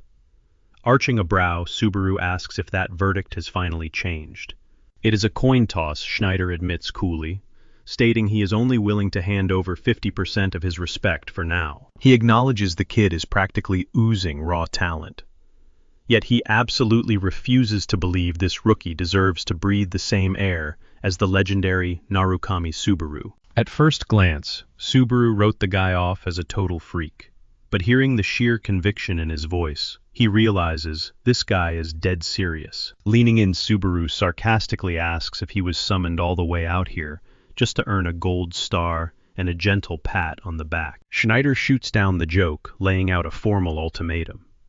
He wants Subaru to swallow his pride and retract his massive claim. He demands a full retraction of the solo run at the Cave of Thunder, writing the boast off as nothing but pure, unadulterated delusion, fueled entirely by childish. The demand is simple. Boot up a live stream, face the masses, and deliver a sincere, groveling apology. Firing back that this feels way more like an execution than a polite Backing off slightly, Schneider clarifies he doesn't need the apology today. But if he crushes Subaru in the upcoming championship, the kid must go public and confess to the whole world that he is nothing but a naive. A smirk creeps onto Subaru's face. He accepts the challenge, but immediately slaps down. If Subaru takes home the crown, Schneider must cough up every single scrap of intel he holds regarding the Cave of Thunder. The stakes are set. Winner takes all. A supremely confident grin flashes across Schneider's face as he shakes on it, entirely convinced he is physically incapable of losing. Dropping that final mic moment, he turns and strolls away. Watching his back fade, Subaru quietly reflects on the chilling encounter. One thing is crystal clear. Schneider definitely didn't spend the last 10 years. Meanwhile, high up in Azure Sky, Kiyoharu is glued to his screens, obsessively tracking every single ripple in the tournament bracket. He grits his teeth, painfully aware that if he hadn't leveled past the 3rd floor, he would absolutely be throwing down in this bloodbath. But right now his brain is practically melting over the ultimate betting dilemma. Schneider or Subaru? Logically, Schneider is the ultimate safe harbor, even if the odds offer a pathetic return. On the flip side, backing the wildcard Subaru means a massive, juicy jackpot, but it requires risking absolute bankruptcy. Tapping into his hardcore gambler instincts, he throws math out the window and decides to wager everything on sheer gut feeling. His finger hovers over the confirm button when Wicca suddenly rings him up, making him jump out of his skin. He literally chucks his tablet across the room, screaming that she is wiretapping him. Without missing a beat, Wicca sees right through the panic, instantly busting him for secretly playing the odds. Kiyoharu barks through the line, demanding to know where she planted the wiretap, but Wicca brushes the accusation right off. She smoothly shifts gears, telling him she actually called for a completely different reason, one entirely about gambling. This catches Kiyoharu off guard, especially when Wicca casually drops that she is putting her money on Subaru. Kiyoharu totally loses it, screaming that credits don't just grow on trees. Wicca instantly reads between the lines. Kiyoharu is absolutely convinced Subaru is going to get. Kiyoharu snaps back, insisting that he isn't selling Subaru short.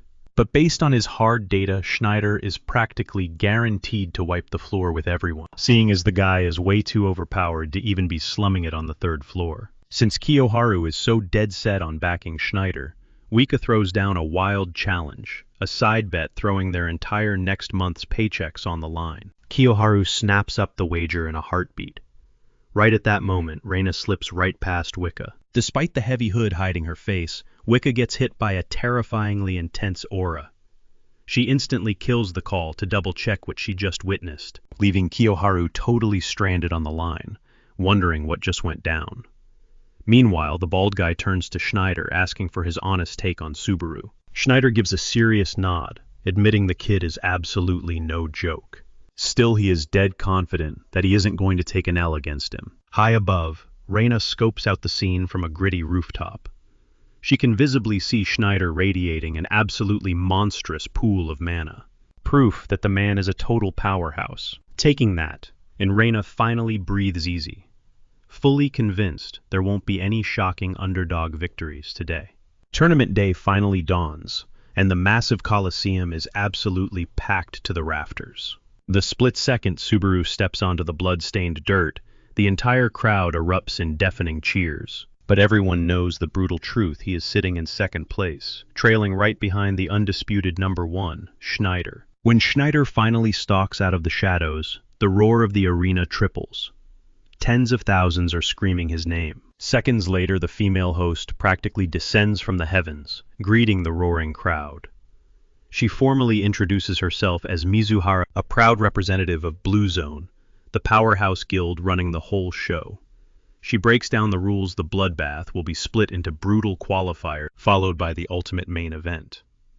Then she reveals the grand prize, the legendary Shoes of Talaria, the very gear ripped from Tosha. The second Subaru locks eyes on those boots, he makes an ironclad, silent promise to himself he is snatching Tosha's gear back, no matter what it takes. Up in the packed bleachers, Wicca watches like a hawk, anxiously waiting for Subaru to finally flick his live stream back on. Out of nowhere, she hears somebody aggressively spitting out curses right next to her.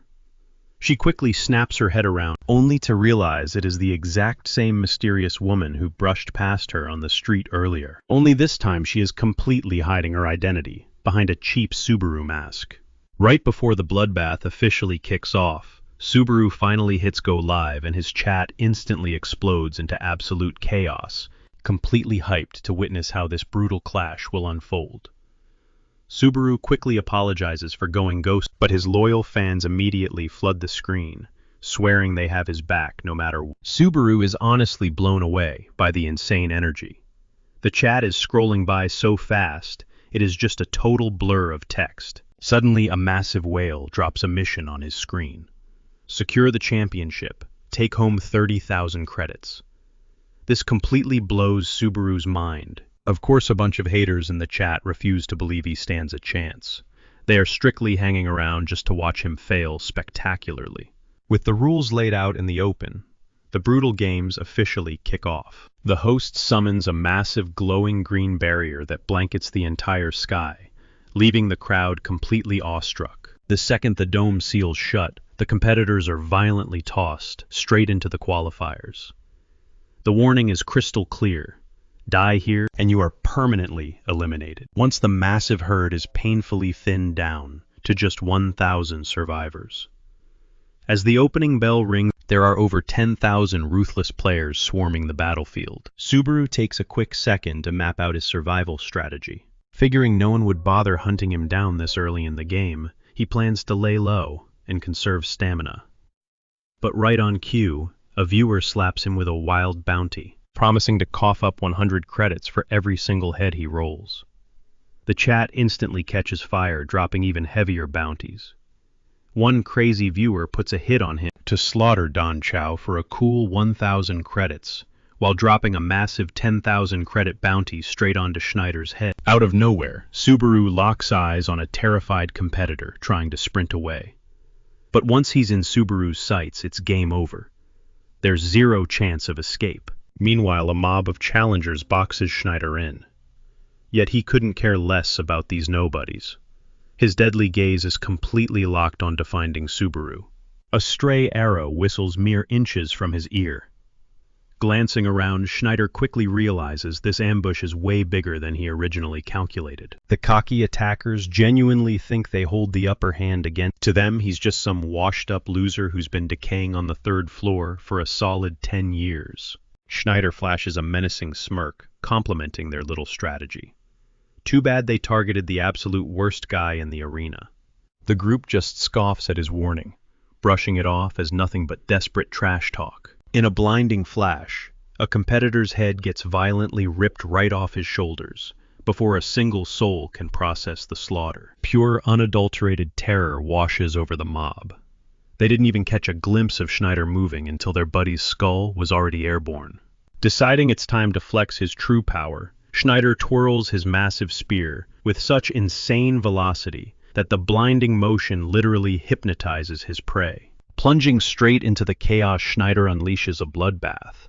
Heads pop off left and right as he casually delivers a brutal lecture to the dying crowd. He coldly reminds their falling corpses that cheap tricks and shortcuts mean absolutely nothing inside the tower. Out here, the only thing keeping you breathing is his chilling, dead-eyed stare dominates the broadcast, leaving the entire viewing audience completely speechless. Down in the dirt, those loudmouthed challengers completely shatter, scrambling away like cowards just to survive. The few idiots brave enough to stay scream at the deserters, begging them to hold the line, since this is just a meaningless exam.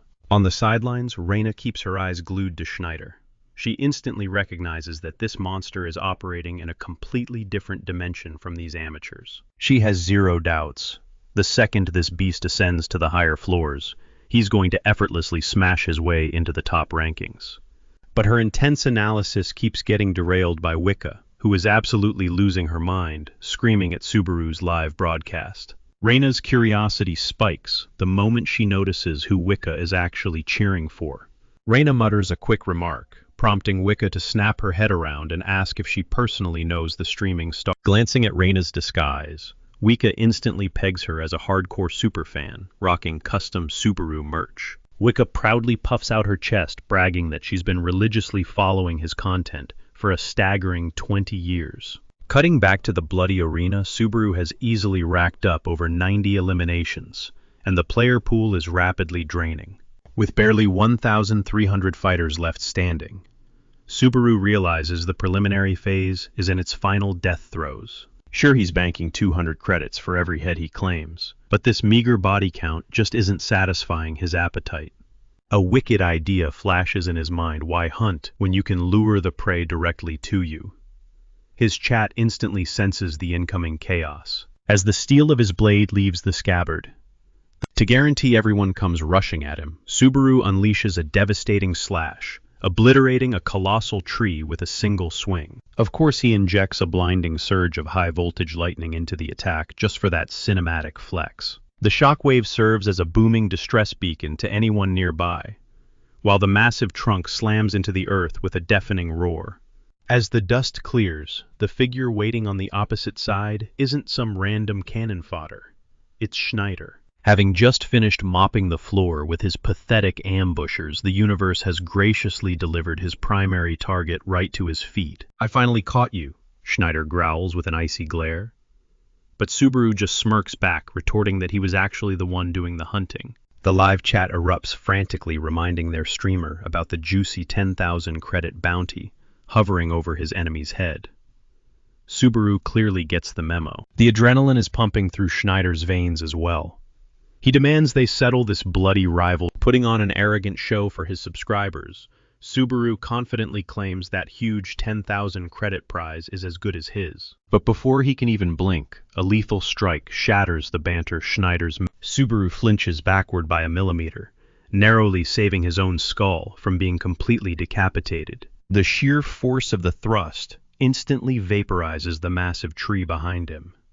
Schneider mocks him, boasting that they have plenty of time to play since there are still 202 challengers. Cold sweat drips down Subaru's spine. He instantly recognizes that near-death strike wasn't some flashy system skill. It was raw, terrifying physical technique. One thing becomes crystal clear if he takes his eyes off the tip of that deadly spear. That terrifying weapon is somehow striking targets way outside of its logical physical range, completely defying all boundaries. Schneider violently lunges forward for round 2, forcing Subaru to tightly grip his hilt and channel the explosive power within his blade. Barely absorbing the crushing weight of Schneider's heavy assault, Subaru digs his heels in and fires back with a vicious. Schneider instantly bridges the gap, thrusting his spear with lethal force, aiming to rip Subaru's head clean off.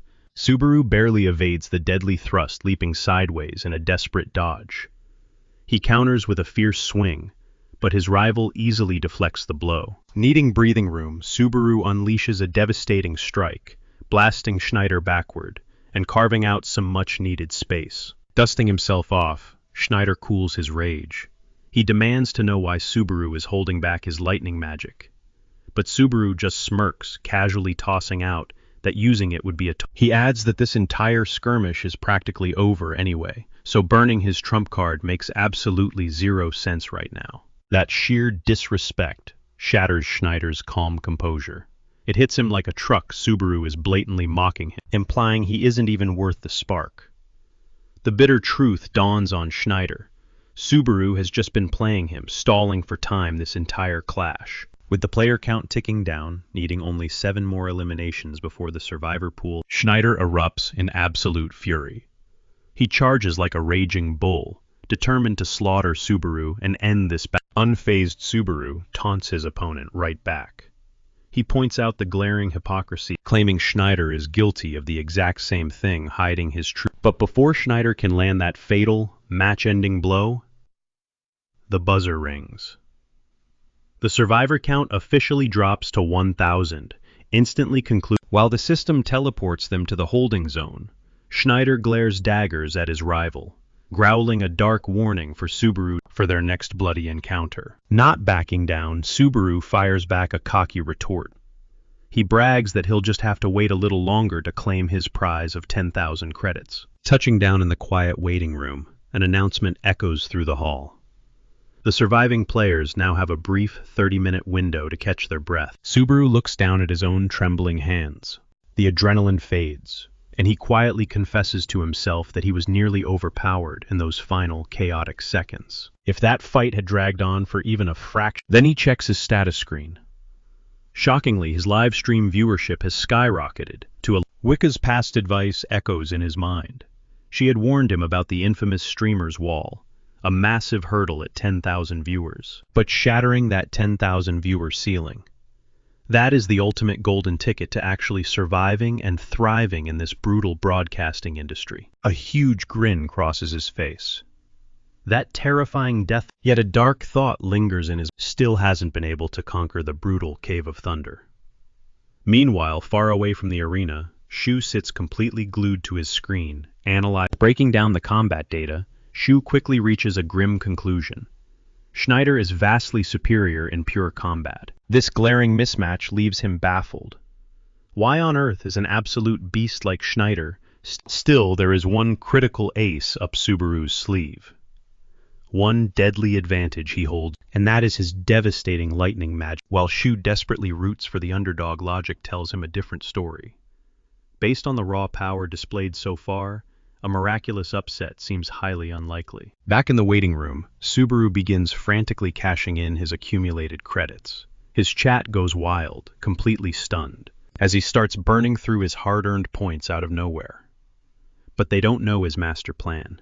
He has a very specific target in mind, and that is to drastically power up his deadly skill, the Wedge of Greed. He aggressively dumps 80,000 credits into the upgrade, leaving his digital wallet incredibly light with a mere 16,000 points remaining. The cost is staggering.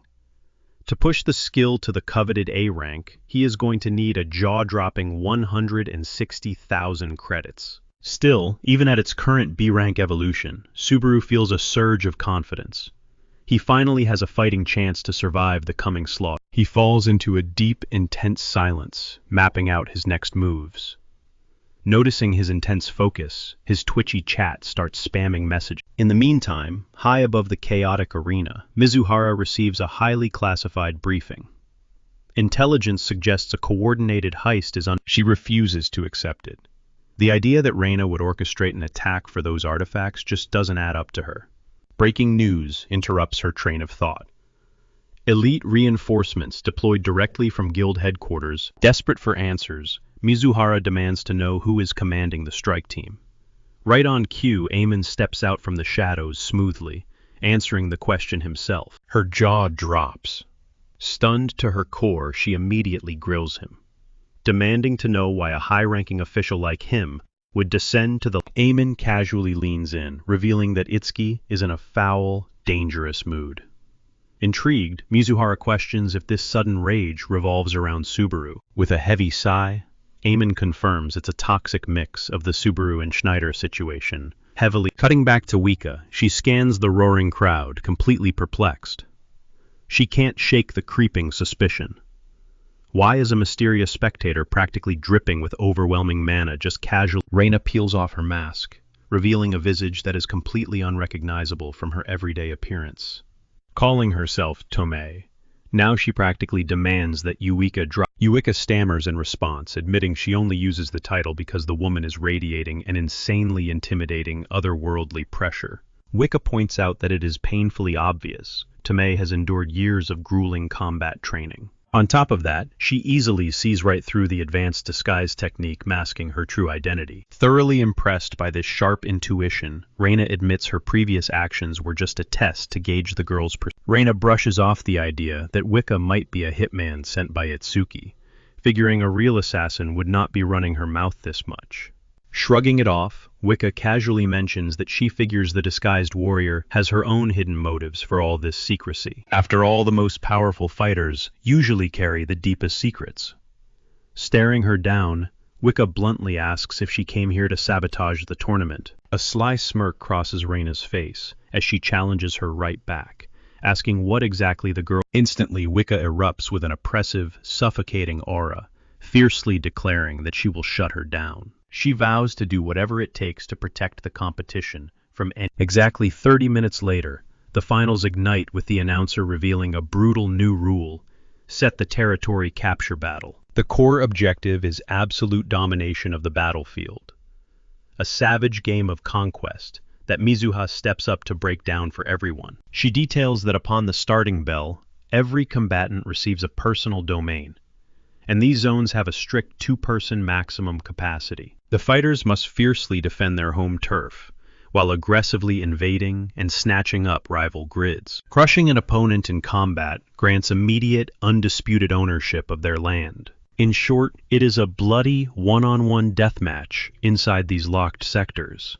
To the victor go the spoils and the territory. Whoever holds the largest empire when the clock strikes 0 will be crowned the ultimate champion. Hyping up the crowd, Mizuha screams into the mic, demanding to know who will claim absolute control over Talaria, a mystery that will be solved in exactly 2 hours. With the rules laid bare, the system violently teleports the fierce competitors. Surveying the field, Subaru quickly calculates that the early game will be a tactical standoff, eventually exploding into an absolute bloodbath. He realizes that playing defense and camping out is the smartest strategic move right now.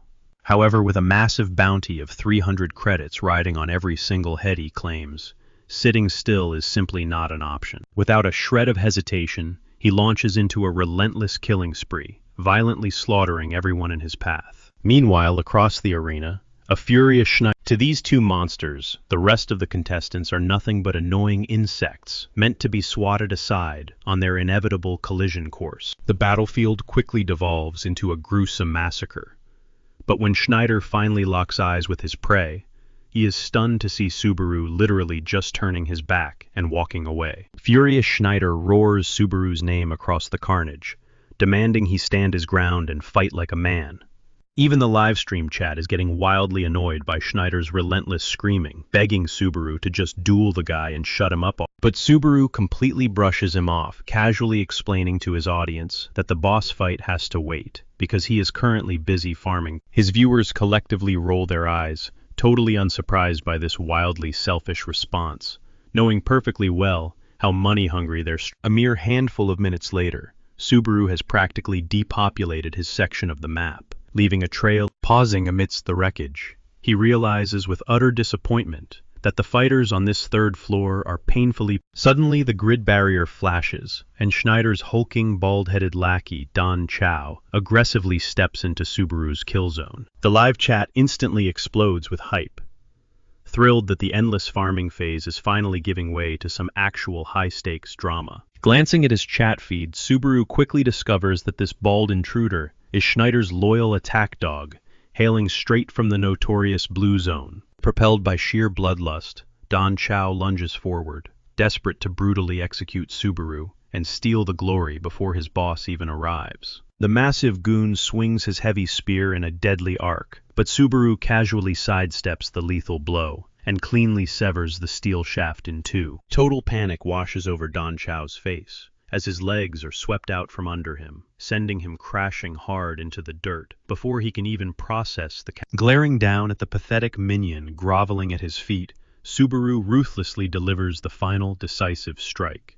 The comment section absolutely roasts the fallen lackey, spamming the chat with brutal insults, calling him absolute garbage for getting dropped so easily. The very second Don Chow's avatar fades, Schneider violently crashes the grid, prompting the chat to hilariously taunt Subaru about being the most wanted. Without exchanging a single word, Schneider explodes off the starting line, his weapon drawn, and his eyes locked on tearing Subaru to shreds. But this time running is off the table. Subaru plants his feet, grips his blade tight, and violently clashes, ramping up his relentless assault.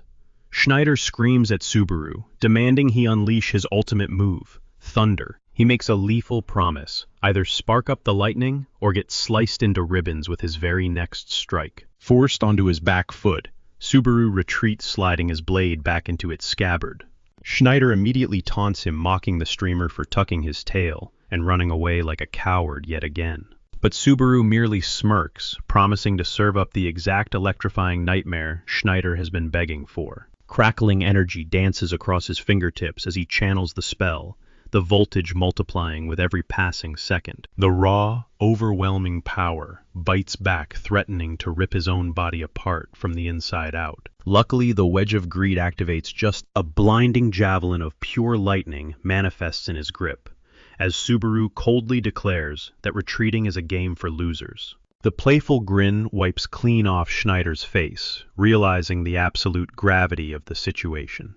He stares in disbelief, watching his opponent literally forge a solid lethal weapon. As shadows swallow the arena, Subaru steps forward under the deadly glow, asking if it still looks like he's trying to escape. The veteran quietly shakes his head, prompting Subaru to flip the script and ask if Schneider plans on dipping out now that the lightning is loose. Rooted to the spot in awe, Schneider calculates his odds, utterly convinced that shattering this electric spear. Pushing down his fear, he grips his weapon tight, swearing he would rather go down swinging than ever back away. A quick flashback reveals a quiet moment before the brutal games, where Dancho questioned his absurd fixation on this specific lightning spell. After all, a fighter of his caliber could effortlessly breeze through to the 6th or 7th level without even breaking a sweat.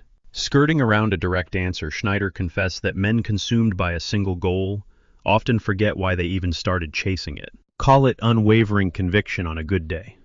On a bad one, pure, unfiltered obsession. But he knew one truth: crushing this electric milestone would rewrite his destiny forever, leaving surrender entirely out of the question. Snapping back to the harsh reality of the arena, he funnels every last drop of his aura into a final stand.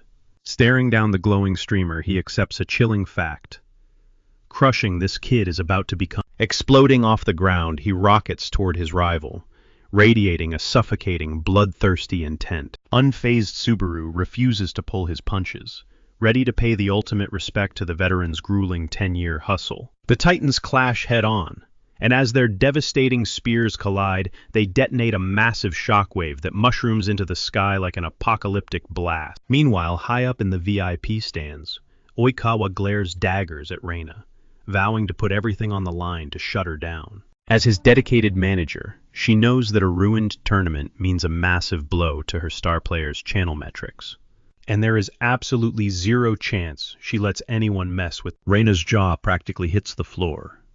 Utterly stunned to discover the woman standing before her calls the shots behind the scenes. Suddenly, Oikawa's intense hostility completely melts away.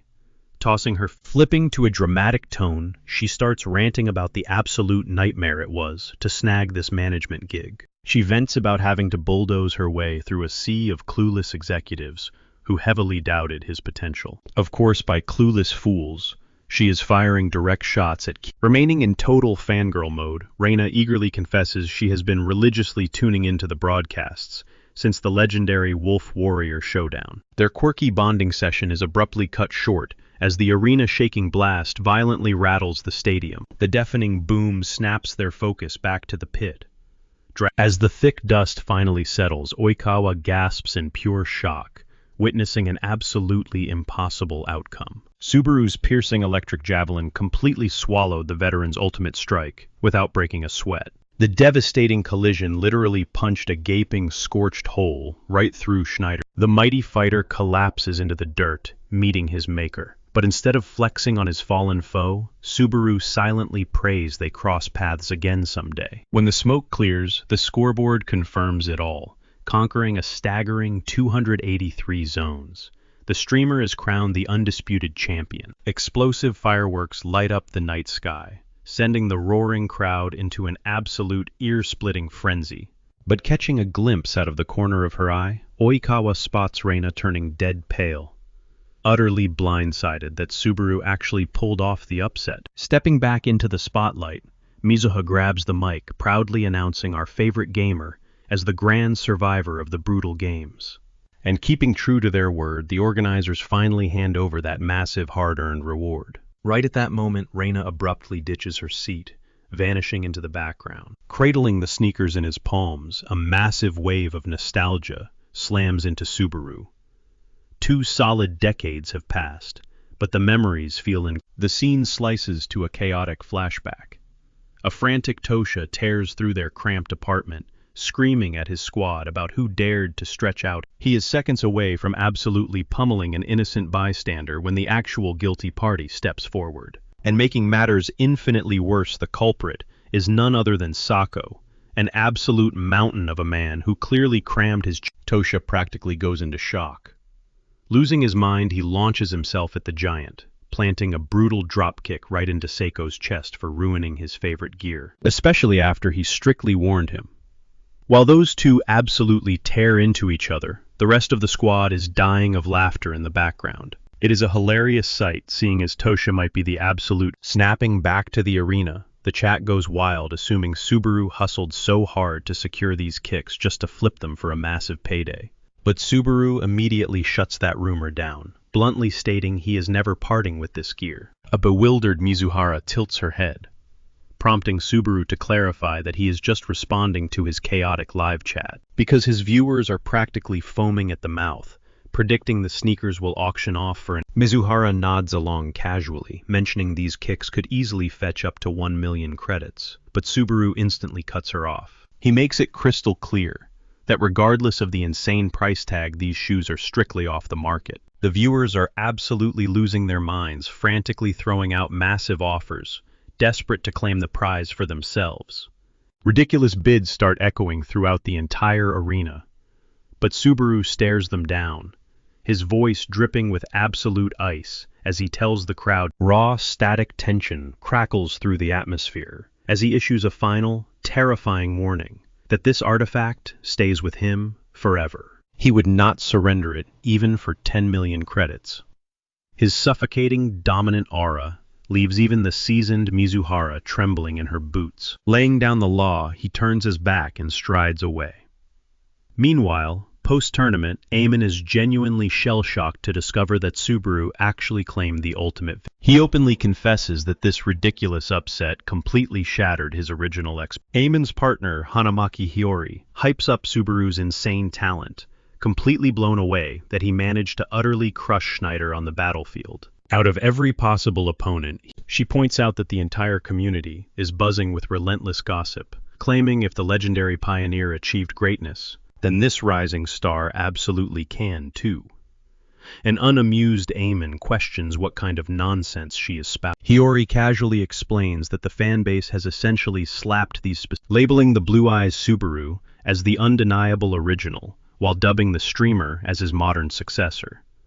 Amon visibly he argues that the titles really ought to be completely reversed, but Hiyori casually shrugs it off as the exact same concept. Eamon stubbornly refuses to let it go, prompting a deeply annoyed Hiyori to mutter under her breath that these obsessed blue-eyed fanboys like Eamon are an absolute nightmare to deal with. Eamon snaps back that he heard every single word she just whispered, but she instantly fires right back at him with a loud shout, demanding to know how he could possibly lack interest in the epic storm brewing right in front of them. Eamon keeps a cool head, firmly reminding her that regardless of the unfolding drama, they still have an actual job to execute, and their immediate mission is to hunt down the phantom shoe thief. The camera pulls back, revealing that Eamon and Hiyori secretly have an entire tactical strike squad positioned in the shadows, just in case things go completely south. Switching gears, a deeply satisfied Subaru beams down at his hard-earned prize, because securing these specific sneakers is his golden ticket to finally tracking down Toja after all these years. Turning to the camera, Subaru pours his heart out to his chat, deeply thanking his fans for triggering the wild missions that allowed him to barely survive the gauntlet. Diving into the specs of Tosha's legendary gear Talaria, he reveals it is a hyper-rare artifact blessing the wearer with a massive 25% boost to base movement speed. Plus it delivers a wild 15% multiplier to their vertical jumping power. It even unlocks the broken Cloud Stride ability, allowing 2 daily uses before hitting a midnight reset. Surprisingly, the chat is completely underwhelmed by these stats. The comment section starts roasting the item, claiming those buffs are incredibly weak for a supposedly mythical one-of-a-kind drop. But the hardcore veterans immediately flame the casuals, furiously lecturing them that pure speed-enhancing gear is insanely scarce, and top-tier rankers would out of nowhere. Subaru's screen lights up with an urgent text from Yuika. She frantically reports spotting a deeply shady woman lurking nearby, and her gut is screaming that something is terribly wrong. Subaru instantly goes on high alert, his mind racing as Yuika specifically warns him that this mysterious stalker is likely hunting down his newly won prize. Completely oblivious to the danger above, Subaru has no idea Reina is perched like a predator on a nearby rooftop, her eyes locked onto him, though a flicker of hesitation holds. Even with the legendary prize practically dangling in plain sight, she struggles to make a move. But after taking a deep breath, Reina violently buries her. Her eyes turn ice cold, fully prepared to completely sever Subaru's ankles right off his legs. Cut to Subaru strolling into a local tavern. He's meeting up with Wika, who is absolutely buzzing with adrenaline from the tournament. She practically beams while congratulating his victory, sliding a freshly poured drink across the table. But Subaru cuts straight to the chase. He leans in, demanding the details behind her cryptic text. Lowering her voice, Wicca reveals she bumped into. Prodded for details, she clarifies it was another female player, one who completely concealed her identity behind a mask identical. At first glance, the girl seemed incredibly sketchy. But as the ice melted between them, Wicca realized this masked stranger was a hardcore fan. Naturally, the two hit it off and chatted away. Yet the very second Subaru snagged the championship, Wicca noticed the girl's expression completely shatter. Mimicking the look, Wicca describes it as the face of someone who just had their heart ripped out. It didn't add up. If this girl was a genuine supporter, watching her idol win, and just like a ghost, the stranger vanished. Wicca tried tracking her down, but the girl's stealth was practically superhuman. Leaning closer, Wicca insists this mysterious woman wasn't just some random spectator. The revelation hit Subaru like a ton of bricks, plunging him into deep thought. His mind races. Who possessed that level of stealth while claiming to— Then Wicca drops the real bombshell. She recalls asking the girl if she was specifically a fan of the legendary Blue Eyes Subaru. In response, the stranger's eyes had glazed over with deep, painful nostalgia, as if drowning in old memories. Snap. The pieces finally lock into place. Without a single word, Subaru bolts from the tavern. Wicca screams his name, but he tunes her out, tearing desperately through the crowded streets. Meanwhile, Reina stands completely unfazed, already sensing the hounds Itsuki unleashed on her trail. Honestly, Amane and Hiyori are barely speed bumps. She could crush them both without breaking a sweat. Out of nowhere, she catches a glimpse of Subaru sprinting furiously in the distance. Scanning the perimeter, Reina calculates the odds. 5 seconds. That's all it would take to ambush him and swipe the relic. The echo of her promise to Toshia burns in her mind. She swore she would reclaim those boots. But watching Subaru, now the killer instinct, completely evaporates from her chest. Every movement, every breath this guy takes, screams of the original Subaru she once knew. Biting her lip, she abandons the heist. But she mentally draws a line in the sand. If he dares align with Blue Zone, there will be zero mercy. She fades into the shadows, vowing to end his life herself if he ever crosses over to the enemy. Deep down, though, an agonizing urge claws at her heart. She just wants one conversation with him. Just one. Would gazing into his eyes feel like finally reuniting with the phantom? Cut back to the neon-lit streets, where a gasping Subaru finally skids to a halt. He punches the wall in sheer frustration. How could he be so blind? Itsuki was obviously dangling the Talaria gear to lure The math is terrifyingly simple. Reina was the invisible thief gunning for the shoes all along. The lingering mana from the ice flowers confirms his wildest theory. Reina was secretly lurking at the arena. A spark of pure, unadulterated hope erupts in his chest. If Reina is breathing, maybe all 4 of his old comrades survived, but he forces himself to slam the brakes on his optimism. Knowing Reina's explosive temper, she wouldn't have just sat on her hands, especially with Toshia's sacred gear. While he's drowning in this whirlwind of deductions, a panting Wicca taps his shoulder, demanding to know why he just ghosted her. Catching his breath, Subaru mutters that her vivid descriptions sparked the memory of an old acquaintance. Her jaw drops in shock, but Subaru quickly brushes it off as a wild goose chase. Squinting at him suspiciously, Wicca stammers out the ultimate awkward question. Does he actually have any friends? Her face flares crimson the moment the words leave her mouth, while Subaru answers with a deadpan silence. Flustered, she scrambles to clarify that she specifically meant female. Ignoring her burning curiosity, he simply turns on his heel and suggests calling it a night. He marches away at an aggressive pace, leaving a flustered Wicca sprinting to catch up, frantically asking if she hit a nerve. Eamon and Hiyori are deep into their stakeout, eyes peeled for the infamous shoe thief, when Eamon's phone suddenly buzzes with a strict order to stand down. Hiyori's jaw drops in pure disbelief, but Eamon quickly clarifies that this chilling command. Fury flashes in Hiyori's eyes. They had been aggressively camping out there for absolute ages, only to get benched at the very last second. Eamon fiercely points out that if the culprit had actually shown up, there is absolutely no way they would have just stood by and let another crew snatch their hard-earned bounty. He figures Itsuki is simply trapped in his own head, completely overanalyzing the situation. Plus, Itsuki is absolutely convinced that the heavy hitters from Blue Eyes would have crashed the party regardless, perfectly aware they were walking into a deadly. This revelation totally blindsides Hiyori.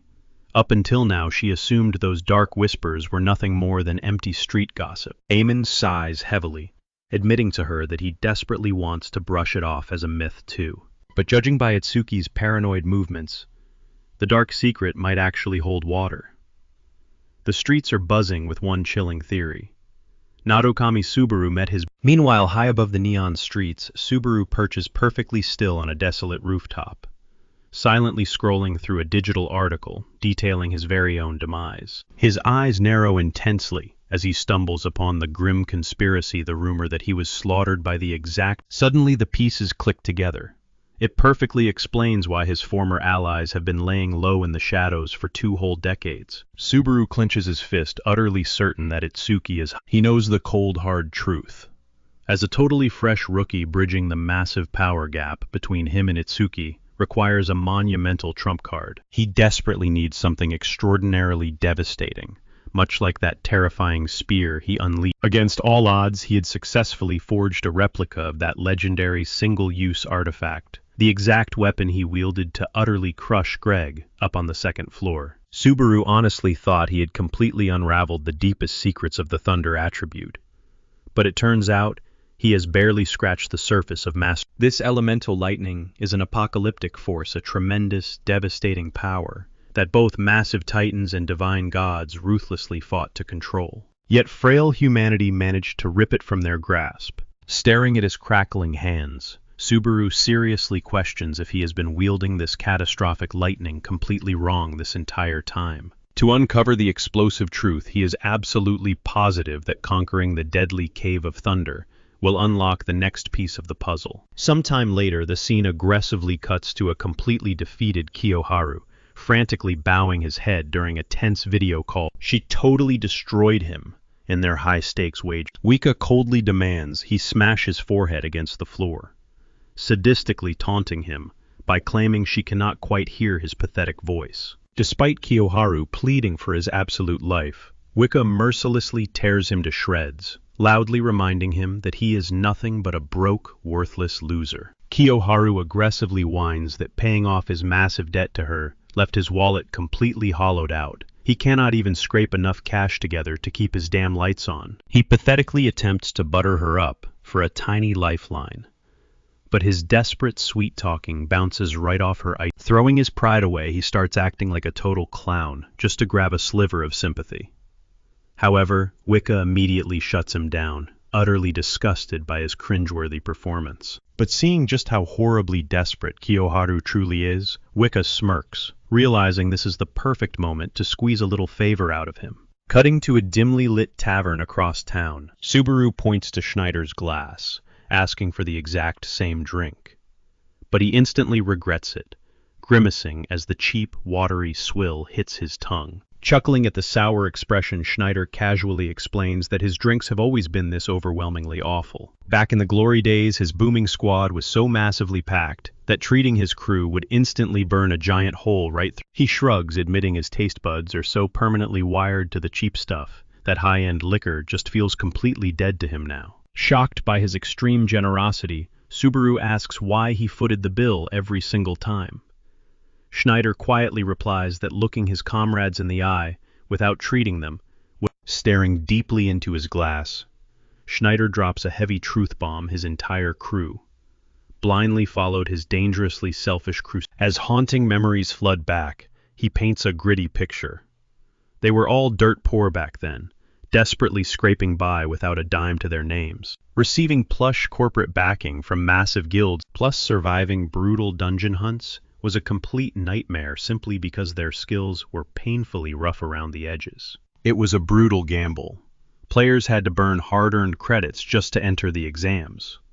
But if you kicked the bucket halfway through, despite the insane, life-threatening risks, they were completely diving into those hellish dungeons was the absolute only option they had. Then came that unforgettable tragic afternoon.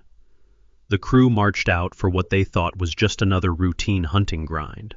They were honestly just hoping to grind out a few measly levels, but destiny had a horrifying twist waiting for them.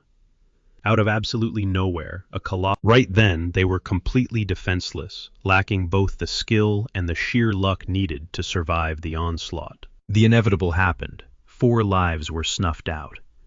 And these weren't just some nameless fodder. They were his closest brothers in arms. When Subaru asks if their spirits harbor any resentment, Schneider's gaze darkens. He confesses that their hatred pierces straight to his core. The phantom echoes of their dying shrieks still haunt him, ringing so loud his ears crack. Their agonizing voices constantly echo in his mind, relentlessly demanding to know what could possibly be so damn important about the Cave of Thunder that it had to cost them their lives. As Schneider chokes on his crushing guilt, Subaru's blood runs cold, imagining his own fallen comrades screaming those exact same words from the grave. Unable to stomach another word, Subaru abruptly cuts him off. He can't bear to listen anymore. Schneider shoots back, asking if this is just empty pity. Subaru shakes his head, admitting that any sane person would have after witnessing a bloodbath like that. But Schneider refuses to walk away. His friends marched into the Reaper's clutches simply because he asked them to, quitting now. He reminds Subaru that backing down would completely spit on their memory, rendering their brutal sacrifices entirely meaningless. That crushing burden is exactly why the Cave of Thunder has consumed his every waking moment. He honestly doesn't expect a kid like Subaru to fully grasp that kind of dark obsession. Yet ironically, staring at Subaru is the first time he's caught a glimmer of genuine hope in ages. Subaru blinks, totally thrown off by being called someone's saving grace. Leaning in, Schneider finally drops the veil, ready to reveal the terrifying truth behind what the Cave of Thunder actually is. Meanwhile, back at the base, Shu is pacing like a caged beast, completely losing his mind over Reina's radio silence. Paranoia claws at his brain. What if Itsuki sniffed them out? What if Reina is already bleeding out somewhere? Just the mere thought of her dying triggers a catastrophic surge of his mana, flash freezing the entire room in a heartbeat. He violently vows to butcher Itsuki in the most gruesome way imaginable. Still seeing red and barking out death threats, his phone suddenly buzzes. It's a text from Reina casually apologizing for failing to snatch back the shoes. Reading the screen, Shu's jaw drops, and he unleashes a deafening, hysterical scream. She had sworn up and down that securing that gear would be an absolute breeze. Fast forward, Subaru flicks his stream back online. Chat immediately explodes, utterly confused by his bizarre unknown location. Spamming the comments, they ask if he's actually raiding the Cave of Thunder today. He coolly confirms that's the exact plan. He fired up the broadcast specifically to document the carnage. Mid-banter with his audience, some random player awkwardly steps into the frame, asking if he's the famous streamer. Subaru nods, and the guy nervously stammers out that they also pulled the Cave of Thunder quest. Peeking past the trembling guy, Subaru spots an entire squad loitering in the background. The stranger tries to play it cool, proposing they join forces, since they share the exact same objective. Just then, Awika slides into Subaru's private direct messages, with a crucial warning this raggedy squad was hastily slapped together, for the sole purpose of leeching off his massive clout. Subaru locks eyes with the group, demanding they explain themselves. The frontman stammers again, repeating that their destination is identical. He desperately pitches that their combined firepower would be incredibly valuable during the grueling raid. Another member frantically chimes in, blatantly lying through their teeth that they totally aren't trying to farm his fame. Subaru takes a slow, deep drag of air. With a chilling calm, he tells the scavengers that he expects them to fight for their absolute lives. He only agrees to let them tag along to avoid any nasty internet rumors about him dodging a challenge. The self-proclaimed leader smirks, acting like this fragile alliance is just how the game is played. Subaru throws a cold glance over his shoulder, bluntly stating that he can't just slaughter them all simply because they annoy him. The leader's arrogant smirk instantly vanishes. Pale and shaking, he begs. Subaru doesn't stutter. He lays down one brutal, non-negotiable rule before they take a single step forward. They are absolutely not friends, nor are they comrades in arms. They just happen to be walking down the exact same road. Nothing more. Hours later, this tense assembly arrives at the Conrad Kingdom's desolate border outpost. There, waiting in the shadows, is the man running the show. The legendary Demon's jaw drops when he spots the massive crowd trailing behind Subaru, immediately groaning about the absolute swarm of tagalongs. He doesn't hold back, brutally roasting the kid and branding him a pathetic E-rank merc. The hostility dials up to 11. The second demon realizes Subaru is an otherworlder, mercilessly taunting him. He sneers, claiming freaks like him just have a massive death wish. Utterly ticked off, Subaru turns to his chat, asking if he should just turn this loudmouth into a midnight snack for the vultures. The viewers absolutely lose it, completely stunned that their streamer even knows what a vulture is. But beneath the banter, Subaru detects a sickening, razor-sharp killer instinct radiating from Demon, a thirst for human blood, not monsters. Meanwhile, out on the desolate fringes at the Ottoman Kingdom's rally point, Schneider is arming his crew, dead set on conquering their next massive quest. Completely out of the blue, a hotshot Blue Zone player named Paul Ryman crashes the scene, announcing that his squad got handpicked by High Command to hijack the raid, forcing Schneider to ruthlessly cut half his own team. Schneider is totally blindsided by the top-down directive, while Paul just smirks, rubbing salt in the wound. He mockingly whispers that this humiliating downgrade is the exact price for his Paul ruthlessly points out that getting completely wrecked by Subaru cost the guild a massive fortune in prime assets. Eyes narrowed, Schneider challenges the arrogant punk, asking if he seriously thinks he could have pulled off a win, bragging that he would never get humiliated by some fresh-faced rookie who barely scraped his way onto floor 3. To make matters worse, Paul twists the knife, claiming he wouldn't rot away for a whole decade stuck on this pathetic level either. Don Chow's hand instantly flies to his hilt, ready to spill blood, but Schneider's iron grip pulls him back. Unfazed, arrogantly struts around, demanding Schneider drop to his knees in gratitude, claiming his arrival is the only reason they might actually survive the deadly Cave of Thunder. Furious Don Chow screams desperate to slice the smug grin right off Paul's face, but Schneider coldly orders him to stand down, reasoning that swapping out a bunch of greenhorns won't change their fate anyway. Schneider gives his raging lieutenant a dark smile, admitting the pompous jerk actually nailed one tiny detail, leaving Don Chow utterly confused. His leader's eyes glow with lethal determination, as he declares they are absolutely conquering the Cave of Thunder today, no matter the cost. Cutting back to the main event, Subaru trudges toward the legendary cavern alongside his band of opportunistic. The chat spam goes wild, totally convinced their streamer is boiling with rage over these deadweights completely killing his momentum. Demon shivers, noting a super creepy vibe blanketing the zone. The perfectly timed mechanical opening of the gates just screams unnatural trap. Subaru just blanks at the complicated warning, completely tuning him out as the terrifying maw of the Cave of Thunder finally looms into view. A colossal ancient gate seals the path, completely engulfed by an apocalyptic storm of blinding, non-stop lightning strikes. Demon grimly explains that this relentless high-voltage barrage makes breaching the entrance. The head of the Leech Squad frantically scrambles over, demanding to know how many times Demon has actually danced with this death trap. The grizzled merc smirks, revealing this is his third terrifying run, casually dropping the horrifying fact that fewer than 10 mercenaries have ever walked out of there breathing, earning his spot among those living legends. The nervous leader inches closer, sweating bullets, desperately asking if he kept diving into the nightmare after surviving, but Demon brutally cuts him off. Baffled, the guy asks why the hell he's joining their suicide squad today, prompting Demon to confess his single, obsessive goal. He only wants the mythical traces of thunder.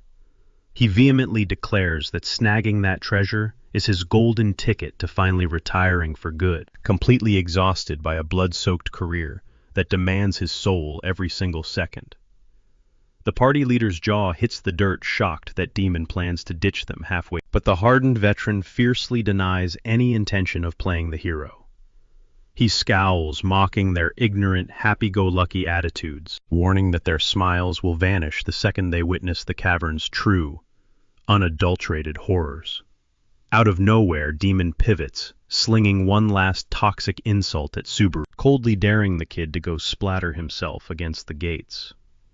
As the squad abruptly freezes right in front of the colossal door, Demon barks out an order, revealing they have exactly one grueling hour. Right on cue, a wretched, scurrying rat zips by, and Demon viciously punts the tiny creature straight into the hazard zone. In a blinding flash, 1,000,000 volts fry the beast to a crisp, a gruesome, undeniable live-action warning of the agonizing death, waiting for anyone stupid enough to rush the barricade early. He growls at everyone to glue their boots to the dirt, while the chat erupts, begging Subaru to drop some epic lore to kill the suspense. But in a completely unhinged move, Subaru actively ignores Demon's grim warning, marching straight into the electrical crossfire. Deep down, his sharp eyes could... This massive setup felt exactly like that brutal trial back on the second floor when he conquered Millennium Mountain. The rest of the squad instantly starts screaming at Subaru, frantically asking. Ignoring their panic, Subaru steps right up to the heavy barrier and presses his palm flat against it, causing the Heart of Thunder to violently push back. Thanks to his unique physical makeup, he completely shrugs off the deadly voltage, forcing the ancient gate to officially verify his credentials. A blinding apocalyptic lightning bolt violently crashes down, leaving the entire party absolutely speechless. They just stare in pure shock, desperately trying to wrap their heads around. Once the system confirms his worth, the blazing Thunder Gate completely shatters, finally uncovering the legendary Traces of Thunder. The glowing artifact drops right onto the stone floor, and Demon's eyes practically bug out of his head, since that's the exact prize he came here to steal. Tightening his grip on his massive weapon, the mercenary furiously demands to know how some random kid managed to summon the relic. Subaru completely ignores the threat, silently wondering to himself if the ancient treasure was just waiting for a truly worthy master to arrive. Even the live stream chat goes absolutely wild, completely blown away that our boy snagged the ultimate loot right at the dungeon's front door. Without warning, Demon ruthlessly swings his colossal battle axe, and while Subaru manages a split-second dodge, the heavy blade still slices directly into his Instantly, a system alert flashes red, officially registering that a fellow squad member has just gone rogue. Because of this unprovoked betrayal, the system completely lifts all friendly. Fully convinced that Subaru just got incredibly lucky, Demon steps up and arrogantly orders him to fork over the glowing artifact. Subaru coldly asks why he should ever take orders from trash, prompting Demon to arrogantly claim that all high-tier dungeon loot rightfully belongs to locals like himself. He viciously spits that clueless outsiders and naive players like... Flashing a sadistic grin, Demon mocks Subaru, betting that the kid is absolutely terrified of dying, even if he is just a player from another dimension.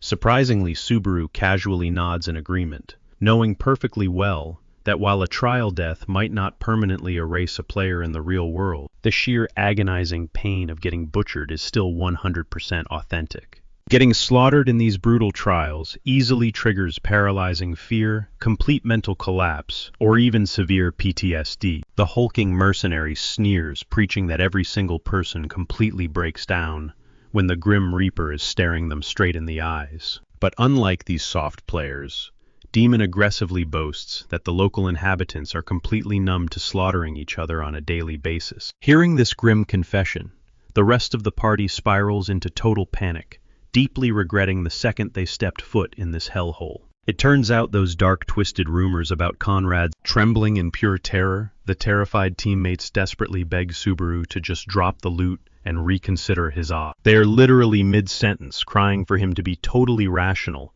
when one of the armed mercs suddenly gets his head sliced clean. With cold, dead eyes, Subaru confidently announces that he is going to completely exterminate anyone who stands in his way. Even the arrogant Demon takes a nervous step back. This kid is supposed to be a pathetic E-rank, yet his blinding speed defies all logic. Explosively launching himself forward, Subaru slashes through the air, through the veteran mercenary just barely manages to duck under the lethal strike. Smirking, Subaru ruthlessly taunts him, asking if dodging a one-shot execution is the only scrap of pride he has left as an S-rank fighter. Furious and completely humiliated, Demon screams at the top of his lungs, demanding to know what... Blinded by pure rage, the mercenary lunges in for a heavy strike, but in a literal flash of steel, his collapsing as dark blood fountains from his stump, Demon violently curses Subaru for wielding a cursed demon blade, aggressively calling him a pathetic coward who desperately relies on overpowered weapons. Slowly closing the distance, Subaru stares down at the broken man, coldly warning him never to project his own pathetic... With a razor-sharp smirk, Subaru brutally tells the bleeding man to start pinching pennies, and buy his own demon blade if he's that incredibly salty about it. But the trash talk is instantly cut short. Before the wounded merc can even blink, Subaru effortlessly cleaves right through him, ending his miserable life on the spot. Watching this absolute bloodbath unfold, the two-faced, cowardly party members completely lose their minds in pure terror. Subaru slowly turns his blood-stained gaze toward them, calmly asking if anyone else wants to try their luck at stealing the traces of thunder. Trembling like a leaf, the spineless party leader stammers out a desperate apology, suddenly addressing Subaru like the live stream chat practically implodes with laughter, completely losing it over how fast Subaru got upgraded from a scrub to an absolute god.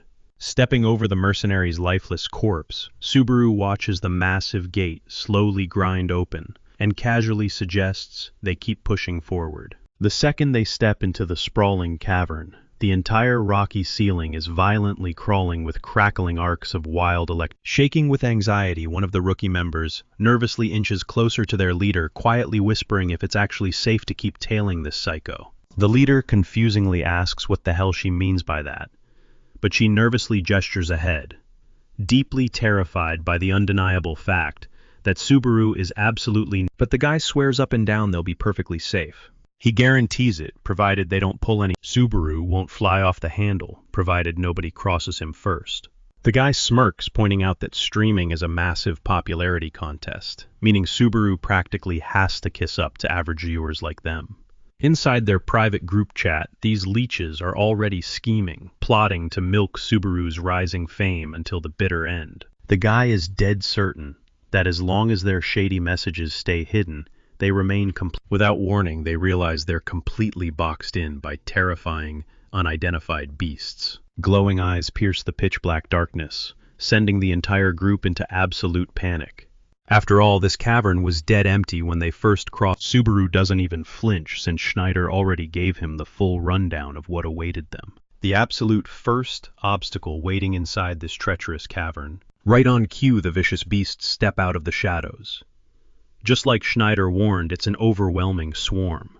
He had strictly warned Subaru that fighting them individually would completely drain his stamina before the battle even reached its climax. Absolute chaos erupts, yet Subaru completely ignores the charging front line of snapping jaws. The terrified squad screams, wondering why he's bypassing the immediate threat. It turns out, Schneider shared a brutal shortcut to speedrun this slaughter. Normally, the alpha monster towers over the rest as the most massive beast in the den. But with these lightning-infused predators, the absolute puniest runt is lurking safely in the back is the true alpha. And that's the exact target Subaru zeroes in on. Unleashing his raw power, he carves the beast in front of him clean in two, instantly triggering Cloud Strike.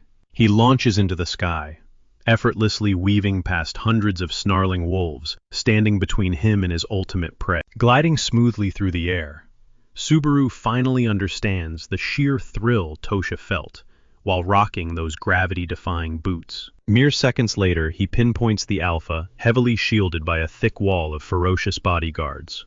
Subaru crashes down with devastating force, blasting a massive shockwave that violently scatters the defensive line. The alpha fiercely lunges at him, but Subaru rapidly channels a blinding surge of lightning before those razor-sharp fangs can connect. He unleashes a brutal, electrifying slash, splitting the alpha completely down the middle and ending its reign on the spot. The absolute second the beast drops a glowing prompt confirms the pack's bloodthirsty frenzy has drastically. Slaying the head honcho instantly triggers a massive level up. It turns out dropping the alpha is the ultimate win condition here. Despite Schneider claiming the pack would run rampant, Subaru suddenly barks out a commanding roar, screaming at the snarling beasts to sit down. Miraculously, every single one of them drops to the dirt. By slaughtering their old leader, Subaru instantly crowned himself the new alpha. The interface brightly flashes, revealing that conquering this fierce pack has unlocked an exclusive, brand new perk. He now holds absolute authority over every... His tag-along teammates are absolutely mind-blown, frantically begging to know how on earth he just tamed an entire monster army. Subaru brushes off their desperate questions, completely coldly declaring that it's time to plunge deeper into the dark abyss. He casually commands the pack to heal, and the massive beasts blindly obey, leaving his pathetic party totally dumbfounded. He strides boldly forward, like a conquering warlord, while the terrifying wolves march behind him like fiercely loyal foot soldiers. They soon step into a massive echoing chamber, where Subaru orders his new pets to unleash a deafening howl, and they instantly comply. A thunderous chorus fiercely shakes the walls as the party completely panics, screaming at Subaru to explain his seemingly suicidal tactic. Within seconds, vile creatures begin aggressively pouring out from every pitch-black crack, completely encircling the terrified squad. The cowards absolutely lose their minds, begging Subaru to stop, before that ear-piercing racket lures every single abomination hiding in the dungeon. They frantically demand to know what insane plan he's hatching. He simply smirks, claiming an all-out, surrounded slaughter is exactly how he rolls. He coldly assures the shaking team that they definitely shouldn't waste their breath worrying about his safety. With a fiercely loyal army of lightning wolves backing him up, but the trembling team leader quickly points out that the rest of them are nothing more than completely defenseless meat shields. Subaru ruthlessly shoots back a brutal reminder. He made it perfectly clear from day one that they were merely useless baggage tagging along for the ride. So now that all hell is breaking loose, they'd better figure out how to survive this brutal bloodbath. Dropping that bombshell, Subaru completely turns his back on the helpless group and single-handedly unleashes absolute hell on the monster horde. Cutting over to John and his assistant, their eyes are glued to the live broadcast. Their jaws practically hit the floor as they witness the mind-blowing spectacle. The assistant completely loses it, frantically asking John if their star player is actually allowed to go rogue like this. John just coolly brushes off her panic, pointing out that Subaru already laid down the law, giving him a free pass to do whatever he damn well pleases. Still, with those unwanted party members getting absolutely shredded by the beasts right on camera, the internet is practically guaranteed to crucify him. But John just flashes his phone screen at the panicked girl, revealing a bombshell piece of intel that completely flips the script. Turns out the wily manager somehow dug up the squad's private group chat logs. The leaked texts expose exactly how these frauds scrambled to form a fake team just to piggyback off Subaru's massive Cave of Thunder raid. John smirks, declaring this the smoking gun that proves they are nothing but desperate hitchhikers, completely shielding Subaru from any viewer backlash. The harsh reality: these weaklings could never even dream of surviving the Cave of Thunder by themselves. So the second they spotted a chance to exploit a free carry from an elite player, they jump. The assistant nervously wonders if the rabid live stream audience will actually buy that narrative. But John confidently guarantees they will, as long as this bloodbath is a one-time event. He breaks it down simply: if Subaru had actually babied these parasites and carried them through the dungeon, it would have opened the floodgates for endless copy. Right now, Subaru isn't just surviving. He is making a brutal, very public example out of them to terrify anyone else who even thinks about leeching off his hard work. Snapping back to the cavern's gloom, Subaru calmly turns around after single-handedly annihilating the massive swarm of charging beasts. He glances over to find that the opportunistic squad has already been utterly wiped off the map. A dark smirk creeps across Subaru's face, totally satisfied.